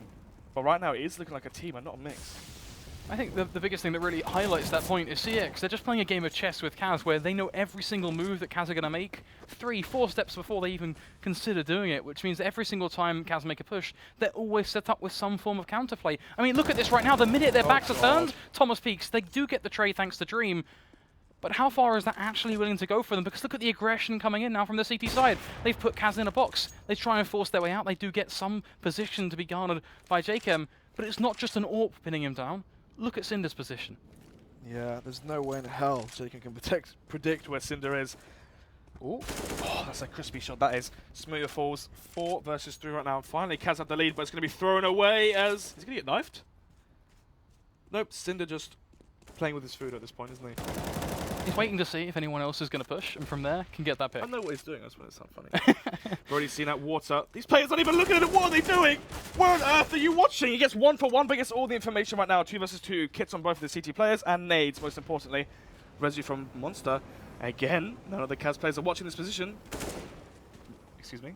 Rezu, you can't do that. That's not something you need to be doing right now. This isn't ESCA.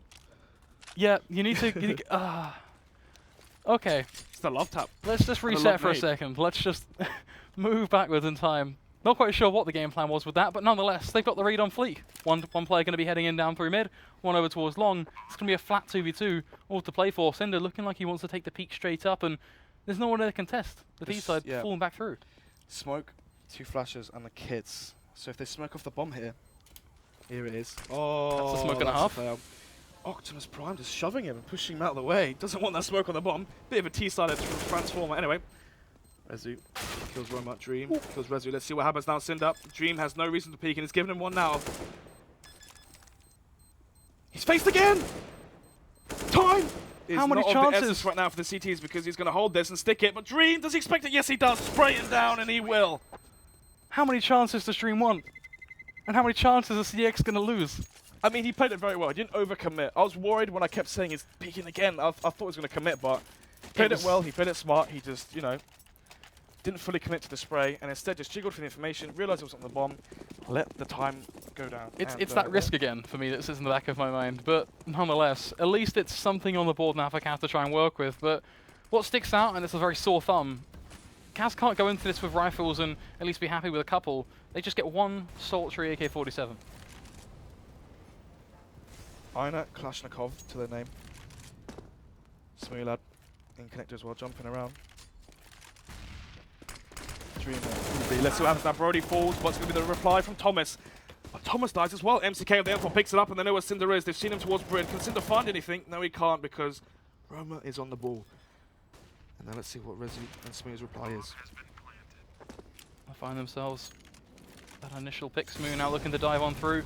May even see a boost up on Sandbags from there to give him that elevated angle, which is almost exactly what's going to happen. But he misses the shot. Doesn't get the opportunity to get that jump, and from there now has the jump on out. Doesn't quite connect it again on towards MCK, and that opens things wide open. I think Kaz to find the picks. So subtle mistakes from CX, improvements from Kaz. It's a double-edged side, but nonetheless, it is Kaz starting to get some rounds. I mean, the head player's still alive as well. So 4,700 MCK. The biggest problem is they had to drop their teammates. So right now, even though Kaz had 3 players alive, those 2 drops are really going to make a massive difference right now. Smooth, can he make the difference in this round? Flashed, peeks, spots the gun barrel, and here's the information. Now he'll go toilets and peek towards long, and there should be easy frags for an AWPer. Needs to land his first shot though. That's going to be critical for him. The repeat potential is much more better suited for a second teammate as he lands the first. Now looking to catch off the second. He misses the shot. MCK will find the trade. So he has been nullified, but more than enough time bought for CX to decide, okay, how do we want to adapt to this? Where is our response and what cards do we want to play as they sit in ever so tightly to their chest? Kaz on the flip side, the jig is up. If they're going to hit towards A, surely CX will know. Do you put cards to your chest? It's the same. Playing poker, you put the card close to it? No? Okay, I'm just going to be over there. I don't play poker, mate. I play real games like Counter-Strike. Thomas peeking towards toilets, going to get the frag. Oh, he spots the player. That's all he needs. Because there's 48 seconds on the clock, and he may have spotted the bomb there. But, oh, that's a nice shot there from Dream. Plucks him right out of the sky. 1-man lead now for Kaz. 40 seconds on the clock now. For once, we're not seeing them, attack a bomb site 15 seconds. It's going to be the fast, quick scope there from Dream. It's like I'm watching that FaZe versus Optic match all over again. It's incredibly weird because finally Kaz are doing the work. We've wanted to see this for quite a while. Teammate. Don't shoot your teammate again. Don't need to see that. But yeah, this is so welcome because only just 4 or 5 rounds ago we were saying how CX were in every single culpable way outperforming Kaz. But now, just almost a flick of a switch, they're starting to hit their shots. They're starting to vary things up and not be so predictable. Or flick of the switch, more like flick of the wrist from Dream. Nice shots there. Hello? Surely not. Thank God. I mean, Jacob there does win it, but I mean, the way the crosshair was placed there from Cinder, that could have been a headshot. And if they lost that, then it's going to be hard to mentally stay in that game. One thing has to be said. Go for it. CX, economy. They have to pretty much sit with pistols, and that's pretty much going to leave things at the potential of Kaz playing for 6-6, which, considering how the start of the game went, not at all something we'd expect to see. Maybe not 6-6. But you'll be 6-5, and then obviously well, they're going to be playing for that. Enough. Yeah, they're going to be playing for that scoreline, and that in itself is scary, especially when the T's already have 5 rounds and could potentially end it with 8. Thomas, they're pushing, gets information. You can see now these players connected. They leave and they go back towards A, but MCK in connector is going to spot Rezu. It's a nice flick headshot there, and now it's up to Smooth Lad in the connector with the Deagle. Let's see if we can get any Juans. Would be nice. He's going to find the first. I'd say 2, but It's looking like 0, well, 1. Still in position though, still has an opportunity. He peeks on around, gets the tag, not quite the one we were looking for, but will eventually get the kill. And Smooya, the last man remaining. 2 for him so far. Got a rifle, so an upgrade. Has control of the bomb most importantly, and has the 1v1s. No, you don't want to give Smooya these opportunities, these openings, because he'll take them. This 1v1 here. What are you looking at? He's checking the corner, Alex. It's okay. Breathe for a second, because we're on a 1v1. There are 30 seconds on the clock. Ozzy, he's looking for the push. The angle is being held with a deagle. The nade is going to go down. It's going to land dead set at feet, almost hitting Ozzy at this point. As he sprays through the smoke, trying to force the hand of Smooya. He has picked it up, of course. So he's almost baiting a peek, saying, okay, are you going to go for it? As he will dart back to the site. Plant it over on the other side of that truck.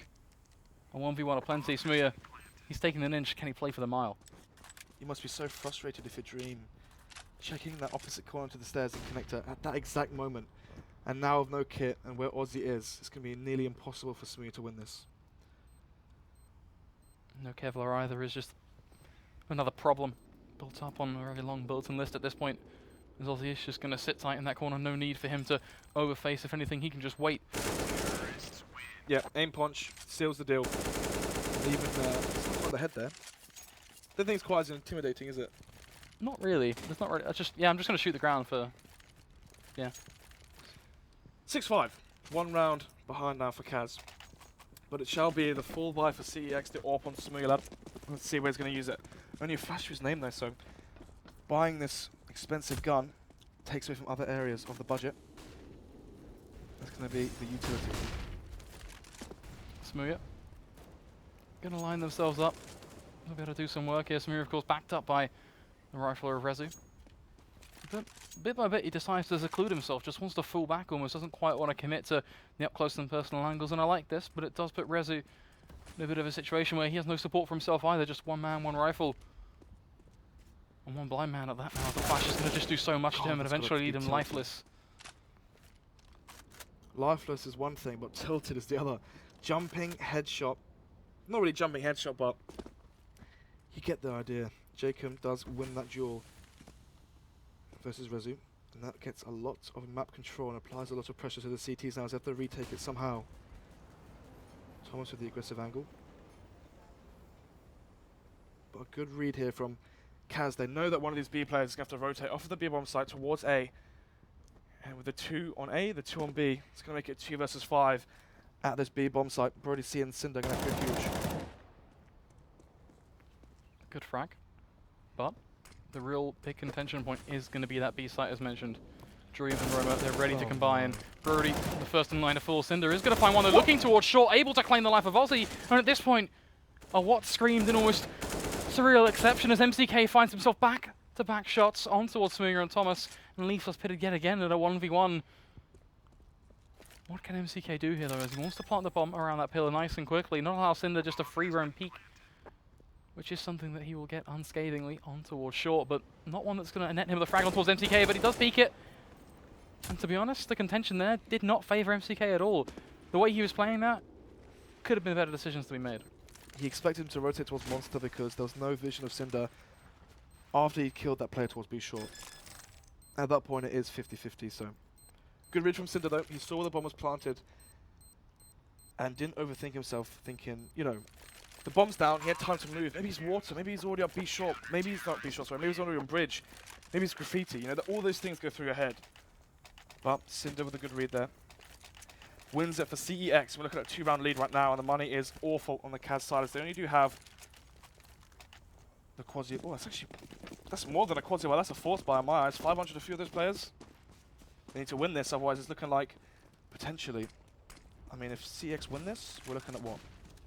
8-5 and then 9-5 for the eco, and they have been reset. Remember, so this could even this could very, very quickly go into double digits for CEX.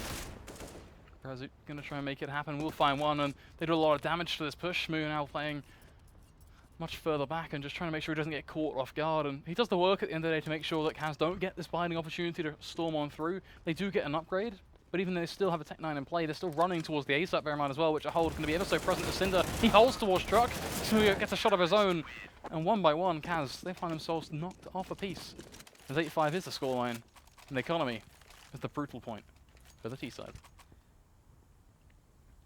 Save this. 4 buy into the next round. Allow CEX to get 9. And just try and play for 9-6. I mean, 6 rounds in your T-side overpass. Who won pistol? Kaz won pistol. So, right now, they're only sitting on what? We did see an instant reversal though. Yeah, but 4 rounds or so. Oh my god, that's the end there. Just with the P90 just mowing down Roma. What are you doing? Ozzy gonna hold the angle and catches Osmuya for what is effectively a very raspy push, as now Dream looking to sideline Reza as he pushes on through with his pistol and gets away with it. Jacob, another over towards long. CEX, hello? Not quite sure what the game plan was in this round, but they've just allowed Kaz to walk on up to them with some pistols and say, hey, I'm just going to borrow this for a second. The keys to your truck over at A, and they've let them just run away with it completely undamaged almost, as they have to try and do one hell of a retake. It is going to be a sandwich, one that's quickly dismantled. Wow. Cinder, the first slice to fall, and Brody, the second just to be thrown into the mud. He really wants those frags, doesn't he? I mean, look at the economy of CX now going into this round. It's been a complete different style. They're not going to be going into it with pitch perfect everything they want. Instead, they're uncomfortable. Endpoint removed Smoothie for various reasons, but one of the reasons they removed him was because of the over-aggression he had, especially on the eco rounds. And they mentioned, speaking to them, they mentioned that he threw a lot of rounds that were in the favor of Endpoint at the time. And that's just not a round you can lose or afford to lose if you're CEX, and especially with Aussie finding Thomas in the smoke right now. Talk about the P90. Talk about interesting frags. That's a second for the first one we saw in that round just before. Kaz, they've got themselves set up to at least start this one off strong, but we can still look for a response from the CX side, especially with Smoothie getting the face. He's being shot down as well. Most importantly, getting pushed at this point, so so much work for him to achieve, and with 3 players charging dead set at his direction, the only way is into his grave. He's trying to force the play and make the play and trying to make it into his own hands. But right now, sort of already see gets 1. There he is. The instant trade comes out. Rezi does get MCK, but the problem is though, that trade onto Brody C gives Kaz the B bomb site. And right now they know where Cinder is. He's only 42 HP. Doesn't want that SMG. Instead he wants the 5-7. Doesn't connect it though. 8-7. Kaz gets 7 on the T side. I mean, don't want to bring up any names. I mean, fair enough. I mean, you've got 19, 20 kills. What's he got? 19 for 10, but that one round could definitely come back to haunt them. I think that pretty much that one round opens them up to actually get those T rounds, which, yeah, 7 on T-side overpass is... It's an awkward predicament overall. I think an 8-7 is something that both of these teams can try and play towards, but at the end of the day, Kaz on a CT side, I do kind of look towards these players and see, you know what, this is where the spotlight could shine for them on overpass. This pistol could really make the difference going to this second map, and it's best of 3. Let's talk about pistols. Historically, have these teams, where have these teams stood? Because Kaz, we still get the first. We've Personally, seen them have I've never seen Kaz play overpass before. CEX pistol, it's generally connector. I mean, what you generally see on the pistol of the T side is 3 connector, 4 connector, and then the other player going over towards B short, monster, or towards A. And when I say A, I mean go up mid, jump around, try not to die. One of the problems we have when you call the strat, where you have 4 players together and 1 player alone, is if he dies by himself. And usually what happens is the CT of the best spawn towards mid, who's playing A, he'll peek mid for information and have 1 or 2 taps towards any players he spots before he falls back in case he gets overrun. If that player dies in mid, it completely changes the round. So hopefully, if they do go for that 4-1, that 1-4 setup towards A, which they have been doing in previous games on overpass, hopefully 5 stay alive until they reach that toilet area. I mean, another strat I like is having 5 connector. You go all in connector up to toilets. If you don't get a kill toilets, you run all the way back down to B, B short, and you attack B that way. I mean, there's also the around the world strat where you go up, 5 up mid, all through A long, jump around long, try and get spotted, then you go into the toilets, connector, try go back B again, try and catch a player rotating, or in B short, caught off guard. What do you do on your pistols on overpass? Usually connector. Connector is because it's box Close standard. range. I think the only other option as well is a split towards B can always be pretty fun. Take quick short control. Even a rush B. Rush. I've never really been a fan of rush B. I always find that every time I try and work that in with a team, we always get nade stack. It's uncomfortable and yeah, but you don't really unlucky. see a nade stack on a pistol round, do you? Let's see what happens now. The kit and smoke on Roma. But right now it's all up to Aussie. Can he nail a few of these heads? Let's see. searching for something. Gonna find at least one, but Roma, the man coming from above, he's putting so much pressure on these guys. Smuya is going to tap on away and claim the life of MCK, so it is going to be a response to be found from the T-side, and most notably, the bomb will find its way back into the ground. What a utility of pretty much anything that T-side has now been expended. Kaz literally on this retake, and look at how low Cinder is going to be almost certain to fall, but the double facing from short, and it's going to net them a huge advantage now, but Aussie looking to yet again push up close and personal, 3v1, and he pegs them down with ease. Back-to-back headshots for him, 3k overall in the round. He is not complaining. No, he's not. He definitely did his job there. That B-rush coming in with no flashes as well. It's all just down to pure aim. And now we're seeing Kaz taking both the pistols. CX, they might force this, but they did get the bomb down, so there's no real need to. Wouldn't be surprised at the end of the day, as we see CX, they're just going to go into this one relaxing. They know they have that economical standpoint of the bomb plant. That boosts them up to enough to go into the next one with a much stronger point to play with. So for now, just sit tight with these pistols, chap a couple of heads, try and do some damage. But we've seen a lot of full eco round wins today. Anyway though, Roma towards this toilet area, and they shot a Symphony 1, 2, 3 potentially. Yes, he does. He gets all 3. That's going to be 1.8k in the bank for him. Can he get any more? 2.1k sealed the deal. Any other higher bidders here? Don't think so. He's found 4. And Thomas, the last man remaining, and he's just sitting there going, so I had a team, but I'm accepting offers now, guys. You know, anyone want to let me in, because they've all just died in pretty much blistering speeds. Nice Dink, but fortunately for him, Dink isn't quite enough in this situation because 5 players stay alive, and already now the money, if they lose this, they can buy it into the next round, so that's so important, unless they do opt to swap out these scouts and FAMAS's for rifles, but it's a hard call.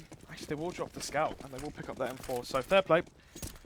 Dream would rather have that, but it's going to be Jacob on the MP7. It's not really the best gun. Surprisingly accurate though for an SMG. Quick aggression coming out from Thomas as he just tries to push on forward. The team is right behind him, but can Kaz make it work? The answer so far is going to be certainly a bit of a weird one, as back and forth trades is the aim of the game. Aussie going to be the man to put the final nail in the coffin of CX in regards to this push. But Cinder and Smooth, they are still standing, and they want to try and at least, well, rescind any sort of attempt that can be made. As the push around pillar, inch by inch, is going to become something that could net a frag, but the double peek is ever so smart and will enable that trade yet again. A staple mark of Kaz coming into the latter portion of this. So now Smooth, he is a player that can pull off these clutches, can pull off these with hilariously put 1v2s and 1v3s, but this should not be possible. Kaz, they have the setup, they have control of the bomb, but Aussie, rough. I mean, but gets it nonetheless. From what I've just witnessed there, sometimes Smuya does call over Rezu, and he makes his calls like, rush B, I'm going short or connector. And right there, we see a lot of Mirage, especially Mirage, it feels like. But right now, what I've just witnessed there, that is a Smuya call. Have all of his teammates go monster and have him late look and try and get the backstab in towards B short. But the problem is though, the setup from Kaz, it was strong. They didn't have any players overcommitting towards barrels or water. Instead, they're both towards bridge, and that flash didn't quite get them enough. MCK though is challenged right now, spraying, falls down into the water, but we'll find the frag, Jacob with 2 as well. Cinder finds 2 for his name, but unfortunately for him, 2 frags isn't quite enough. You need to get 5 frags or defuse the bomb, or make the bomb explode for the T side. What's actually worrying for me about that whole explanation that you've just done is the fact that you're not the first person, not the last person to use the phrase Smooya call. Smooya lad. Yeah, I'm not quite sure what that really says for him in terms of some of the calls that he can make, but you know what? We're gonna let that incredibly sink in. gifted and talented in terms of knowledge about the game, and I wouldn't say knowledge about the game, but like feel for the game. Players that play versus him, I mean, at Epic LAN, you had Vatic constantly saying, he's always where we are. It's like we're playing versus a cheater, is what they say. I mean, so many accusations have come Smuya's way, simply because he's always in the right place, well, mostly the right place at the right time. So, but you could think, oh, that makes for a great IGL. Look at Stewie 2K. The thing is, though, being an IGL is not just about reading the game. There's far more to it. And Smuya might have good reads, but that's only, you know, half of what an IGL needs to be. Yeah, we've seen that at times come to fruition, but for now, let's see what CX are going to do in this one, as they are very much stumped up over towards a split between long and mid, and joint force of the bomb still somewhat left all alone over towards long. Looking like it is now going to find its way over through Birthday and up towards A though, so at least going to be rejoining the pack with 50 seconds on the clock. You'd almost hope for that as Dream is going to be going for the peak and gets the collateral, Perfect way to go about it, and what a way to start off this push. Just the T side are going to look to at least Don't claim that throw one this back. now. Thomas is going to find one Dream, opens it up to a third, but Thomas is still going to be doing the work. Headshot for him. Cinder, just another on towards MCK. Can he pull back the 1v2? Aussie 64 HP, JKM 100. We do have the kit, of course. One at that, but is it going to be enough? The bomb is going to now begin to tick on away. Cinder stuck in the corner, has to peek. Oh, he's spread way too thin. Shot there through bank, caught Cinder's attention, and the attention was all he needed for Aussie to come in through the flank there, and find that kill. Such a hard 1 versus 2 there, especially when you have the player that's coming out of connector that is flanking you. Anyway, they're leading on into this game. 4 rounds now in the lead for Kaz, and from Cobblestone, I was expecting a 2-0. Yeah, it must be a pretty hard life sitting on this test today, because our predictions haven't exactly been... Well, we're standing, and right now, it's definitely look like CX can't really... God, what's the... I've messed that one up, haven't I? You know what? Yeah, I've messed that one up. If it suits with our predictions, so we'll let it happen, we'll let it Well, slide. I predicted 2-1 in favour of Kaz, right? But right now, I didn't expect CX to win Cobblestone and Kaz to right now be leading in 4 rounds ahead on Overpass. Smooth. Now the boost will come out and he's going to peek towards Heaven. It's scripted, I give him that, but is he going to get away with it or not? That's the big question. Did I speak towards Heaven? But there is no one there left to find, and now's an opportunity to try and get some information, or just sit and hold, and really it's anyone's choice at this point, because the impact, it's all going to be about the same. A frag not yet presented. What is that? No that flash. was not an option on the list. I mean, right now he's getting desperate. He's trying to make the play for his team, but it's going to be Thomas to find the first.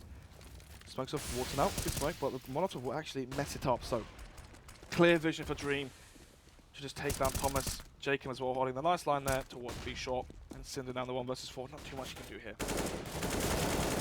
I'm just going to find myself faced with overwhelming force, and it's easy for Kaz to close that one out now. I've got to say, there's a direct comparison I want to make between Thomas and Smooth. Now, not because they're the same style of player or anything along those lines, but you just look at the way both of them played out that round. Smooth, as you say, getting desperate, trying to force the hands. Desperate is the word I'd use for sure. Trying to really make this huge A++ play, but it's not working for him. Thomas, on the other hand, he's still sitting tight. He's still just being him. And he's getting frags. He's stepping up to the plate. He's been getting 3Ks. He got a beautiful one-tap in that round. Very artful. He might not be top of the board, but the impact from him right now, very much on the improving side. And they're actually contesting this in a 3v3. Thomas picking up that pick with a Tech 9. Let's see what he can do as he leads the charge up on towards A. MCK though. Does know where Thomas is and sprays him down and wins it. Any more though, Cinder. Puts him down to 2 HP, the flash comes in, now he says stay alive, and he's playing it smart. Waiting for his teammates to come in behind. Aussie towards long. Cinder's not going to be able to walk into his crosshair, he will fall. Brody C finds Jacob, but Jacob puts him down to 4 HP. Brody's still got full utility. Would have been nice to have that going onto the A-bomb side, but enough of that. He will hopefully instead use that towards B. 4 HP, not a pretty number by a long shot. But one thing that does go in Brody's favour is going to be that bomb plot. There is nothing that can stop him. And Molotov all going to go into that smoke. No frag grenade, which pretty much would have done that. Here's a flashbang down a molly. So, what you could do here is molly off Heaven and then go towards B short. But instead, he will opt to go towards Monster. Has the molly for Water. And if he mollies Water and flashes, he can peek towards Bridge. But instead, it's looking like he wants to just dry face into everything. Yeah, going in dry, proving to be a painful experience. Ooh, you know from experience. Wow. Kaz, they get the 14, and from there, just 2 away from inching things out. Inches, yes indeed. 14-8. 6 rounds apiece. CX have to double their scoreline if they want to win this, or just get 7 and potentially go to OT. As each and every single round gets claimed, even the assault on towards CX, it still feels like things are getting more and more difficult for them to just to find any sort of tempo in this matchup. Already starting to see a couple of individuals, yes, step up, but it's still not enough to close things out for them, and they are very, very visually falling behind. The scoreline really says it all, but just the way the rounds have gone as well, just almost uncomfortable to witness in comparison to the way the first went. Oh yeah, it's definitely looking like we're going to be here till 1 AM. I think the third map though could be very, very exciting. RIP to the producer going home. Smooth. Over towards short, got that ADP, not really a scripted play on towards sandbags this time round, it seems. Here, though, so maybe it is slightly scripted. Yeah, position. Well, Jacob going to peek on out. Knocks him down. And it's just a repeat game of bowling for him. I mean, peeking how he is completely fine when you have a teammate with you. You look at Fallen, for example. He's a very aggressive AWPer. He always has Cold Zero or Taco to back him up. And in that situation, he'll be peeking heaven. We'd have a teammate to watch towards where that player was that killed Sminger. Anyway, you see a flurry of flags. All those flags go in favor of Kaz because it's 15-8. And already, I mean, look at the money as well. It's going to be so hard for CX to fight back in this one. Everything has fallen to pieces, and it would be interesting just to take a look at the scoreboard to see when that turning point was, because it feels like there has been a very, very clear one, and I think it really says it all when you look at the way things have gone. Just to confirm my original suspicions, the second half... Actually, Roma's stepped up. He was originally 0 for 7. Now he's at 11 for 16. I mean, it's not the best scoreline, but it's definitely one that's been revived. It's the flawless second half as well that really is the sore thumb. I think that players have stepped up, that's a given in itself, but yeah, perfection from Kaz. Can't complain. No. 15-8. Match point. 4 versus 5 though. CX have the lead in this one, but not the lead in the game. Boost coming for Smuya, trying to get picked towards A. Will Ozzy face into him unnecessarily? Yes, he will, but who wins the duel? It's going to be Smuya because Ozzy can't really see too much of Smuya. Anyway, though, Roma finds 1. Can he get 2? No, he can't because Brody sees on the ball and finds the headshot onto Roma. So the trade game is strong for CEX. If only we saw this a bit earlier. Yeah, perhaps a little too late, or perhaps the fight for overtime is going to be on as Rezu in the perfect position to shut down Jacob. CX, is this a different team? You've suddenly just reappeared out of nowhere. Very hyped for 9-15, mate. I mean, it's the big thing for me is not getting hyped over the scoreline. You remove the scoreline completely. You watch that round. You watch every other round from this half. Oh, completely different. Yeah. That's my point. That's what gets me excited, because why are we just seeing a completely different CEX? Has this just all left the server and different players have joined, or what has took place? Because that right there... Maybe they thought they won it. After they won Cobble, maybe they thought they won it. Anyway, though. Well, if that's a kick up the arse, I still don't think overtime is going to be on the cards unless they can string together at least a couple more, and flawlessly at that in terms of momentum. Oh, Roma actually has flashed up the angles. Can be dreamed with an AWP, not really the gun you want in this situation. Can he get any more than 1? No, he can't, because once again, Brody C gets the trade. 1-man lead still for CEX. We saw them close out last time with a 1-man advantage. Looking like they might do it again, but it's going to be Ozzy on the flank. He's always behind players.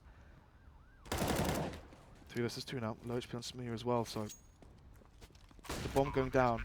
Kits on both these players. Can Ozzy find one more and make it the 2 versus 2? Smear looks like he's almost certainly swallowed out Ozzy as well, so knows roughly what his game plan is going to be. That Molotov just burning on away and almost destructing him. 11 HP, but look at him hold this angle. He's so confident in the way he's going to hit this, and he does land it. Ozzy taken down. From there, Rezu going to claim the head of MCK. So CX, they get themselves a second. Second indeed. And the money not looking too strong on the Kez side. I do want to say... They are at match point, so there isn't really any need for them to buy into this. Instead, they're going to go for the quasi buy with pistols and a few players on armor. That way, they'll have the full buy going to the next round, so they don't want to risk anything. There's no reason to take risks when you're 15-10 up. I'm always going to be applying the Caster's Curse here. That's a given. But it would be a bit crazy if CX start winning rounds and do bring things back to 15-15 to play for overtime. If this goes overtime, my money's on CEX. Considering CX, the only rounds they've won have been when Kaz are at 15. It's not just that, but it feels like CX is sort of like, oh, you know what? We actually have to step up right now because they are at match point. And if this goes overtime, you can see how revitalized the T side from Kaz is. Especially after, sorry, not Kaz, the revitalized CEX T side. Oh, okay, revitalized. Well, that's one way to shut us down as Cinder. Have fun on a 1v2. Caster's Curse, mate, you've done it, not me. Yeah, I mean, this is all on me, it seems. Kaz paying you something that I don't know about. Up against the wall at this point. 2 flashes, an AK in his back pocket. Got that Kevlar, of course, but he is playing for everything. If he loses this, it is all over. This map done and dusted. The flash is going to go out. He's looking for that initial pick on towards MCK. He's just going to sit tight in the corner. And still, no face. This is smart from Kaz. They've set themselves up to really make this one work. The lights are on. Production, they're not quite believing. They find the first pick, though, on towards Cinder's side. But is he going to get the second? The pistol looking to catch him off guard. And there you have it, Roma. Get it ended out. That was a really good one. It was a great one, but I do feel a little bit bad at the end. Not gonna lie. Yeah. The curse. Apparently alive and true. Bleed Curse, apparently. 16-10. We're going to be hitting that third map, Dust 2. What do you expect from that?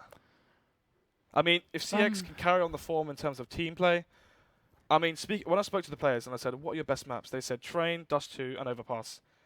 Train is banned.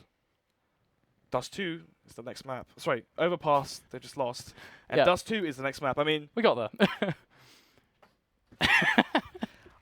my money's on CEX. What's yours? I like to think CX, but it's been a bit shaky. At the same time, Kaz, they've upset me with certain things they've done because they've just been very nonsensical. So it's kind of hard for me to want to put my finger on a specific team. I think, Yeah. you know, maybe I'm going to look towards individual players. You're For dodging me, the question. Give me you a know name. what? I'm going to say CX purely down to one player, Thomas. Fair play. Fair Not play. even fragging, just the For way me, he's it's approached the Brody C. matchup. A match where Brody C goes off I makes could a agree with you on massive that. difference because CX in the earlier match, we saw on Mirage that when Brody C was falling and failing, it really did have a massive impact on CX's CT sides. It's about Brody C on his CT side. On the T side for CX, Brody C's job is just to refrag. It's not really that hard to kill someone who's a 50 HP who's spraying someone else. I mean, for a guy you're hyping up, you're not making it sound very epic. I Yeah, think, per se. CT side, Brody C's the X factor in my eyes. Okay, well, our predictions have been set. We've named our 2 players for the CX side, but we are going to head to a short break. We'll be back with you very, very soon for Dust 2.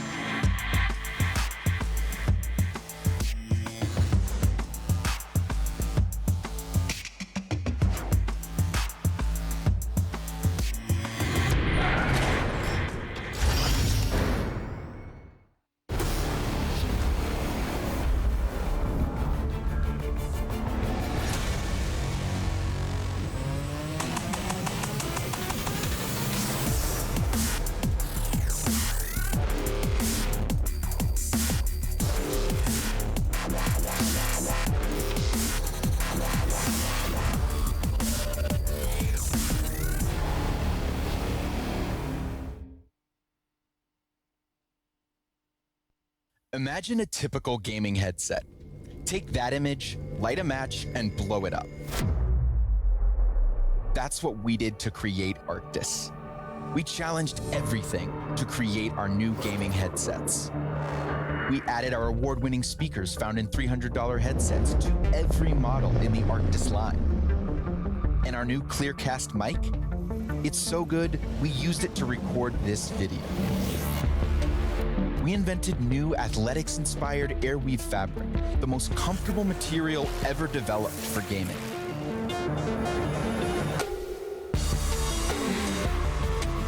It's time to reset gaming. Rise up.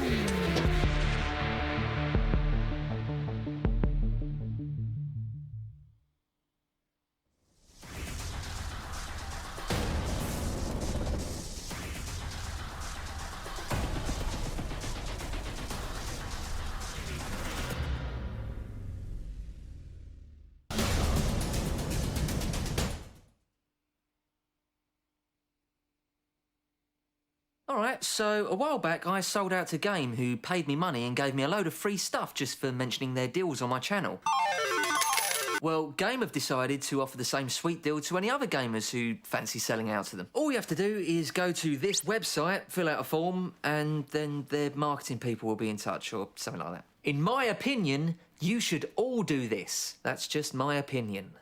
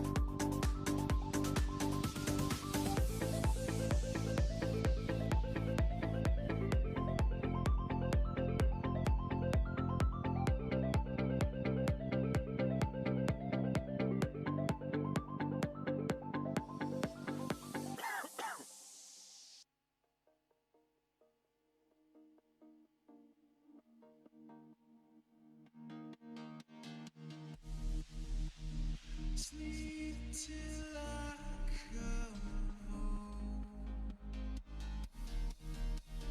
Dream of something sweet. I will be there soon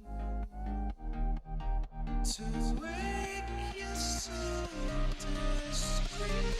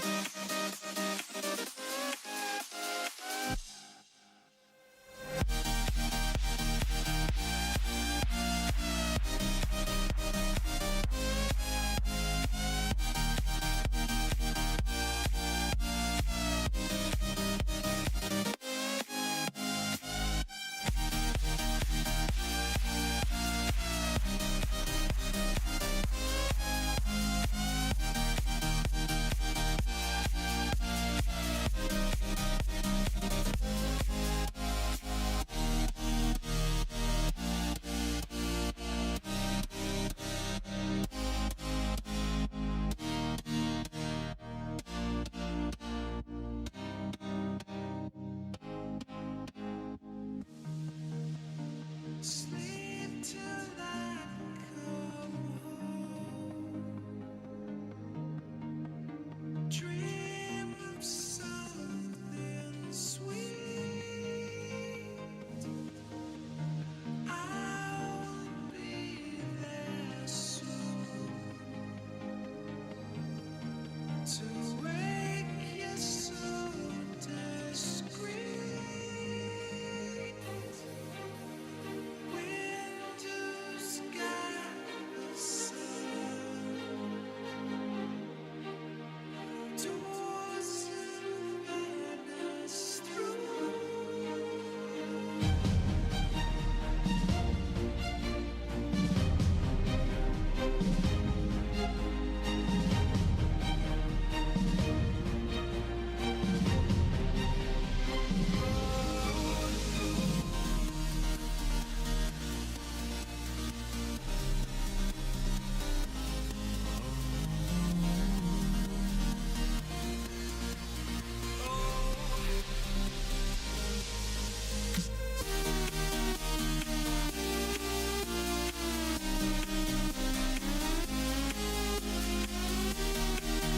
To wake you so discreet.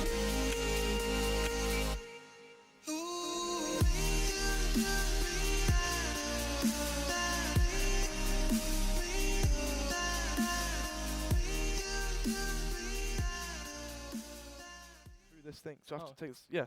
So Top me. I have to actually unplug this here to. Okay, thanks production. Anyway, hi, we're back for the final map of this best of 3, CX versus Kaz. Yeah, I mean, was just saying how I can't hear you in my right ear, but who cares about that right you know now? what? We're live. Audio. It's who needs audio? You don't need to hear me. Whatever. Let's talk about the match. How do you think it's gonna go? 16-12 CX. Okay. Actually 16-9. I mean, changing those predictions. Oh gosh. I feel like you're I don't changing wanna them, be so you wrong. have to make some sort of justification. 16-10 CX. I mean, we've been wrong every match so far, so it's kind we're of doing it Thorin style. yeah. We're going full Thorin. Why not? Just let If it he's happen. allowed to do it, I'm allowed to do it. Yeah. Pay me. So, explanations behind why you think those predictions then, because you've just changed it. There's got to be a CX. reason behind that. So, thinking about the biggest smooth performances we've had so far, Okay. not just in this tournament, but I'm talking overall. Yeah. Epic LAN, both of the Dust 2s, especially versus Vatic, dropping 40 in regular time and 60 in the 1 overtime. This map, so AWP heavy, it is quite a stark difference between Dream and Smooth, what we've seen so far. Dream, yes, is getting frags, but they're not really the most impactful ones, being on the other side of the map. And I mean, you referenced Epic LAN. As long as it's not an Epic LAN's grand finale, I'm happy. go on then, mate, go on. No? Explain your point. You're trying to BM him. It's not BM. It's flat out. There's 2 styles of Smooth. There's a difference between that. This is on HLTV.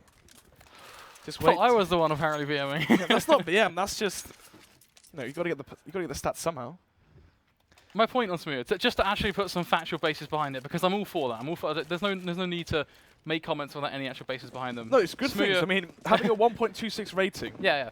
I mean, the point more was based around the whole Epic Lens final thing. The biggest thing there is the fact that his performance is so fluctuating, so varying, so he needs to step up in this matchup. That's a given. He needs to be there for his team. Yeah, right now, his team is pushing up short, trying to get information towards mid. Dream holding the angle behind the barrel. Definitely hit his advantage, but it's going to be Brody C getting one. Can he get him away as he can? Observe the way you're looking at, because Brody's found 2. Oh, and a third coming in for him, and a 4th! Brody C, are you kidding me? How are you getting away with that? What on earth is this? Jacob, the last man remaining. Artistic stuff coming out from him. 77 HP on Jacob. Not even a number I think it's worth looking at this point. Can Brody get the 5th? So well, bad. Samuya just going to steal it away. Samuya's like, my stats. I need my stats. F off, Brody. Can have your moment later on. Anyway, with the 4K there, I mean, we didn't see the shots, but I imagine they were crazy. I imagine they were crisp. Crisp indeed. Brody C already buying out that M4 because he's just had that 4K round of his life. USB headshots in mid. So, Kaz on the Force Bite Deagle's armor. And Dream only a Desert Eagle to his name. So, no armor for him means an AWP for him in the first buy round. And CX will hold on to this lead and not fall down to this force buy. And we're looking at 2-0, and then obviously versus the full eco, hopefully, with no bomb going down in the first round, 3-0. And then from there, that first buy round will be so important for CX if they can get the ball rolling on the CT side. Well, for one thing for sure, you set out the pathway in front of CX, but whether they can utilize that as a runway forward and allow them to fly on through this in terms of a solid first half start, that's one thing in itself. Already Brody is going to find the first. Bit of an inching short push, but not one that's really too crazy or too fancy, to be honest. Kaz, they're kind of just drips and drabs moving themselves around the map, and not too much thought to it so far. There's not really too much control either. MCK free peeking out towards mid, just trying to find a pick and almost an opportunity to say, you know what, let's go here instead. So close. He's so close, but yeah, so so far. Hey. Anyway, the reason for that is he's trying to find an opening for his team. If he found the pick towards window or door, would have gone towards B. If they found the pick towards... Oh, they've already found the pick. Brody C falls. I mentioned him being the X factor on the CT side, but one thing that is definitely a big X factor is Samuya. And right now... Oh, wow, I'll take that back because he's just fallen and Jacob's found 2. Yeah, a bit of an interesting way for him to allow that one, honestly. The flash certainly blinding. But now it's on towards Cinder. Can he actually make the jumping shot work? No, but the boost is going to come on in, and that's going to catch them completely off guard. They don't know how to respond. The long shots are being taken. They're tapping with a USB at this sort of range. It's madness. But is it actually going to work? Ozzy with the Deagle just tapping on through, trying to find something. But he is stuck. It is not going to happen. The defuse is going to be found. And CX, not clean by a long shot, but is around. Bomb did go down though, so... Oh, I believe this is a definitely not a tactical one. You wouldn't pull a tactical pause going into a full eco. Yeah, I'm sure it's an early technical pause of some variety. A shame. I mean, some teams do it. Some teams do it on the eco, so that leading into the full buy round, you know, they got their head screwed on, they're ready for it, and it gives them a break. The problem is, that's always later into the game, and right now, only 2 rounds in, it's definitely going to be technical. Hopefully, it doesn't last too long because I would like to go home before 1 AM. I mean, you're a big fan of watching CS until 1 AM. I mean, you play ACA anyway. What's the difference? Prefer face it, but not biased to the 2 platforms, of course. I mean, well, it's so early. It's such a shame that the technical pause is now because, you know, I'm looking at this and going, okay, what can we dig our teeth into in terms of analysis and overall just pick apart these plays? There's not too much there. CX, they started off with a firecracker pistol round, which, I mean, by all means try and analyze the pistol round, but effectively what it comes down to is... Edge shot. Yeah, just going to get an edge shot. Second round, it was a bit more of a mixed affair. The boost was fairly nice, though, and that was a nice way to recover off the back of Samuya not making it work with the rifle close range. Yep. Anything else you think we've kind of not highlighted, but deservingly anyway? The money for the CT side, winning the 2 rounds in a row, haven't been the cleanest. You saw the 2 versus 1 there, and the bomb going there for Kaz. So buying into these pistols, if they can take a few more rifles and guns out of the CX CT side, then that means going to the first buy round, their money's going to be quite low. And that could definitely make a massive impact into the AWP, because look right now, Cinder has 3.2k. If he falls right now, or if multiple players die, there might not be an AWP for Samuya. Yeah, and that could be both a curveball for CX and a positive for Kaz. Has to be said, Smooth was at times actually not opting for the AWP, but does do as a map where you have to arguably say that that is the way forward. But nonetheless, let's get into this one. MCK looking like he wants to charge on towards that B site, but a Molotov is what he's greeted with, and that alone is going to stop him dead in his tracks along with the rest of his team as Kaz. They don't quite need to feel the need to push on through that. Instead, they are going to wait. They're going to look for that pick, and they get it straight on towards Thomas. It's not quite one dig, but it still counts. And now with the let's say something else there. With the Tech 9, gets one, gets traded though by Roma. Now on this 3 versus 4, no arm on these players. Brody C makes it 3 versus 3, equalizes the numbers. Now let's see the boost over the smoke, trying to catch a frag and a player. Hello? Both of them are so greedy. Hard work. It's Both of them want. Anyway, Smooth finds the kill through the smoke. You would have thought. Anyway, 2 versus 3 now. No arm on the final 2 players. If they get their bomb down, they can get more utility leading into the first buy round. So the fact that that's even in contention, this is ridiculous. It's going to be both frags, but the bomb is down. The bomb is down, but you have to look at CX and go, okay, they're playing for trades. That should have been around where they use their utility, they pin down the site. Yeah, and actually, the fact that Cinder fell, I say fell, died. There's a difference between falling over and actually dying. He fell 6 foot to his grave in that round. And look at the money I mentioned before that if Kaz can keep getting a few kills here and there, the money on CX's side won't be too strong. And right now, if they lose this, they might be, forced into quite an awful quasi-buy. But it's going to be the auto sniper for Thomas. Usually goes towards the back plat area and just holds the line there, but it's going to be Dream with his AWP. 2 shots, generally loses to 1 shot. Good flash, peeks with it. Spots him, sprays him down. Actually, it's the headshot. I spoke about 2 shots, but in Thomas's hand, only needs 1. Dream, he legged him. Yeah, actually, ironically, the auto sniper gets a 1 bullet kill, and the AWP actually tags the player. Fair play. Thomas, he wins that. It's going to be the 1-man lead already. 1 minute 20 on the clock, and the bomb is still top mid, so the T's haven't quite given away what they want to do. So, leading into this round, if Kaz lose this, they're going to be under so much pressure economically and just the scoreline. Let's see. Smooth gets flashed off the angle, and he does fall back, and it's quite obvious where he's going to fall back to now. Car. The question is, mid. Do they feel like they can expose and exploit the mid to B? And with those players going towards tunnel, it's looking like they shall, because these 2 B players are on an island versus the other 4 of the T's. It has to be said though, Kaz, they're taking this one ever so slowly. It's not quite really rushing into things, and the concern you've got, we talked about an auto sniper. Yep. That's still Here we go. This ever is so it. present, but he's solo. He beats one out. No! Only finds 1, quickly ended. But what can the rest of the CT side do? It's going to be 1-for-1 trades across the board. We are at a 3v2, but don't face into door. Even if it's smoke, generally not a smart plan. Smooth, he's known for those shots through the smoke, so he was lined up raring to go. The bomb is going to find its way down, but MCK... Triple tunnel, this is new. He wants to go to the tunnels. He's met with triple tunnels. He can leave window now. Did you know, did they? He's mollied Oh, off. he mollied it. But the timing is still in his favor, because he does get towards window now, facing, doesn't quite get the shots onto Smooth. He needed that kill to make the 1 versus 2, and right now, in the 1 versus 3, the bomb is being defused right under his nose. Or his ears, because he didn't quite hear it. Yeah. We don't see it. He doesn't hear it. The same result. 4-0 for CEX. Brody C is 9-1. I told you, it's the X factor in my eyes. Yeah, really stepping up hugely in this series, and He might not be the best A-Site Mirage player I've ever seen, but I tell you what, on Dust 2, he's definitely bringing it. early days. Only the 5th round though, so let's see what he can do transitioning to say the 10th round. We'll set that as the benchmark, because MCK going to push up towards long.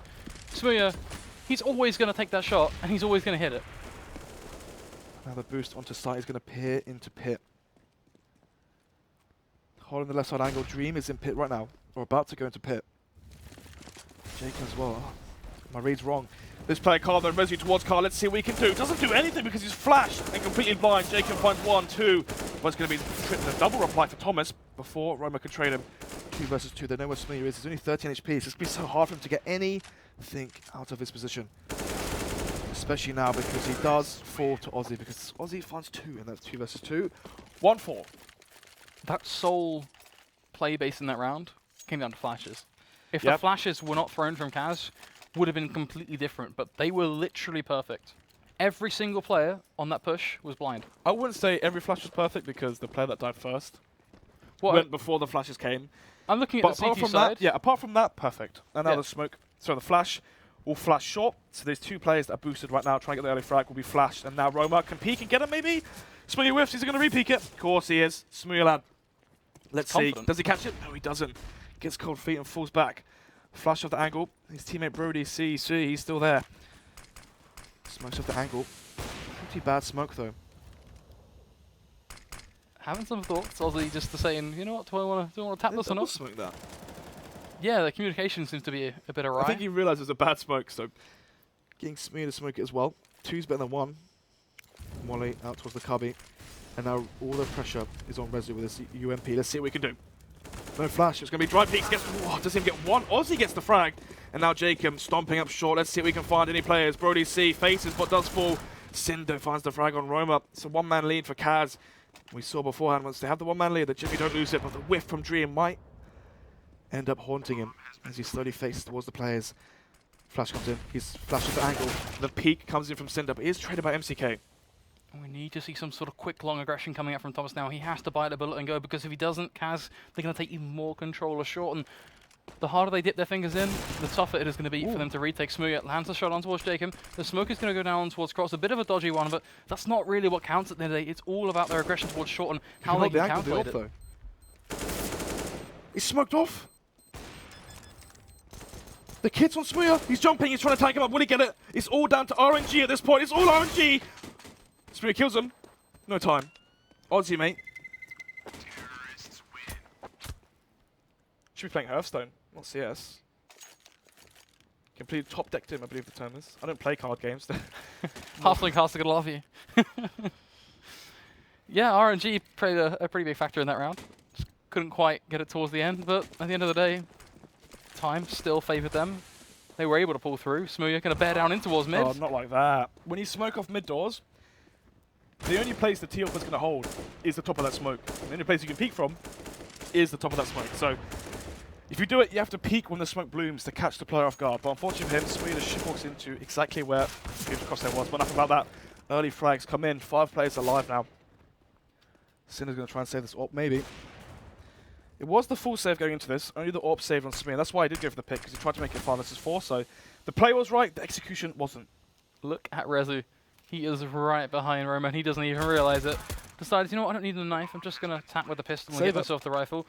Should almost certainly be looking for the save. An AWP and a rifle. I love CX, that. they couldn't be more happier. Christmas, huge for them. Christmas. Christmas came early. I want a round for Christmas, not an AK and an AWP. You know, some people, they don't get that great of Christmas presents. You just have to deal with it, Snods. Think about the kids in Africa. They could use the... Oh, okay. 4-2. 4-3.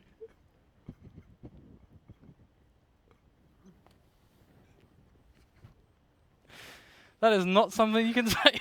Wow, that completely caught me off guard. I was not expecting that far of a blunt response. It's been a long day. You got a slight filter on this, not gonna lie. Wow. Apologies to any fans who are offended by that one. Nah, that's all good. Right, 4-3. 4-3. Going to be 1 round leader for CAX, and actually saving that AWP and that AK is going to be so good for the economy. 4,600 or 2 of the players there. Still there, the 4x comes out for Kaz. And the money is decent. Decent it is going to be. So it's going to be a triple stack over towards long for CX. A fairly standard stuff, but the big difference, the curveball, is going to be just how aggressive the T-side are going to be, and it's going to be a quick flurry backwards and forwards. They're trading all the punches, but who is going to come up with the victory? Well, so far we just don't quite know. It's a 3v3, but Roma straight through the edges of that smoke snaps onto the crosshair of Cinder. And with almost perfection, it will end his life, and Kaz now looking to decide, you know what, we've got the man advantage. Why push on towards A? Why not just bide our time, sit over towards long? Just try and bait them out even further, see if anyone else is going to peek, and from there, then they can make the decision on where they want to push. Go for the educated guess. Once again, though, Kaz with the 1-man lead. We've seen before, once they have the 1-man advantage, they always play it out with the trades. And once it goes to the 1-for-1 trades, obviously the man advantage, the team with the man advantage will lead in that sense. So, Thomas and Smear slowly rotating towards mid, trying to find information. Maybe gambling at this point, because if the bomb does go towards A, then it's going to save. Door just going to be held ever so patiently. And that's got to be something to be said for CX right now. There's not quite deciding, you know what, we have no information, we have to make a play, or we have to do something. No, they're actually sitting tight. So I like this from them. I think Smooya and Thomas playing this one to the best of their ability, but whether they can hit the shots when it counts is a whole different ball game. As we know that so far Kaz have just thrown one sultry smoke here and there. Still not even deciding where they want to go. It's just going to be a lot of mid-aggression. They're trying to catch Smooya off guard, and they're going to get an opportunity. The shots will be missed, but he's sitting stuck towards Xbox. There's no way he can survive this. Thomas is going to find the trade, leaving him to a 1v2, but he's pushing in towards Dream, and he's going to be hended with an AWP standing upon the tips of short. 4-4, money, not really reset now, but money is low for CEX. They could buy the AWP on the M4 onto Smuya and Cinder. It's a hard call to force this. And instead it will be the quasi buy. So, hopefully seeing 5-4 in favor of Kaz, unless we see crazy things happen.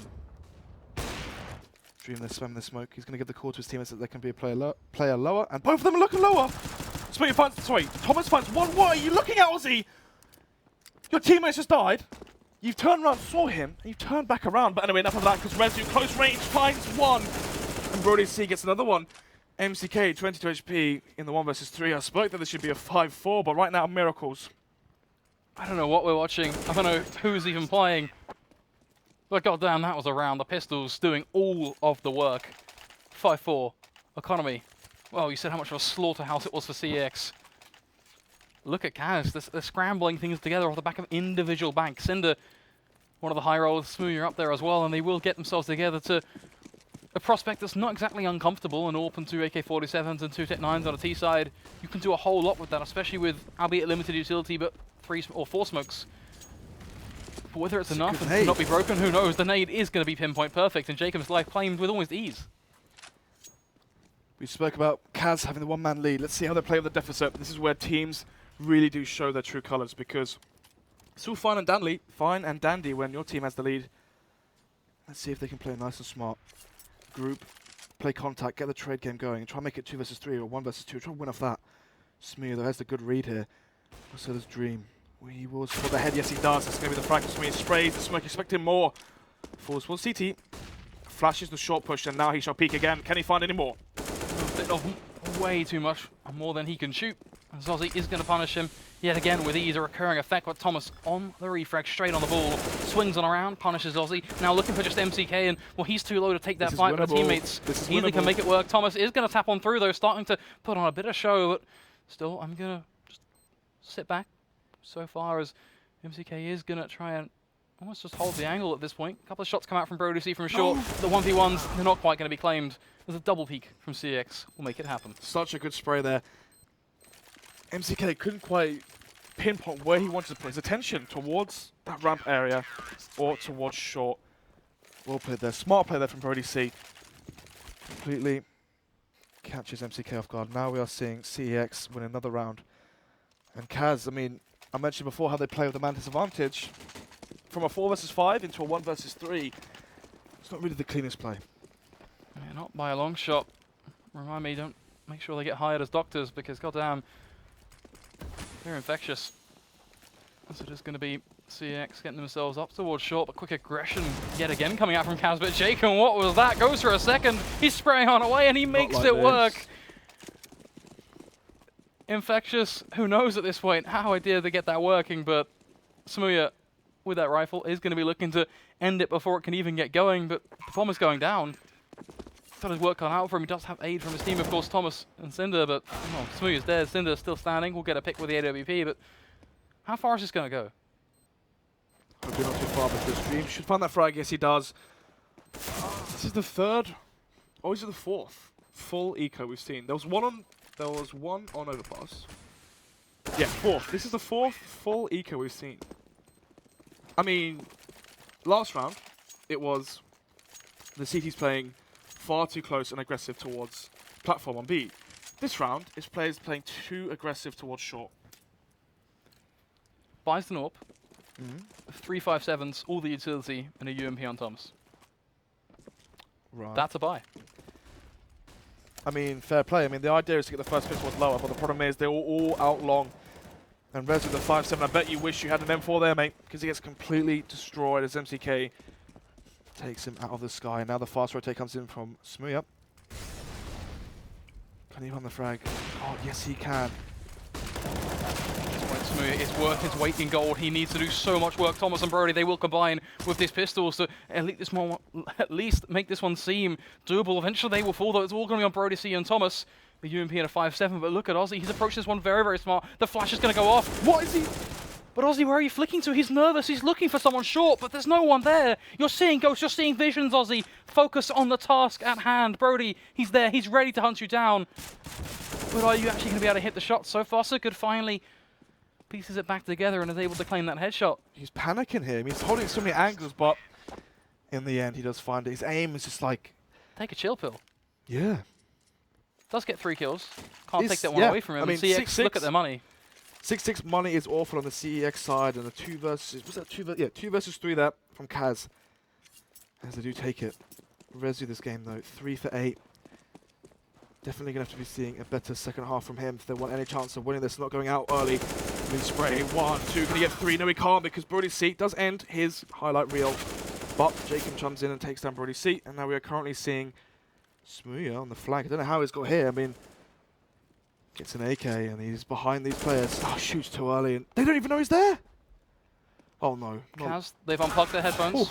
They finally at least use their mouses to turn on around and get the frag, but that could have been a complete different round. But thankfully, they do keep it intact nonetheless. 6-7 is the scoreline, and Kaz starting to step ahead. But they have to face CX on a full by now. 5 rifles. No AWP on Smooya, most notably. Yeah, and we're probably going to be seeing some CT aggression. Maybe a push towards B. Maybe a double push towards the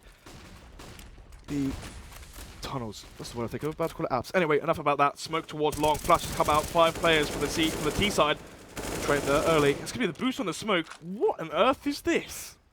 Smooya, he's sitting tight. He's got himself on that lip, and he is not going to be moving a muscle. He's just going to let himself do his job. Eventually going to drop him down as it fades, and gets ended straight away. A position rendered useless as Roma gets a double kill for himself. Brody is at least going to pick up 1 in the mess that is their long hold. But look at Thomas. He's right behind them. Roma already has an idea that a flank is definitely on the cusp of coming, so drops down a double defensive Molotov, just making sure that nothing in that direction is going to be coming there at all. But look at Cinder. The fact he even gets a frag there is ridiculous, let alone making it now possible for Thomas.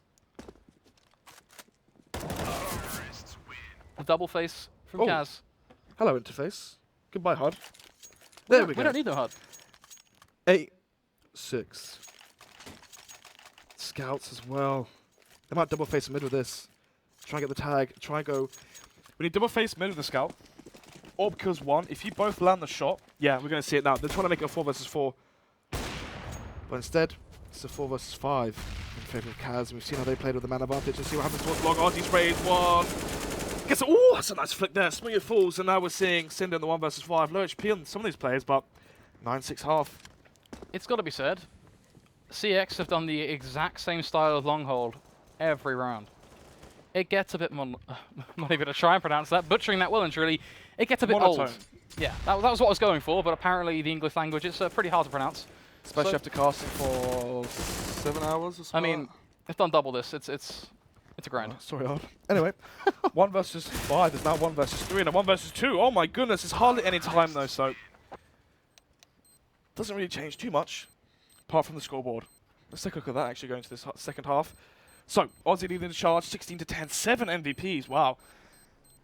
Thomas and Brody C as well. It's Rezu really falling behind, and hopefully on this T side for his team, he can really step up and bring the firepower. You can certainly hope, of course. This scoreline, you can't necessarily read too much into it in terms of, okay, they got 6 on the T side or 9 on their CD side or anything, because it is does too, right? It's kind of a 50-50 affair. But what you can do is look at these two teams and look at these individuals and go, okay, where do they slot in best to these lineups? And are they more comfortable on the T side, for example? Smooya, a player that is known for being able to dismantle teams on a CT side via calculated aggression. Well, T side, he does like to go towards mid. That's one thing. Have a teammate flash close mid, have a rifle, or even just a Tech 9, clear out the close mid doors. If you see nothing, have the AWP peek towards window, have the AWP peek towards the B doors. And then obviously, after you peek that, peek towards CT and try and find a frag on a rifler, because it's very rare you have an AWP early on, anyway, towards mid. Usually see them towards A. For sure.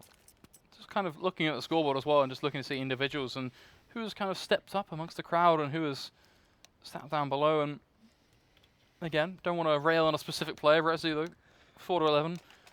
Not necessarily having the biggest impact in the world, but looking for it in other places perhaps. Well, you got to think as well, he brings far more than just firepower to this team. He is the IGL, good Exactly. comms, and a leader.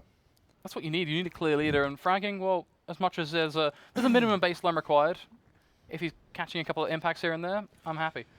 Catching impact, but maybe not catching bodies. But hopefully, on his T side, we can change that. On the flip side, Anyone else who stings out from the cast side that comes to mind? Stings out. That's a phrase. Yeah, that's a phrase. Damage done. Smoothly leading the charge there. Obviously, with the pistols and when he picks up those AKs, he does do a lot of body damage into his players, apart from the frags, obviously. Dream leading the charge again. I'm curious on JKM and Rezu in that selection, if we can make that adjustment. There we go. Oh wow, yeah. 600 damage dealt after 15 rounds. That's about 40 ADR. Yeah. It's not a comfortable spot by a long shot, but nonetheless, it's time to stop staring into the grass. We're out of school. We can focus on what's at hand, which is looking at some Counter-Strike. As it is going to be a repetitious style coming into play for the CTs. Let's see if Dream or MCK can repeat. I mean, if anyone's going to do it, it's going to be MCK. Every time I cast him, it's such strong pistol rounds, so we'll be able to see it. Let's see. Flashed off the ankle. Let's see how many can get one. Spray ain't gets one anymore. It's going to be Dream to chime in as well. MCK as well gets another one. Smooth, though. Top mid trades him. 2 versus 4. Can MCK get the third here? Instead, he shot back off smartly. Just want to make it a 3 versus 2 because it's far easier to win than a 4 versus 2. And they are stacked up as well with a smoke on Smooth. So they could smoke off mid to B. But the problem is that Aussie has pushed this tunnel. And now he shall be behind them if they do opt to go towards B.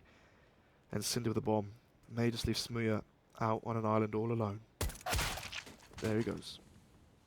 Good night, sweet dreams. Enjoy what is going to take place as Aussie is going to finally get put to rest. Smooth. But it's a 1v3. Not quite a 2v4 and such, but Not like this. difficult. Nice. Not like this is more thankful of phrases. It's just, I don't want to see. Was it? He was. Yes, it was Endpoint versus. You don't want to see a Jesp situation on Mirage. Yeah, which team was it? It was Kaz. Yeah, it was Kaz. I don't want to see a replay of Kaz just one by one peeking into Jesp and one by one peeking into Smooth. Anyway, pistol round now. 1 for 1 in terms of pistols in this final map, and you can really look at this as the best of 1. All the other maps don't really count for anything. It's all down to this, and 1 for 1 on pistols is definitely the fairest. But that also means that Kaz in the previous half won 9 gun rounds, and CEX only won 1. Sorry, 3. That was Chris from MCK, straight on towards the cranium of Smooth. Ending any sort of impact he could possibly try and have, as JKM just going to sit towards the door and gives Thomas a friendly greeting as he tries to barge on through. He's fairly unwelcome on the entirety of the T side. Clearly Kaz not quite the receiving type when it comes down to housewarming gifts.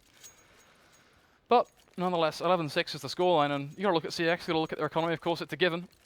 12-6, that's a pretty uncomfortable standpoint, and 6 rounds, it's not necessarily the be-all end-all of life, but it is a tough one to bring back. Especially as we are looking potentially at 6-12. Kaz doubling the scoreline of CEX, and I pictured it to be 16-10. Right now it's looking like it's going to be 16-10 in favour of Kaz, as CEX, they've really fallen flat since that first map. I mean,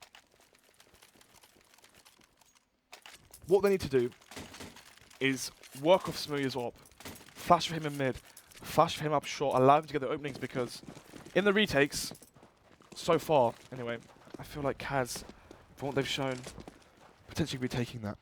So try and make it 4 versus 5 or 3 versus 4. Have a one-man lead in your advantage, in your lead, one-man lead to your name, and go from there. Oh my goodness, so close. Is he going to face with Thomas? Yeah, as well. Yes, he will. But no frags for him, but information gathered. And this means that it's most likely not going to be B unless these players opt to stack up towards mid, smoke off mid to B, and try and split that way. And they're already out mid. Let's see what happens. Thomas now spraying towards Dream through the smoke. Dream tags him and actually headshots his teammate. Smooth only hit for about 30 there, so flash comes in. MCK is not flashed for too long. But it's going to be MCK hit a nice split down to Thomas and a nice split down to Brody C, but Thomas so silence MCK. Will he silence Jacob as well? No, he won't, because Jacob repeaks there. A nice frag with his AWP and his Tech 9. Rezu in mid cannot get 5. Instead, he's still at 4. That is just decimation from Jacob over towards the back of that site. He should not have been left standing in any way, shape or form. That should have been a simple frag to connect. Just punish the guy on towards back of boxes when you're pushing in through a door. But that drive-by with the Tech 9, well, it's pretty damn swish, and you have to look back towards the economy of CX now. They can't get going. It's 13-6. Potentially looking at what could be 14-6 very, very soon, unless these Tech 9s and Kevlar can make a huge play. But it's a double op setup, and they are versus pistol, so maybe not the best buy. But maybe not the best play to just run through a smoke, but Roma, he's on the ball, then he's getting the frags left here and right. Maybe he senses that the final player is in the smoke, but from what I've seen so far, this might just be the GG. 14-6. CEX need 10 flawless rounds to take this. Kaz need 2. Yeah, can already almost just get a sense of what you think is going to happen, judging by the preemptive 16. But at the end of the day, it's pretty much going to come down to this round, because economy-wise, if CX don't make this one work, it's going to be a scraping going into that last, and we've seen a whole lot of those, and they've all gone the same direction. Why would you pause at 14-6? Pause for the first gun round of the half after you lost the pistol. Pause for the pistol. I think It's too far gone pausing has always been an issue. for UK teams. Yeah, for UK teams. For a lot of it's like- teams, to be fair. Russian ones as well. Yeah, I think I can agree with that as well. I think domestically is probably the best way to describe it instead of using the prefix of UK. Domestic matchups, Yeah. it's always pauses. I remember, I think it was Zeus or another Russian player saying that in Russia, pause is a sort of like an ego thing. Teams don't want to take pauses because it's a sign of like a white flag. Same can be said for these teams here, especially in the UK where the egos are so high, and the results definitely don't match that. I mean, you're talking about egos. People always mention, okay, you know, the Fnatic BM pauses and things along those sort of lines. Astralis did it to Fnatic. Yeah, it was the reversal, and I'm looking at this and going straight up, these guys aren't Fnatic, they aren't Astralis. Drop the whole facade of it's a white flag or it's anything along those lines. Play Just to win. pause, because you are playing to win. The scoreline of getting to 16 is much more important than whether that guy thinks you're a cool AWPer or not. Because nobody really cares if It's not about the random HLTV ratings. It's not about the highlights. Yeah. It's not about the Plays TV. It's literally about winning the match as a team. Exactly. So, 2 rounds needed for Kaz and 10 for CEX. 9 if they want overtime. But a very big ask right now because we could be seeing CX go out in 4th place. They've still got money to the name and Dreamers caught off guard. I mean, you knew there's a player there. Expect the unexpected. Jacob as well as 15 HP, so we could be seeing CEX on the 7th round. Even then, it's still such a tall ask. And even to finish out this round, it's going to be a tall ask because the bomb is still far back. And they're going to boost over the smoke, and this might be given because Aussie is there. Sweet with the flick, gets him, takes him down. Jacob's still low HP. Shall see how the round unfolds because these players, they've left B. Jacob holding mid with the AWP. Oh, he unscopes the angle as soon as Smooth runs across mid. The timing ever so uncomfortable at this point for the CT side as they try and rekindle what they have lost. And it's going to be a whole lot of long aggression coming out from CX. They're sending their entire party aside from just that one wrong short setup.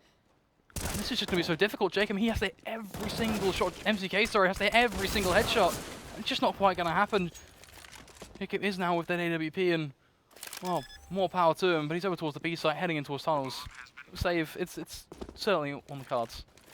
Kaz are going to place on the back foot, but the big thing for me is I'm curious in their economy because they've been able to string together rounds, and Observer, I want to show double us the check money. where they can string at, which, as expected, just off of how clean they've been, 11,650, 10,450. Kaz, it's not the middle end of life. Even if they don't save the AWP, which Thomas is going to cut it down, they can still afford to rebuy everything they need. And I think at this point, the careless aggression from players like Dream there, you know, they're not going to keep doing it, are they? They've got Well, on that front, usually what you see 8 is... rounds. You know, they're leading 8 rounds ahead. You know, that's when you can't take risks. They've got rounds that you can give up. Once it gets closer, we're going to be seeing more of a default play come up from Kaz. And so far, when they play it more strategic as a team, they definitely do fall through. So Roman now flashes the smoke. Can he get anything? Yes, he can. It's a bad smoke there from the T's. Thomas is seen, and the boost comes up from Brody C. But the problem is, though, he's seen so easily. Jumps into pit, stays alive. What is up blue? Refaces now. Where's Brody C looking? He's tagged up. The double nade comes in, but he's still alive. Somehow still they're standing, but look at the sheer amount of damage inflicted. Both sides of the board. MCK, just 20 HP. Similar storyline for Roma on 56, but look at the T side as well. It's just a smattering on both lineups. But who's going to come away with the win at the end of the day? Is Brody looking like he wants to just barrage straight through mid. What preemptive smoke, but still gets the pick. With that, Smear falls, and now Jacob trying to get more. Gets 2 frags, and Cinder's does trade him. Look 2 at the top versus of mid right 3. now. Aussie's all to play for. Sorry, Roma's all to play for. But Resolute wins it. And now Dream with the AWP. This isn't really the best. You've got Molotov. He's got aim as well, apparently, because now he knows who the final player is. And Cinder smokes off short. Now he wants the players to push him. This is quite smart, actually. I do like this. The problem is that once he gets the bomb down, Dream can molly off the side. There's only one place that Cinder can be. Oh my god, that's Chris headshots. It's seeing it jumps in the box now. Can he get it done? No. He falls. The AWP should be saved as well. Money's staying strong for Kaz. The bomb does go down, but the problem is the bomb isn't enough when you're playing versus match point. It's going to be such a tough grind for CX to make this one work. Now they began the formation of a comeback in previous maps. It always came back to the same moot point that they got so far, but in the end, the scoreline just didn't quite suit them. And that could be the situation they're in right now, 7-15, the longest grind they've had to make so far, and almost definitely going to be an uphill slog. How do they at least want to approach this? It's going to be a double up setup on T side, so clearly looking for some picks. But right now all I'm seeing is the lineup darting straight towards the B tunnels. When you've got a double up setup in play, is this really going to work out in your favour? Well, with the double up set up, you need to play nice and slow. Thomas is the secondary AWPer for this team, and there he is showing it. Dream does fall. Secondary takes down primary, but anyway, MCK gets 2 frags with that spray down. Brody seemed to get frag while I was talking, so it is the 3 versus 3, but the B bomb site isn't quite CX's yet because they're quite hesitant right now with all to play for. The flash comes in, this could be it. Flash over, he's not going to peek. MCK fully aware there's native dead onto his trails. The flash goes out though, finds one, looking for a second, shuts down Cinder. The greed, it's going to work out in every single favour. Smooya will find one, but Aussie is going to cut him down yet again. The same old repetition, the same old phrases, it all but the same. 16-7 to Kaz. I mean, we have ourselves our victors, and we have ourselves our 4th place team. CX do go home first, as they fall short on the final map on Dust 2 versus Kaz. Tomorrow, though, it's a brand new day. Kaz could definitely bring a different form, and the form they've been showing throughout the season. Has to be said, £800, not an amount to be complaining about. A solid, I'll take it. Yeah, solid banking for those players on CX. But unfortunately, it has to be said, commiserations to them. Not quite able to make it work in playoffs, but you still have to remember you got to playoffs. You've got that prize pool. Perhaps next year is the way to go forward in Season 3, perhaps. Wow, it is next year. Is it 2017? Looming around the corner. It's gone pretty damn far. Yeah, no, Season 3. Yeah, if it happens, hopefully. Fingers crossed, right? We can believe. Anyway. John, don't let us down. That'll be before the I-60, won't it? We've only got one more. We've only got one more like cast in the studio. I mean, that's predictions on when it's going to happen, but we have literally no idea. It might not even happen yet. Who knows? You know what? If you guys want Season 3 of UK Masters, at UK Masters on Twitter, make it happen. Hey. That's the way to go forward. But of course, tomorrow we have ourselves the rest of our playoffs. Kaz versus the loser of FM versus Endpoint. Yep. Obviously, the winner of FM versus Endpoint shall go to the LAN, all paid for. Play the UK Masters finals on that Friday. Skip the group stage, have a 1st or 2nd seed. So, and also play for a hell of a load of money. yeah, $7.5 grand or $4 grand. Either way, you're taking 800 to 1,000 each. So that shall be tomorrow's games. Well, same time, 7 p.m. Yeah, it's been a pleasure being with you guys tonight. It's been a long one, so we are going to leave you to it. But until then, we'll see you guys tomorrow.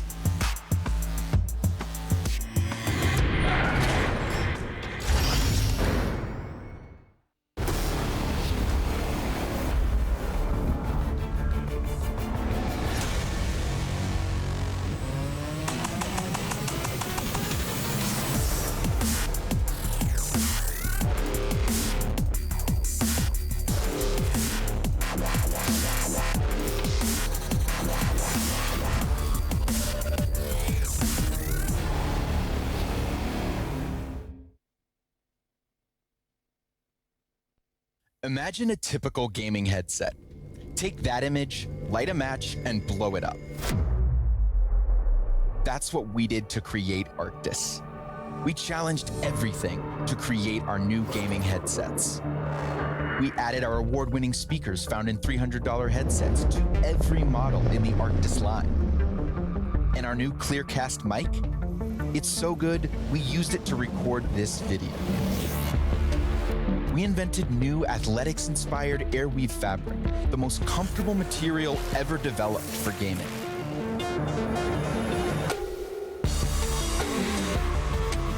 It's time to reset gaming. Rise up.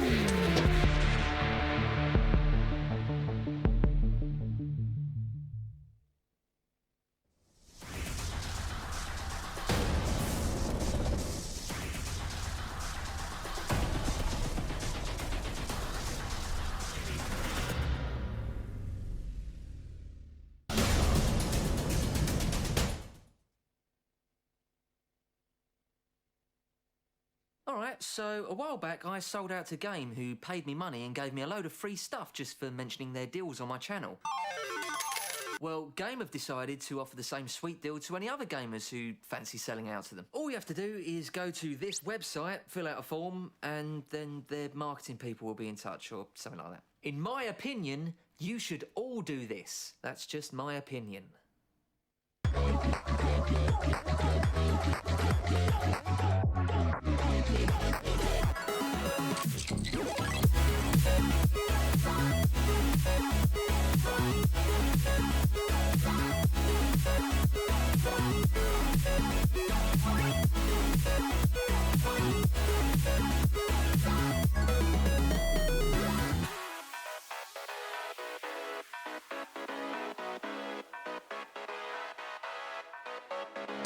Now.